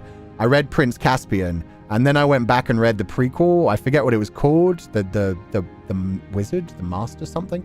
But yeah, you literally, there's a part in it where you literally watch Aslan creating Narnia and like bringing it to life. It's pretty cool. Like, yeah, Aslan is totally like a Jesus Christ allegory, but at the same time, he does his own like creation myth for how Narnia was created. The magician's nephew. Thank you. I knew it was like wise man in some way. Magician. The magician's nephew. Prequel was fascinating. It was all fascinating. I enjoyed it until the end. I read all of them. I enjoyed them. And yeah, knowing it was a Christian allegory didn't like affect it at all for me. I was just like, oh, this is all so magical and cool. She's no longer a friend of Narnia, but once a king and king of Narnia and always a king and queen of Narnia. Yeah. She just chose not to be a queen of Narnia anymore.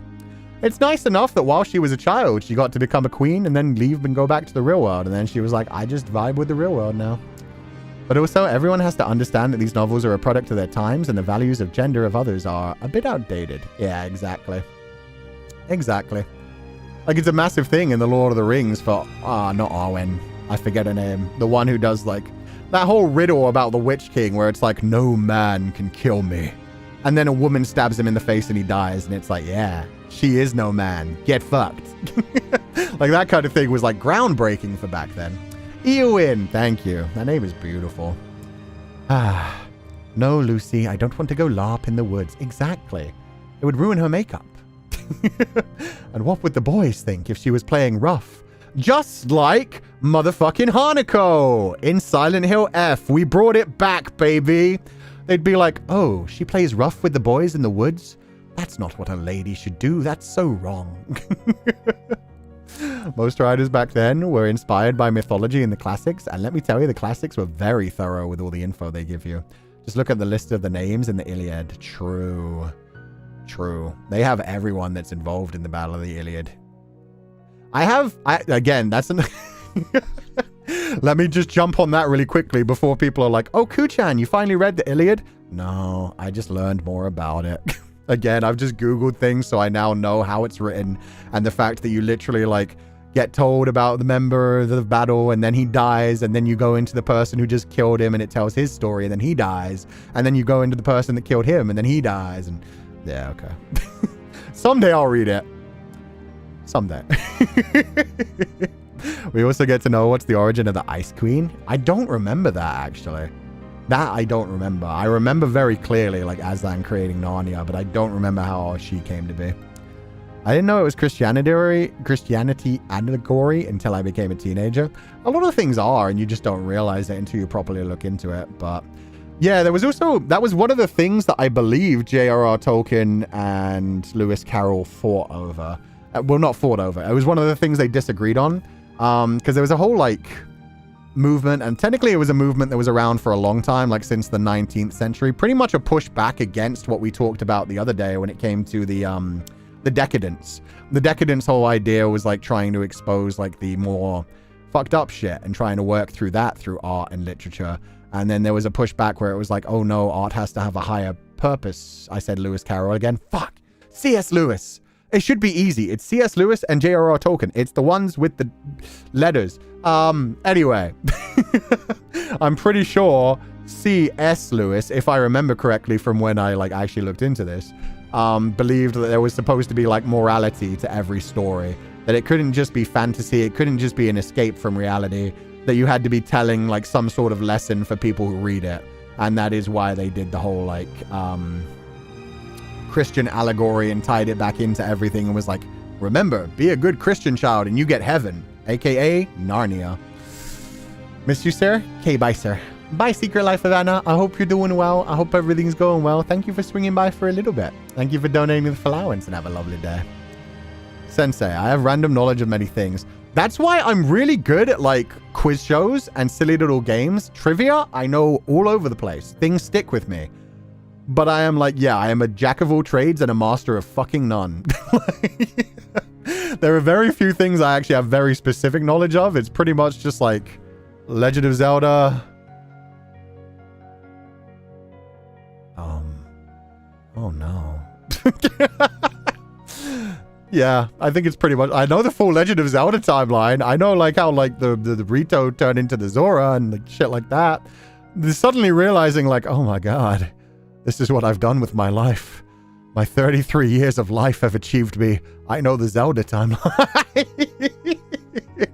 Fata Moru, technically. I haven't even finished Fata Morgana. I've only played the main game. I'm now known as, like, the Fata Moru guy, and I haven't even finished, like, the fucking Requiem for Innocence yet.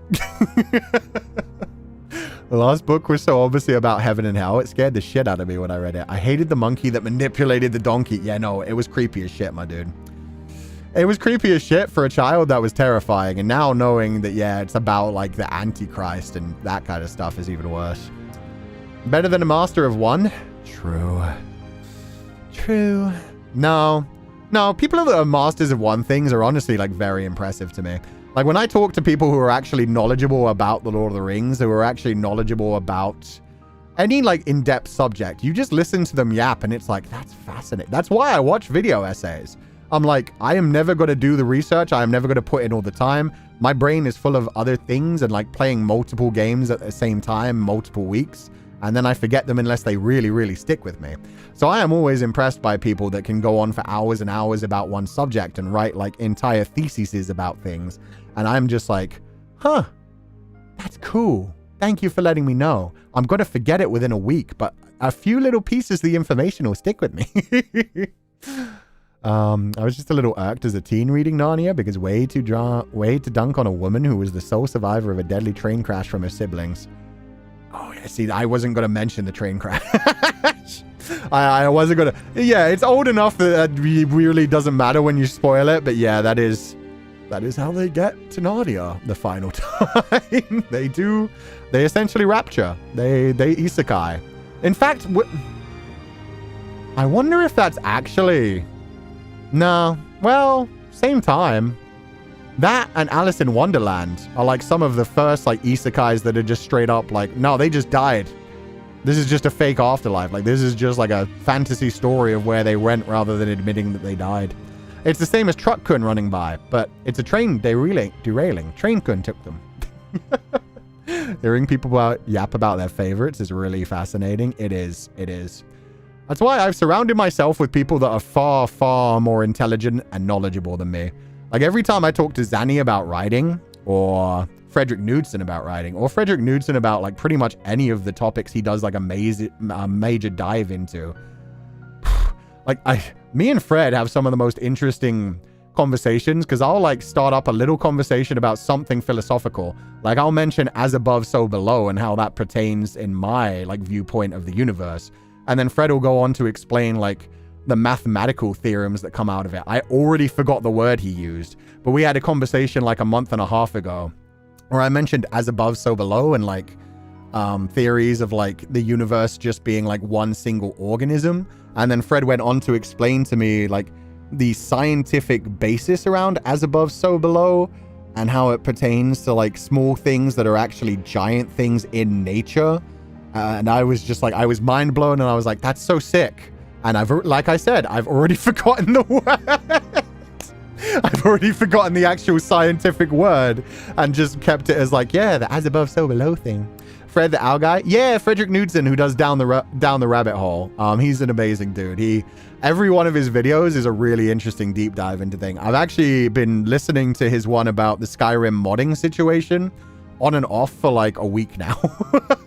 When I'm tired, but not so tired that I know I'm going to fall asleep, I'll put it on and I'll watch like 20 to 30 minutes of it. And then I'll start to get sleepy because his voice is also very relaxing and soothing.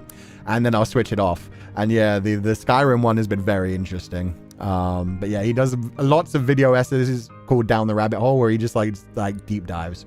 He also was a VTuber. He's currently like taking a break from VTubing and working on other things. But yeah, amazing person.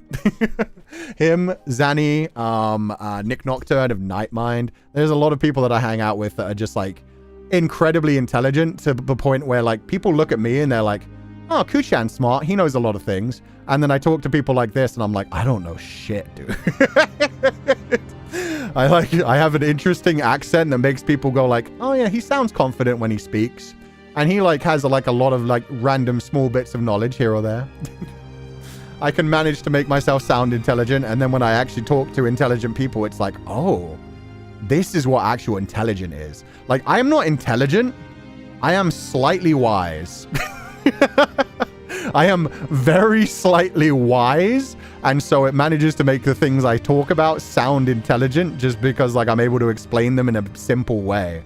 Whereas actual intelligent people that know a lot of information blow my fucking mind when they talk. Do not let me go on about the classics. Zelda, Project Moon, or Honkai Star Rail lore. I feel like I'd make people sick of it.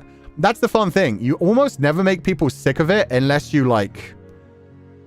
If people like want to know things, they will make it very clear to you. It's the annoying thing is when somebody's talking about something and you're just not in the mood for it. And they just keep rambling on and you're just like...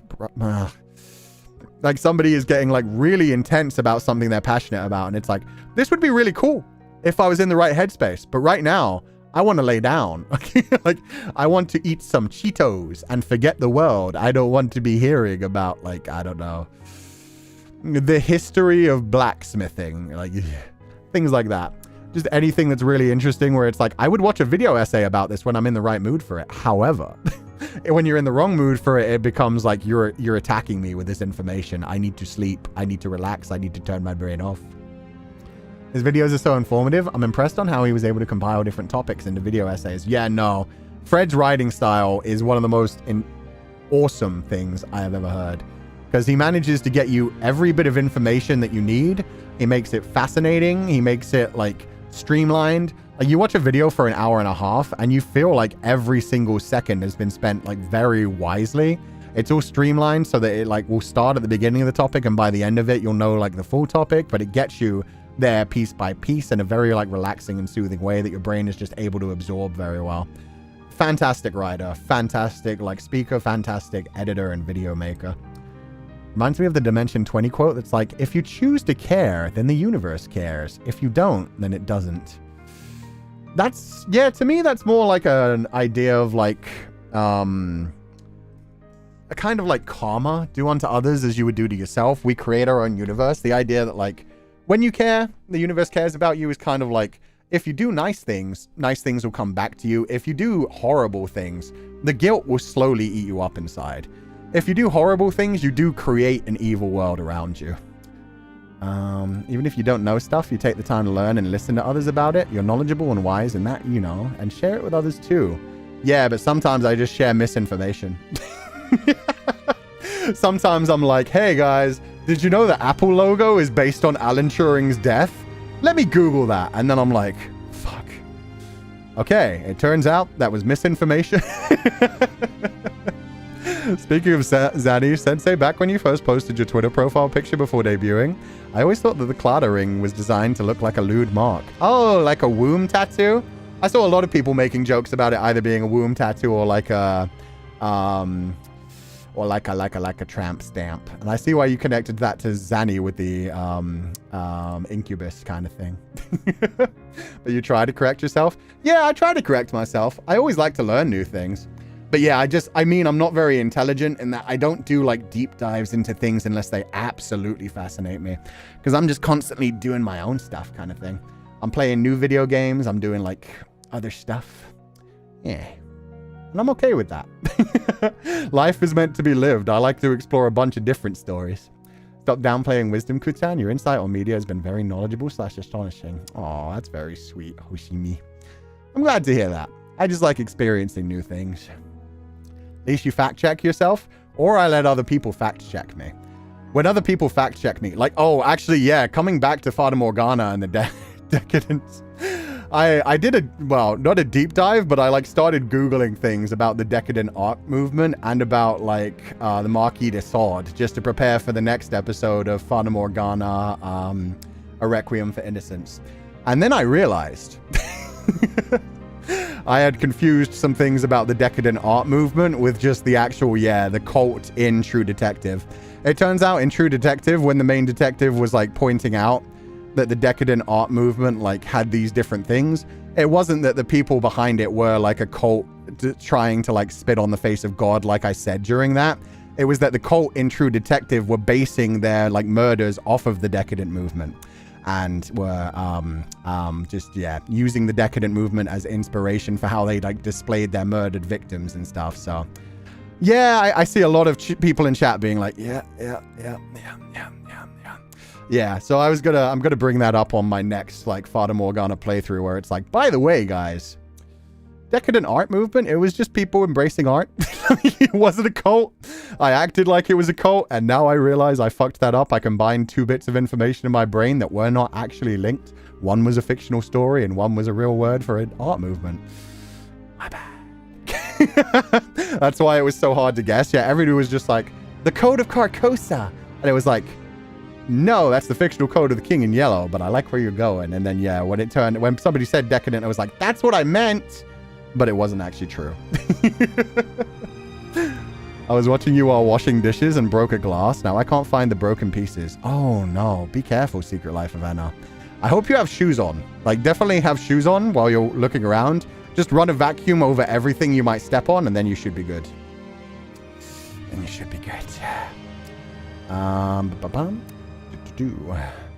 think your emotional intelligence is off the top charts, though.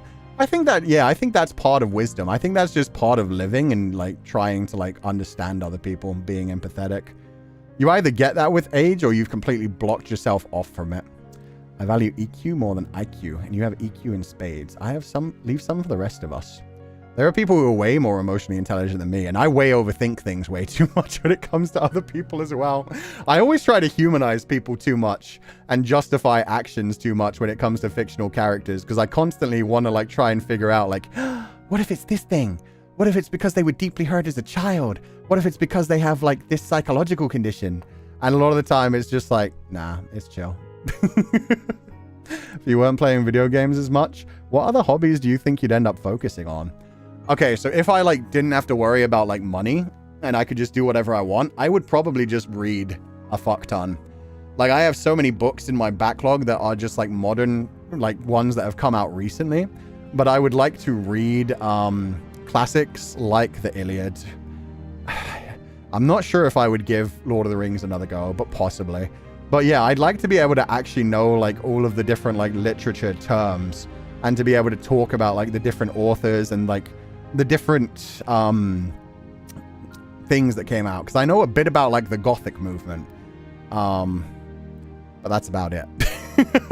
So I don't know about, like, how, like, writing evolved over time. The same as, like, the art movements. That would be it. If I didn't have to work, I would probably spend all my time doing research into things like that.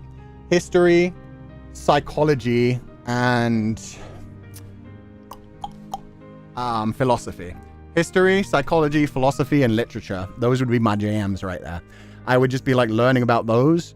But yeah, time is limited on this world, and we unfortunately have to make money and do our own things. But yeah, I think all of those would advance, like, my own writing and my own views on the universe and things that I actually would like to say and share with people and just make life better, essentially. But yeah, those would be the things that I would explore, and I would use those to, like, write my own stories and stuff as well. Chat, today I went to star the stream by apologizing for being dumb. I said a thing and it was a big fat lie. Pretty much. That's exactly what I'm going to do on the next Fata Morgana one. I know I did also like doing, like, a bit of research on the Marquis de Sade, because the more I, like, read about the Marquis de Sade, the more I was like, oh, well, he only wrote about these things. He was just kind of like he was accused of a lot of things, but people don't know for sure how much he actually did behind just, like, flagellation. He only ever admitted to the flagellation, but it is just like a he said, she said kind of thing for all the other things he was accused of. But yeah, the things he wrote are very much, like, similar to what the Lord is doing to Morgana in A Requiem for Innocence. So I am wondering if the Lord was based around, like, some of Marquis de Sade's, like, stories, like Salo, 120 Days of Sodom, and other shit like that. A lot of fucked up shit, dude. Not all older people can get wiser, to be honest. Some people don't really care and will be even more selfish. Yeah, and then why is life even worth living? If you're just, like, closing yourself off. I mean, that's kind of like, yeah, we've kind of taken it full circle back to the storyline of Undertale. After everything, it's still you. We still keep moving forward. If we had gone forward and, like, killed the monsters because they attacked us, the world would have been a place full of hate. We would have killed Asgore, and I'm imagining Sans would have tried to kill us as well. We would have had to kill everyone and not had all these lovely memories with these awesome friends that were just scared of us and lashing out at us. If you don't leave your heart open. And that's the thing. That's why I like stories like the Odyssey, and, like, Undertale is really good for it as well, because there are probably, I mean, you have to fight Asgore. You have to actually attack him. There was a moment that I thought he was dead, and that would have been horrible. And even for Asgore himself, he's like, well, I have to kill these humans. There are times that you do bad things and can still, like, try to do better in the future. If you give up on trying to do better and you just, like, be like, well, I don't give a fuck anymore. Now I'm just going to do evil things because that keeps me alive. It makes me, like, money. It makes me feel safer. I don't have to be scared of other people. It just leads to more pain. But at the same time, there are times like, that's the thing, the true pacifist route, it's nice that there are stories where you can have a true happy ending where it's just like, nothing bad ever happened. And we all just did good things and everyone got along and learned to trust each other. But not everybody is actually redeemable. Not everybody can actually turn it around. In the real world, there are people who just don't. There are people who just, want to use, want to hurt, will abuse, and will use, and will take advantage. And that's the type of thing where you actually have to be defensive and safe and protective for other people as well. Which is why I like these kinds of human stories, especially the Odyssey is the big one that stuck with me recently, at least Epic the Musical's version. But just, a character who, like, wants to be nice, wants to do good, wants to spread more, like, happiness and hope around the universe, but occasionally realizes, like, you know what, I am a human, I slip up, and at the same time, there are people I need to defend my people from. Like, there are people where it's just like, oh, you're gonna hurt my people unless I stop you first. And hopefully don't do anything irreversible, but we haven't been having stories like that for a while, so it's nice to see things like Superman recently, where it's just like, I'm still gonna try and do my best, no matter what. Ku-sensei would probably thrive in ancient Greece and or the Renaissance, with all the pursuit of knowledge for the sake of knowledge going on. Yeah, but keep in mind, most of those times of, like... most of those times where there were the ability for people to philosophize, to think, and to explore the arts and literature came right at the end of a society. You had to be rich back then? Exactly what I'm saying. You have to be rich nowadays to have time to think about anything as well. Otherwise, you always have to be on the grind just to survive. Everything's getting more expensive and more painful. And we are possibly dealing with, another time that there's about to be a massive amount of turmoil and shifting going on in the world. Because, it's nice to have, like, times of affluence, but times of affluence don't always last for long. Times of affluence normally come at the expense of others, historically. And that's why it's fascinating to look into history as well and to see all that kind of stuff. Then the guillotines come out, and then the Dark Ages begin for a little while, and then hopefully society returns to a more stable state where people can be more comfortable for the next generation. For anyone trying to correct my grammar, I'm sorry for not being good at... No, you're good, don't worry.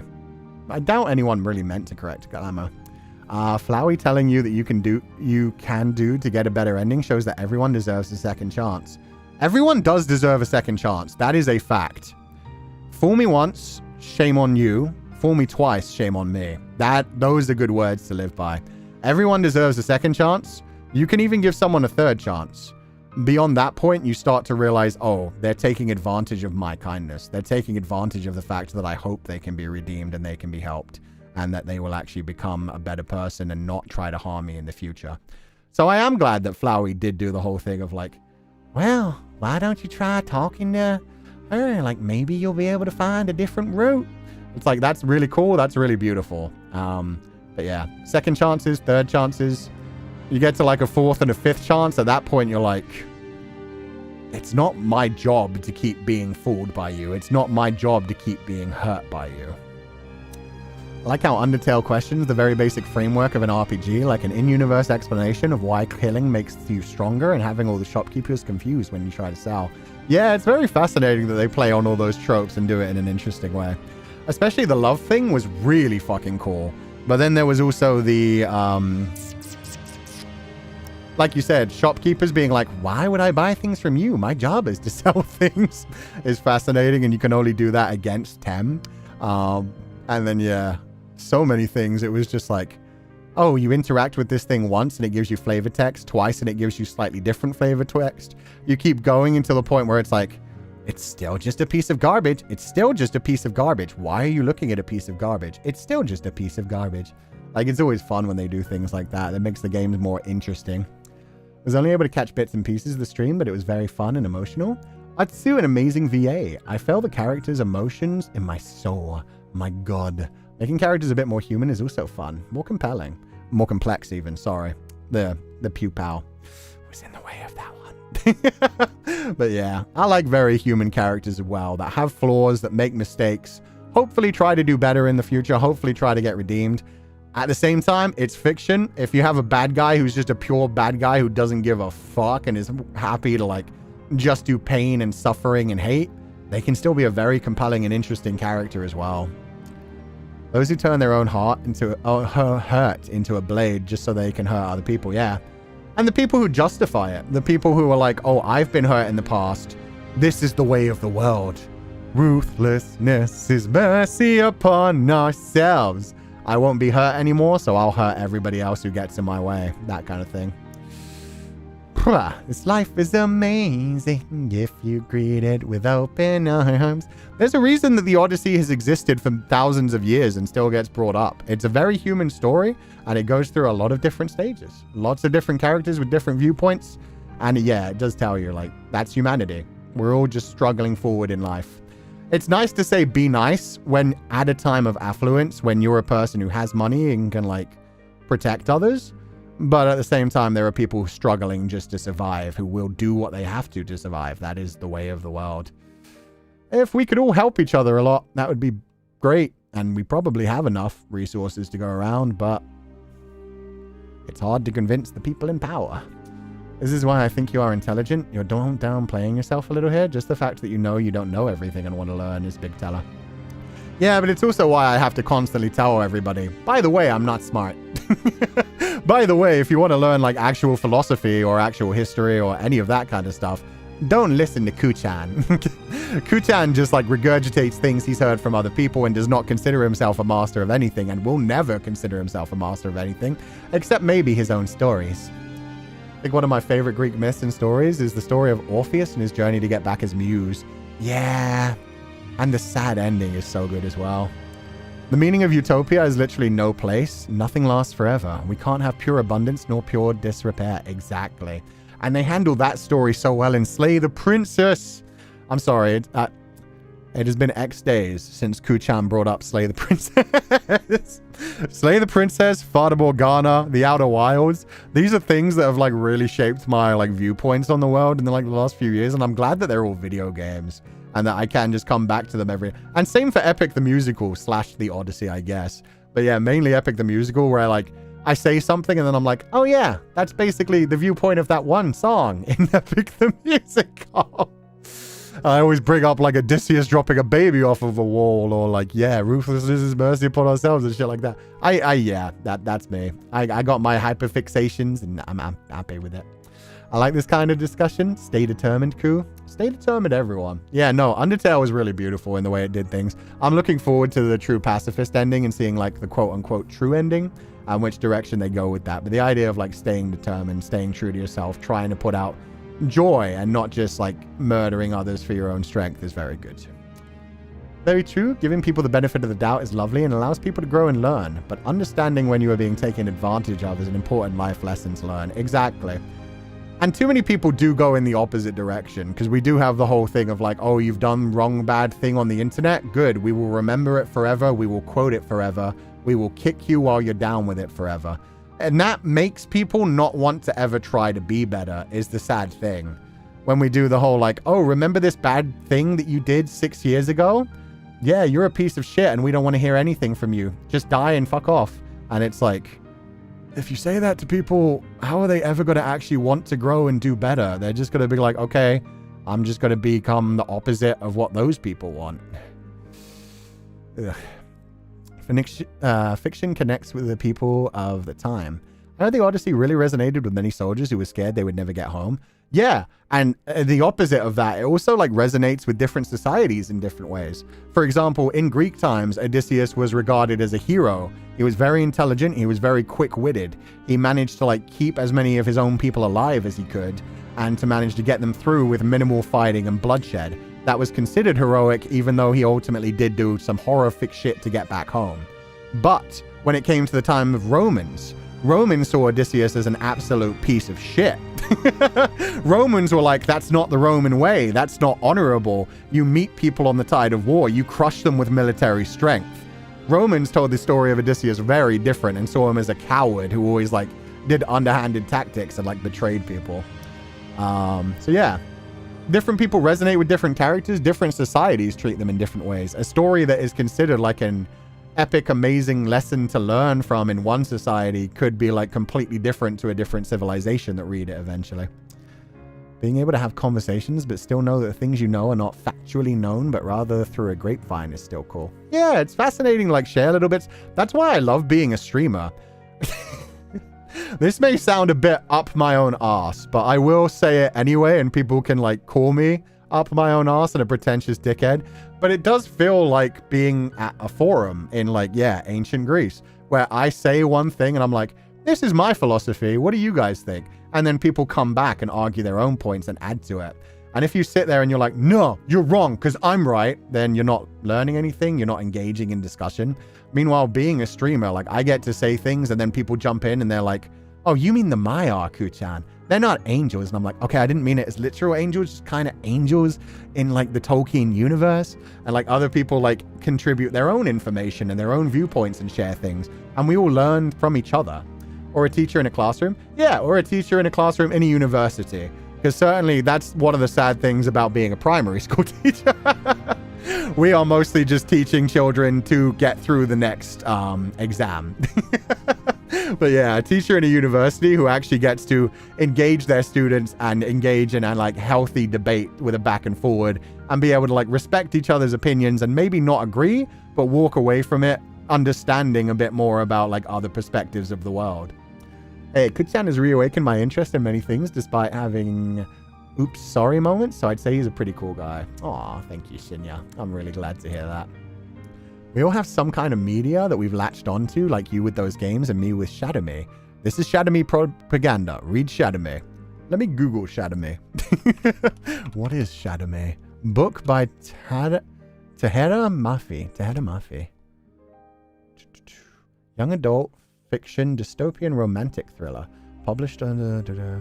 Yeah, give me the synopsis. Come on, hit me with the synopsis. I'm interested. Hit me. Oh, shit. Even just the synopsis is written really interesting with all the crossed out lines. I have a curse. No, I have a gift. I am a monster. No, I'm more than human. My touch is lethal. No, my touch is power. I am their weapon. No, I will fight back. Juliet hasn't touched anyone in exactly 264 days. The last time she did it was by accident, but the re-establishment locked her up for murder. No one knows why Juliet's touch is fatal. As long as she doesn't hurt anyone else, no one really cares. The world is too busy crumbling to pieces to pay attention to a 17-year-old girl. Okay, this does sound fascinating.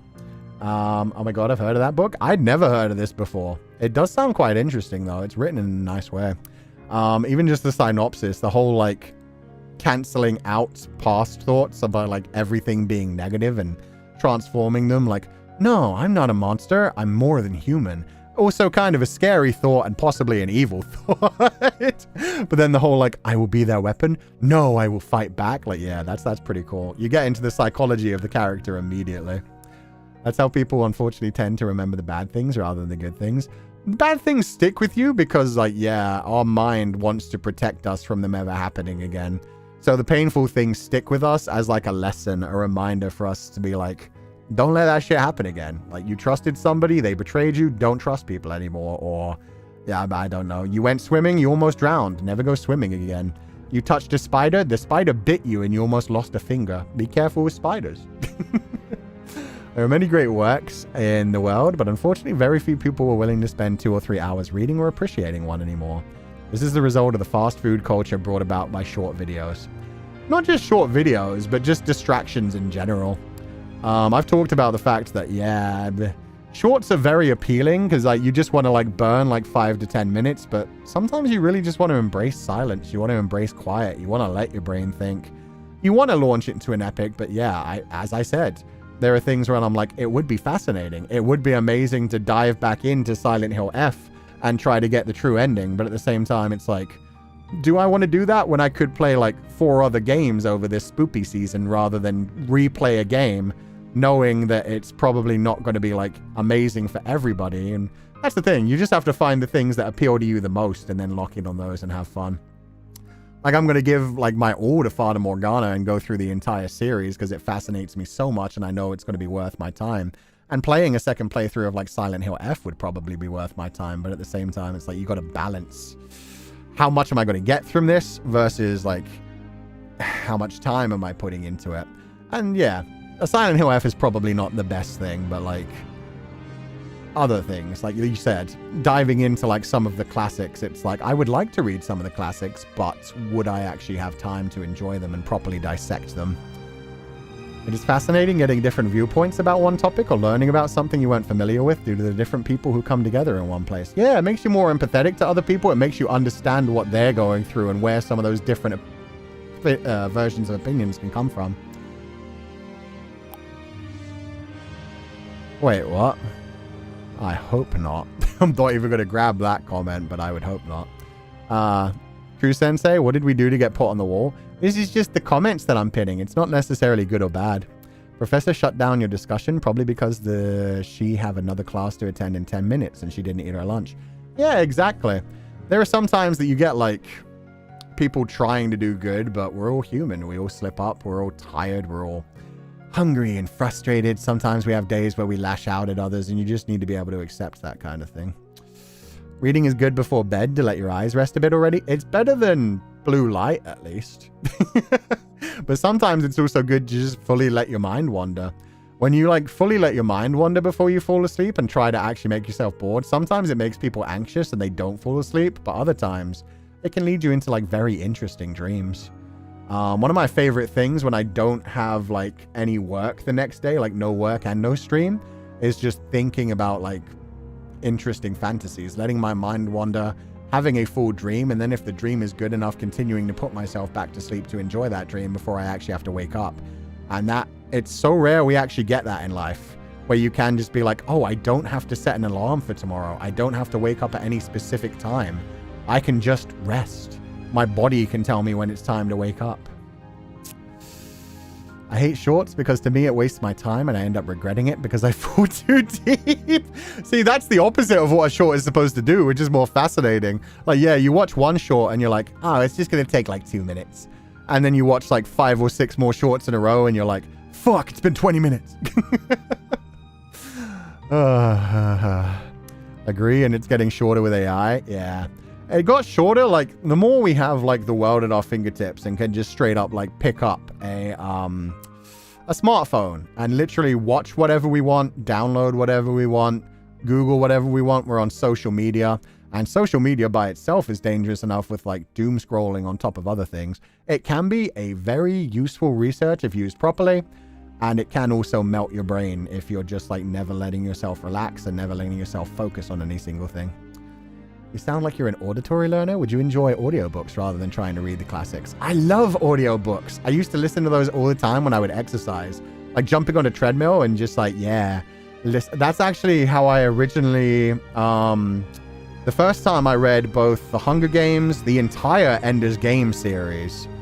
Like both of those I just listened to while exercising because it was nice just having them in my ears. So yeah, I am a bit of an auditory learner. But I do like reading things. It's just I have to be in the right mood for it. And obviously you actually have to carry the book around with you and be able to hold it. Like it's more annoying when it comes to like trying to open a book and read it at night. It's easier to just listen to audiobooks. Which is, yeah, what I do with my creepypastas where I just play them while I fall asleep. It's actually, there's a really good like audiobook version of Song of Achilles as well. Which has really good voice actors in it. And there's a really good version of Lolita read by the person who was in the movie, Jeremy Irons. Jeremy Irons does the audiobook for that one as well. Which must have been a horrific thing to record. Noticed I had any attention span lately, probably because of the internet, and it's become a lot more difficult to sit and read like I used to love doing, and that's painful to me. Yeah, it's hard having like time for things. I love reading at night because after I think back to what I read, I process it and it helps me sleep quicker. Or you fall asleep and have dreams like kind of tied into the books you've just read. Reading fantasy books and then having dreams about the fantasy you were just in is wonderful. The more about that imagining before bed is that I made too much of an interesting plot and now I need to stand up and write a fic. Yeah. Or when you wake up from an amazing dream and you're like, oh, wait, I need to get this down really quickly. And you realize it's like 4 a.m. You've like written down a good plot line. You're like, that's so sick. And now you're wide awake and can't get back to sleep. And you're like, fuck. You're like, that's such a cool idea. I can't let it go right now. And then you spend like hours on it and you realize that the next day you're going to be absolutely just wrecked and destroyed. You're the type of student that can remember everything in class just by hearing the lessons. Yeah. Auditory learner, 100%. That's why, like, in school, I did incredibly well because it was just like I heard everything and I was able to just repeat it on tests. And yeah, I wasn't necessarily particularly intelligent, just good at like retaining the information through my ears. I compute an hour every day to work, so audiobooks are a godsend. I've read like 100+ books this year thanks to them. Aw, see, that's awesome as well. Plus, some of them you get like proper voice acting. Some of them, they're just like very monotonous and chill, and they don't do any proper voice acting because they just want you to relax and just hear the enunciation of every single word. And then other ones, they just straight up like do full voice acting while they're going through the book, and it becomes a very different experience. And different people like different things. It's like some people like my playthroughs of visual novels because they're like, oh, the voice acting is great, he's doing his best. And then some people are like, oh, it wakes me up too much. I'd rather if you just read everything very monotonously and just put me to sleep. Sensei, didn't mean to rush, but are we getting a Metamorphosis Lost read-through soon? Yes. I'm not sure when. Preferably, it won't be this coming week, but I'm hoping to get enough done that I can do the first read-through the week after. But we'll see. I hope to get the first one done by the end of October and to get the full first tier, because the first tier is a very short one. The first tier is only about 7 or 8 chapters, but I'm hoping to get the first tier done by the end of November. Hannah Anderson. But we'll see. But that's the plan. I've been currently fighting my way through doing like all of the back-end work that I need to do and trying to find a work-life balance while constantly being behind with all the things that I've been cooking for November and just setting up a channel from like start to finish. Always having some sort of story-related idea in my head, which is precisely where I usually can't rest and end up having to doom scroll to shut my brain up. See, doom scrolling makes my brain so much worse. So a lot of the time I end up like having to distract myself with cute little like videos and like fun stories and just be like, this is much more relaxing. Like they just released a new season of Futurama like a week ago and it's not great, but there are some good episodes. And like when the day is beating me down a bit much and I'm like, I don't think, like the other day I watched Martyrs because people were suggesting it. People were like, oh, Kuchan, you like some of this shit that happens in like Fata Morgana? You like seeing like intense pain and suffering? You should watch Martyrs. And I was like, oh, that sounds like a good idea. I'm going to watch Martyrs. And then I watched Martyrs and I was like, oh, I need something happy. Like, I'm gonna watch some Futurama. I'm gonna watch some Game Grumps. I'm gonna have some nice relaxing times and cuddle my hug pillow and just be like, ugh, Martyrs is rough. Yeah, but I did finally watch Martyrs. It is an interesting watch. I think I understand like the 2 points of views where some people say it's like, oh, that's the most like that's the thing. Was it too much? It wasn't graphically too much. Graphically, like violence and gore, it's pretty fucked up, and obviously I don't like it. But at the same time, I have seen worse things. I have seen grosser things and more like fucked up things. But the message at the end really sticks with you. The message, yeah, the message that they leave at the end is very much like, oh, that's creepy. That's very like cosmic horror. That's very existentialist. That's very like, did she see something? And is it a bad thing? Or is it just bad for the person, the lady, the madame? Or yeah, it was fascinating. It was fascinating. No spoiler, no spoiler, no spoiler. No spoiler. Zero spoiler. That was very vague. Only people that have seen it will actually understand it. But yeah, we're not going to go into spoilers. The only thing, do you recommend it? No. No. That is what I was about to say. Martyrs is a movie that like graphically the gore wasn't too bad on me because it feels very unrealistic. But it will fuck with you if you're not used to like a basic level, well, not even a basic level of gore. It's a pretty serious level of gore. I've seen worse. The gore itself didn't hurt me. It was the dread of the characters that hit me. The dread of the characters and the message at the ending. I would have preferred if it stuck to like the story in the first half is completely different from the story in the second half. The story in the first half is like an emotional story for a character who's been traumatized. I would have liked to see that story go into the end. But instead, it took like a very different direction where I was like, okay, the person who made this was working through something. I'm not currently working through that. And so it more just like it grossed me out, and I get the message, and the message is very like dread-filled and painful, but I wanted to see the first story. I wanted to see like a healing journey from the first story rather than what went on. But yeah, I can never recommend it to you if you have too much empathy for folks, or if you've just like experienced some of the things that the characters go through. It's intense. It will stay with you. If you're in the wrong mindset, it may royally fuck with you, depending on things. But yeah, I watched it. I was like, this is pretty good. I'd probably give it like by pretty good, I mean like 6 out of 10. Like, it was like, oh, this is interesting. I would have preferred the first half of the story continued in like a nicer way, rather than what they did in the second half, which I get what they were going for. I get the angle that they were aiming for. I don't think it quite hit the nail on the head. And there was a lot of ways that they did things to get there that just made me feel uncomfortable. And I get that that's part of it. I get that's what they were going for, but it was just like the payoff wasn't really worth it to me, essentially. Essentially, that's it. It was like, it was okay. Have you watched The Substance? I have watched The Substance. The Substance is very good.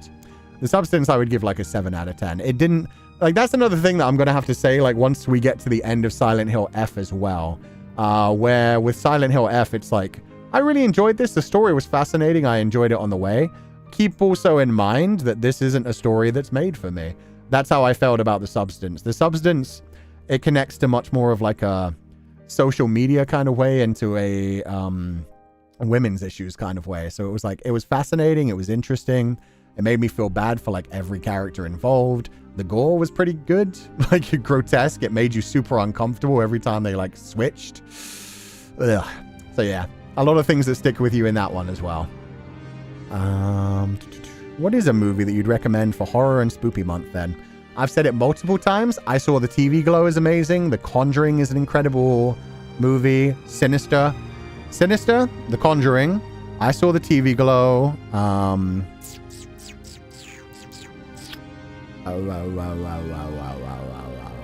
Grave Encounters.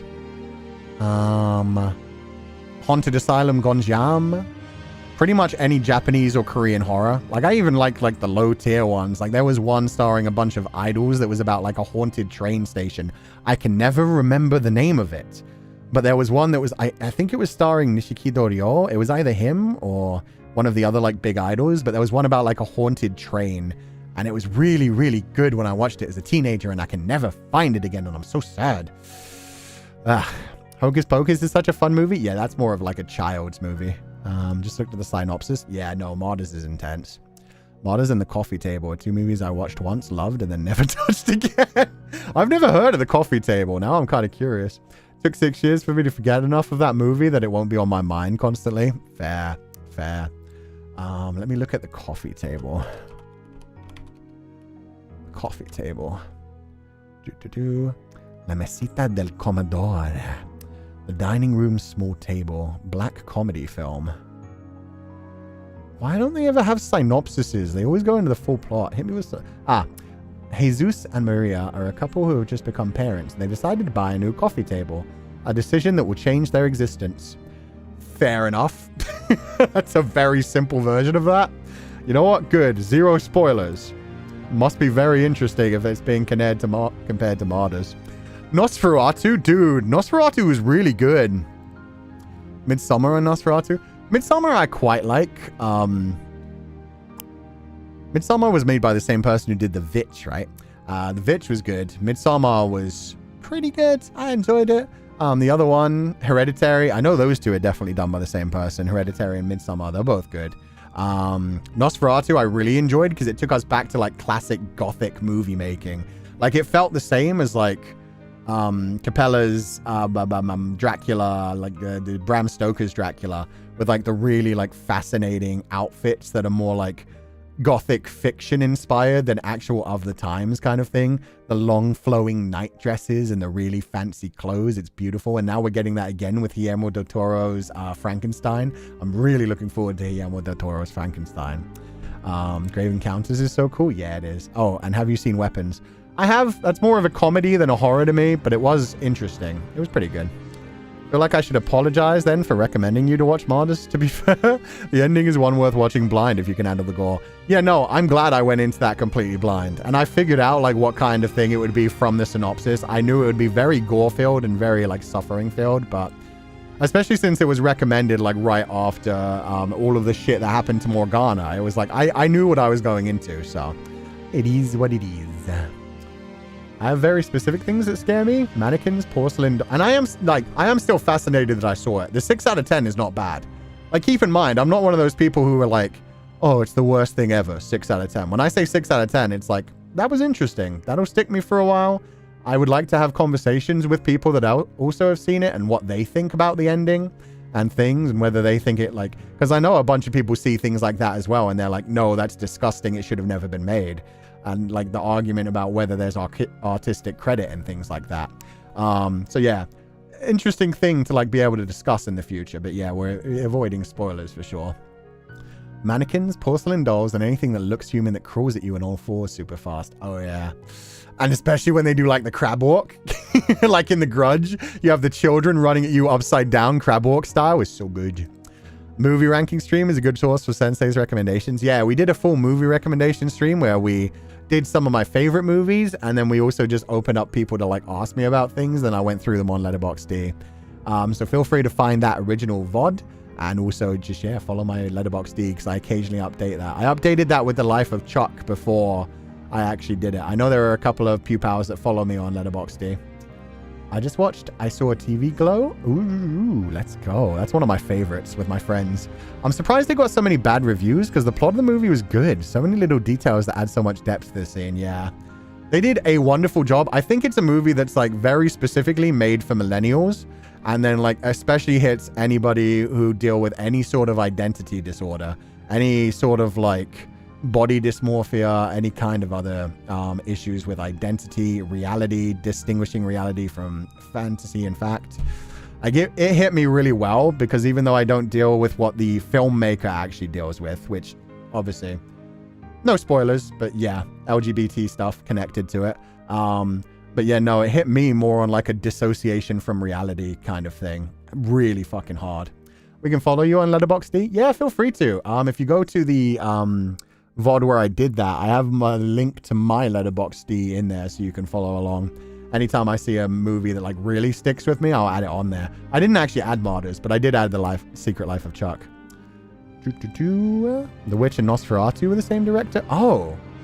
So they didn't do... Okay, interesting.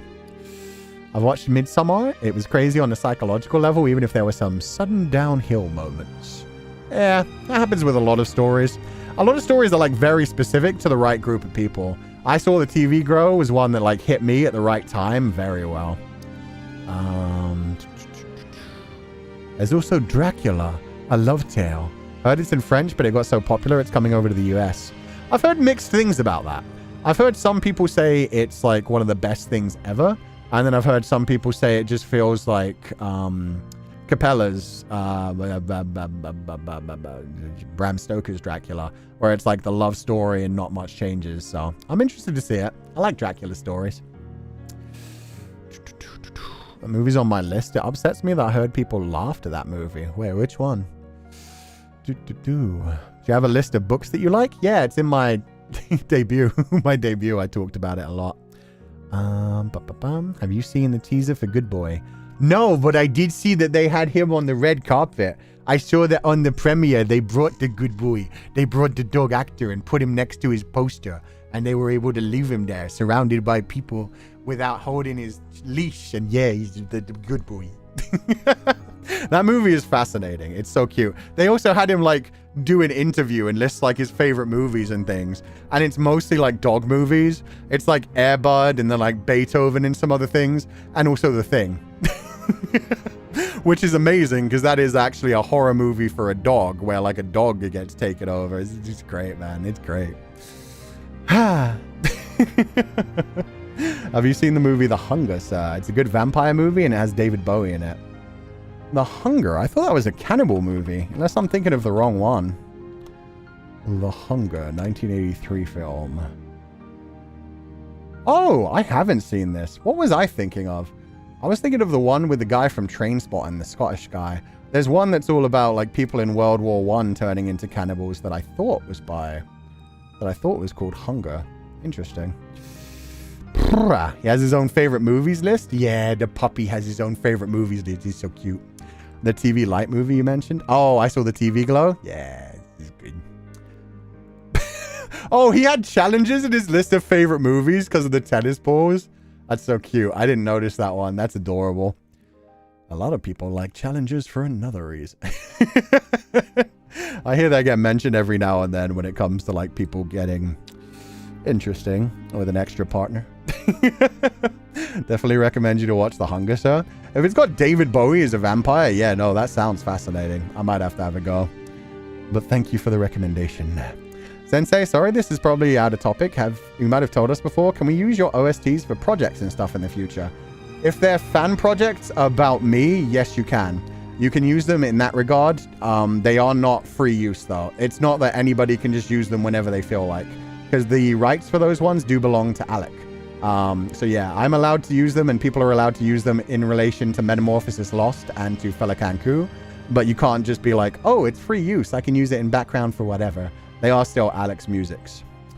I watched Makia after your recommendation, and it broke my heart in a good way. See, Makia's beautiful. Makia's suffering, but Makia's good suffering. I like good suffering. Fata Morgana is good suffering. I like suffering where it's disgusting. It breaks you down. It makes you cry. It makes you feel. It makes you cringe. It hurts you. It challenges your thoughts on morality and how much you can accept of pain and suffering in the world. And then it ends with like a happy ending. Like, I'm not gonna lie, I'm a bit of a bitch for like sad things that are just overwhelmingly sad and painful and end that way. It's like, they're good to reflect on, they're good to be interested in, but then it's like, I don't want to stay in this mindset though.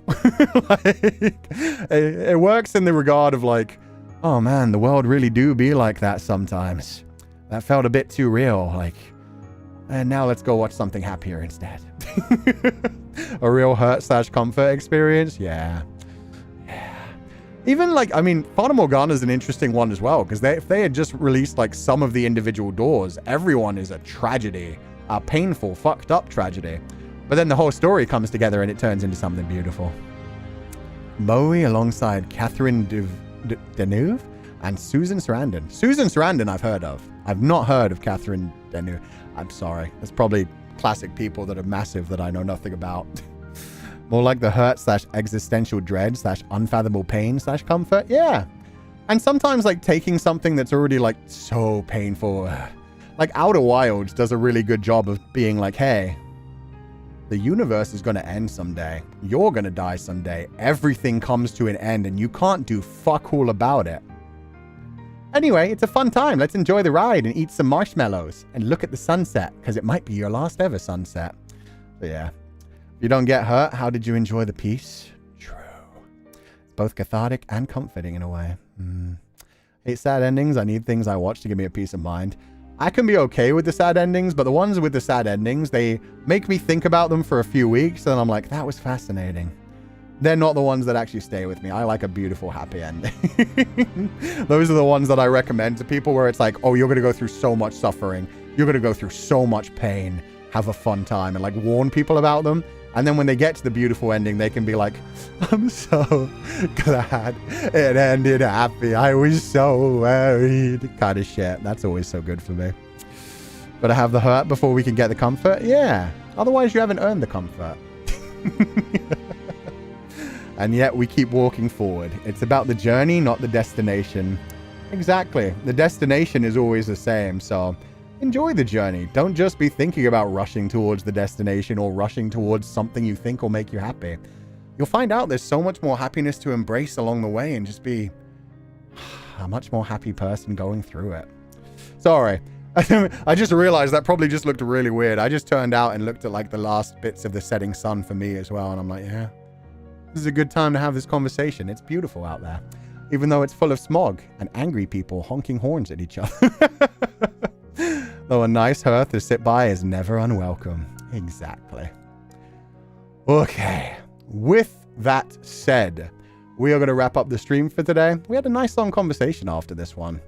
Undertale took us in a lot of interesting directions, which is what I love in a video game.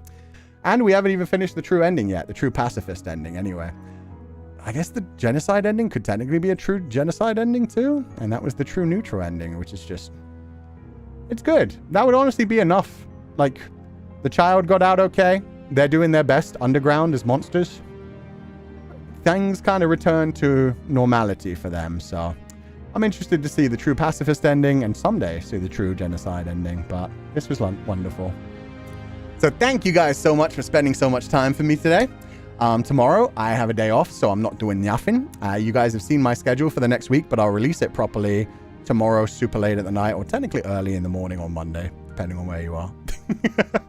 But yeah, we're going to be heading out for the day. Let me check if I can raid into anybody on the way out. It's been delightful and comforting. Oh, I'm glad to hear it. Yeah, we have two choices, but you know what? I'm going to send you guys right back to Zanny, because it's been a while since we raided into Zanny, and the fact that we had a Netherling raid in the middle of this, and now Zanny's back to streaming. Yeah, I'm going to send you guys back to Zanny. I think that'll be wonderful. So I hope you all have a lovely day. He is currently playing Secret of the Mimic, which I believe is Five Nights at Freddy's. I think. But I'm going to head out, relax, and chill. Thank you guys so much for being here. As always, burn bright, my pupils. Create an amazing future. Have a wonderful day. Have a wonderful break tomorrow. And as always, I will catch you guys next time. Bye-bye. And in fact, you know what? I'll take you down off the wall. Go be free, my pupils. Have a lovely weekend. I'll catch you guys next time. Bye-bye.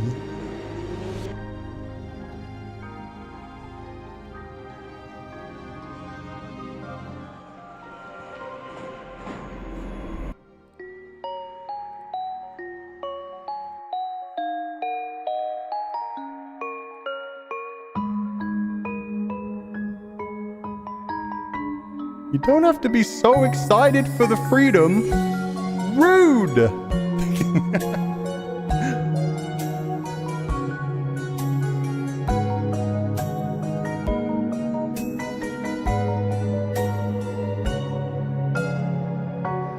We've come such a long way together. Walked the roads and saw the days go by before we had a chance to find a separate meaning. But I kept searching for a place, not a That's called a lesson. direction. They point to you. It took me time, but then I knew that I could not go back. Won't be the same as before. Don't wanna go another day far away from you. It's painful, but I don't regret it. All that I have, all that I am, wrapped inside of you. Though time goes by, I won't forget it. Thank you so much for the wonderful asset, Nekobaga. I'm sorry I didn't name you properly during the stream, but yes, Nekobaga made that beautiful asset. I need to properly credit everyone who's made all the silly assets I've been using recently, because so many of them are so lovely. But they're all in the credits page on the blog, so thank you so much. It's lovely, especially the little blinkies. If I rest my head upon your shoulder, let the tears fall down and hide away inside your open arms, to stay like this forever, to grasp at one more day,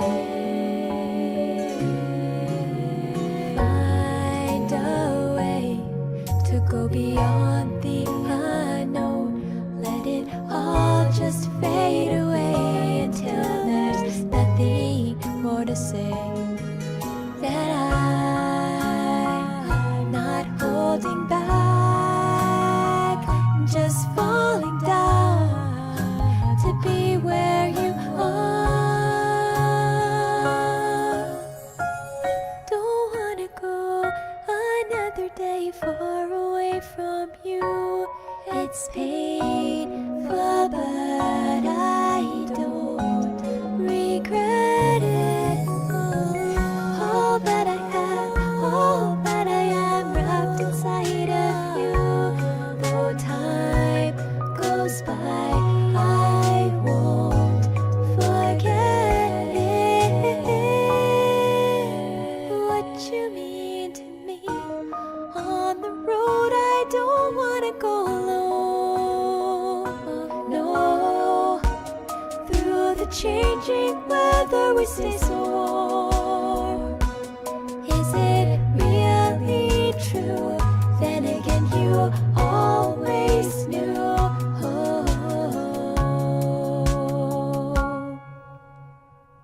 Don't wanna go another day far away from you. It's painful, but I don't regret it. All that I have, all that I am, wrapped inside of you. Though time goes by, I won't forget it. What you mean to me.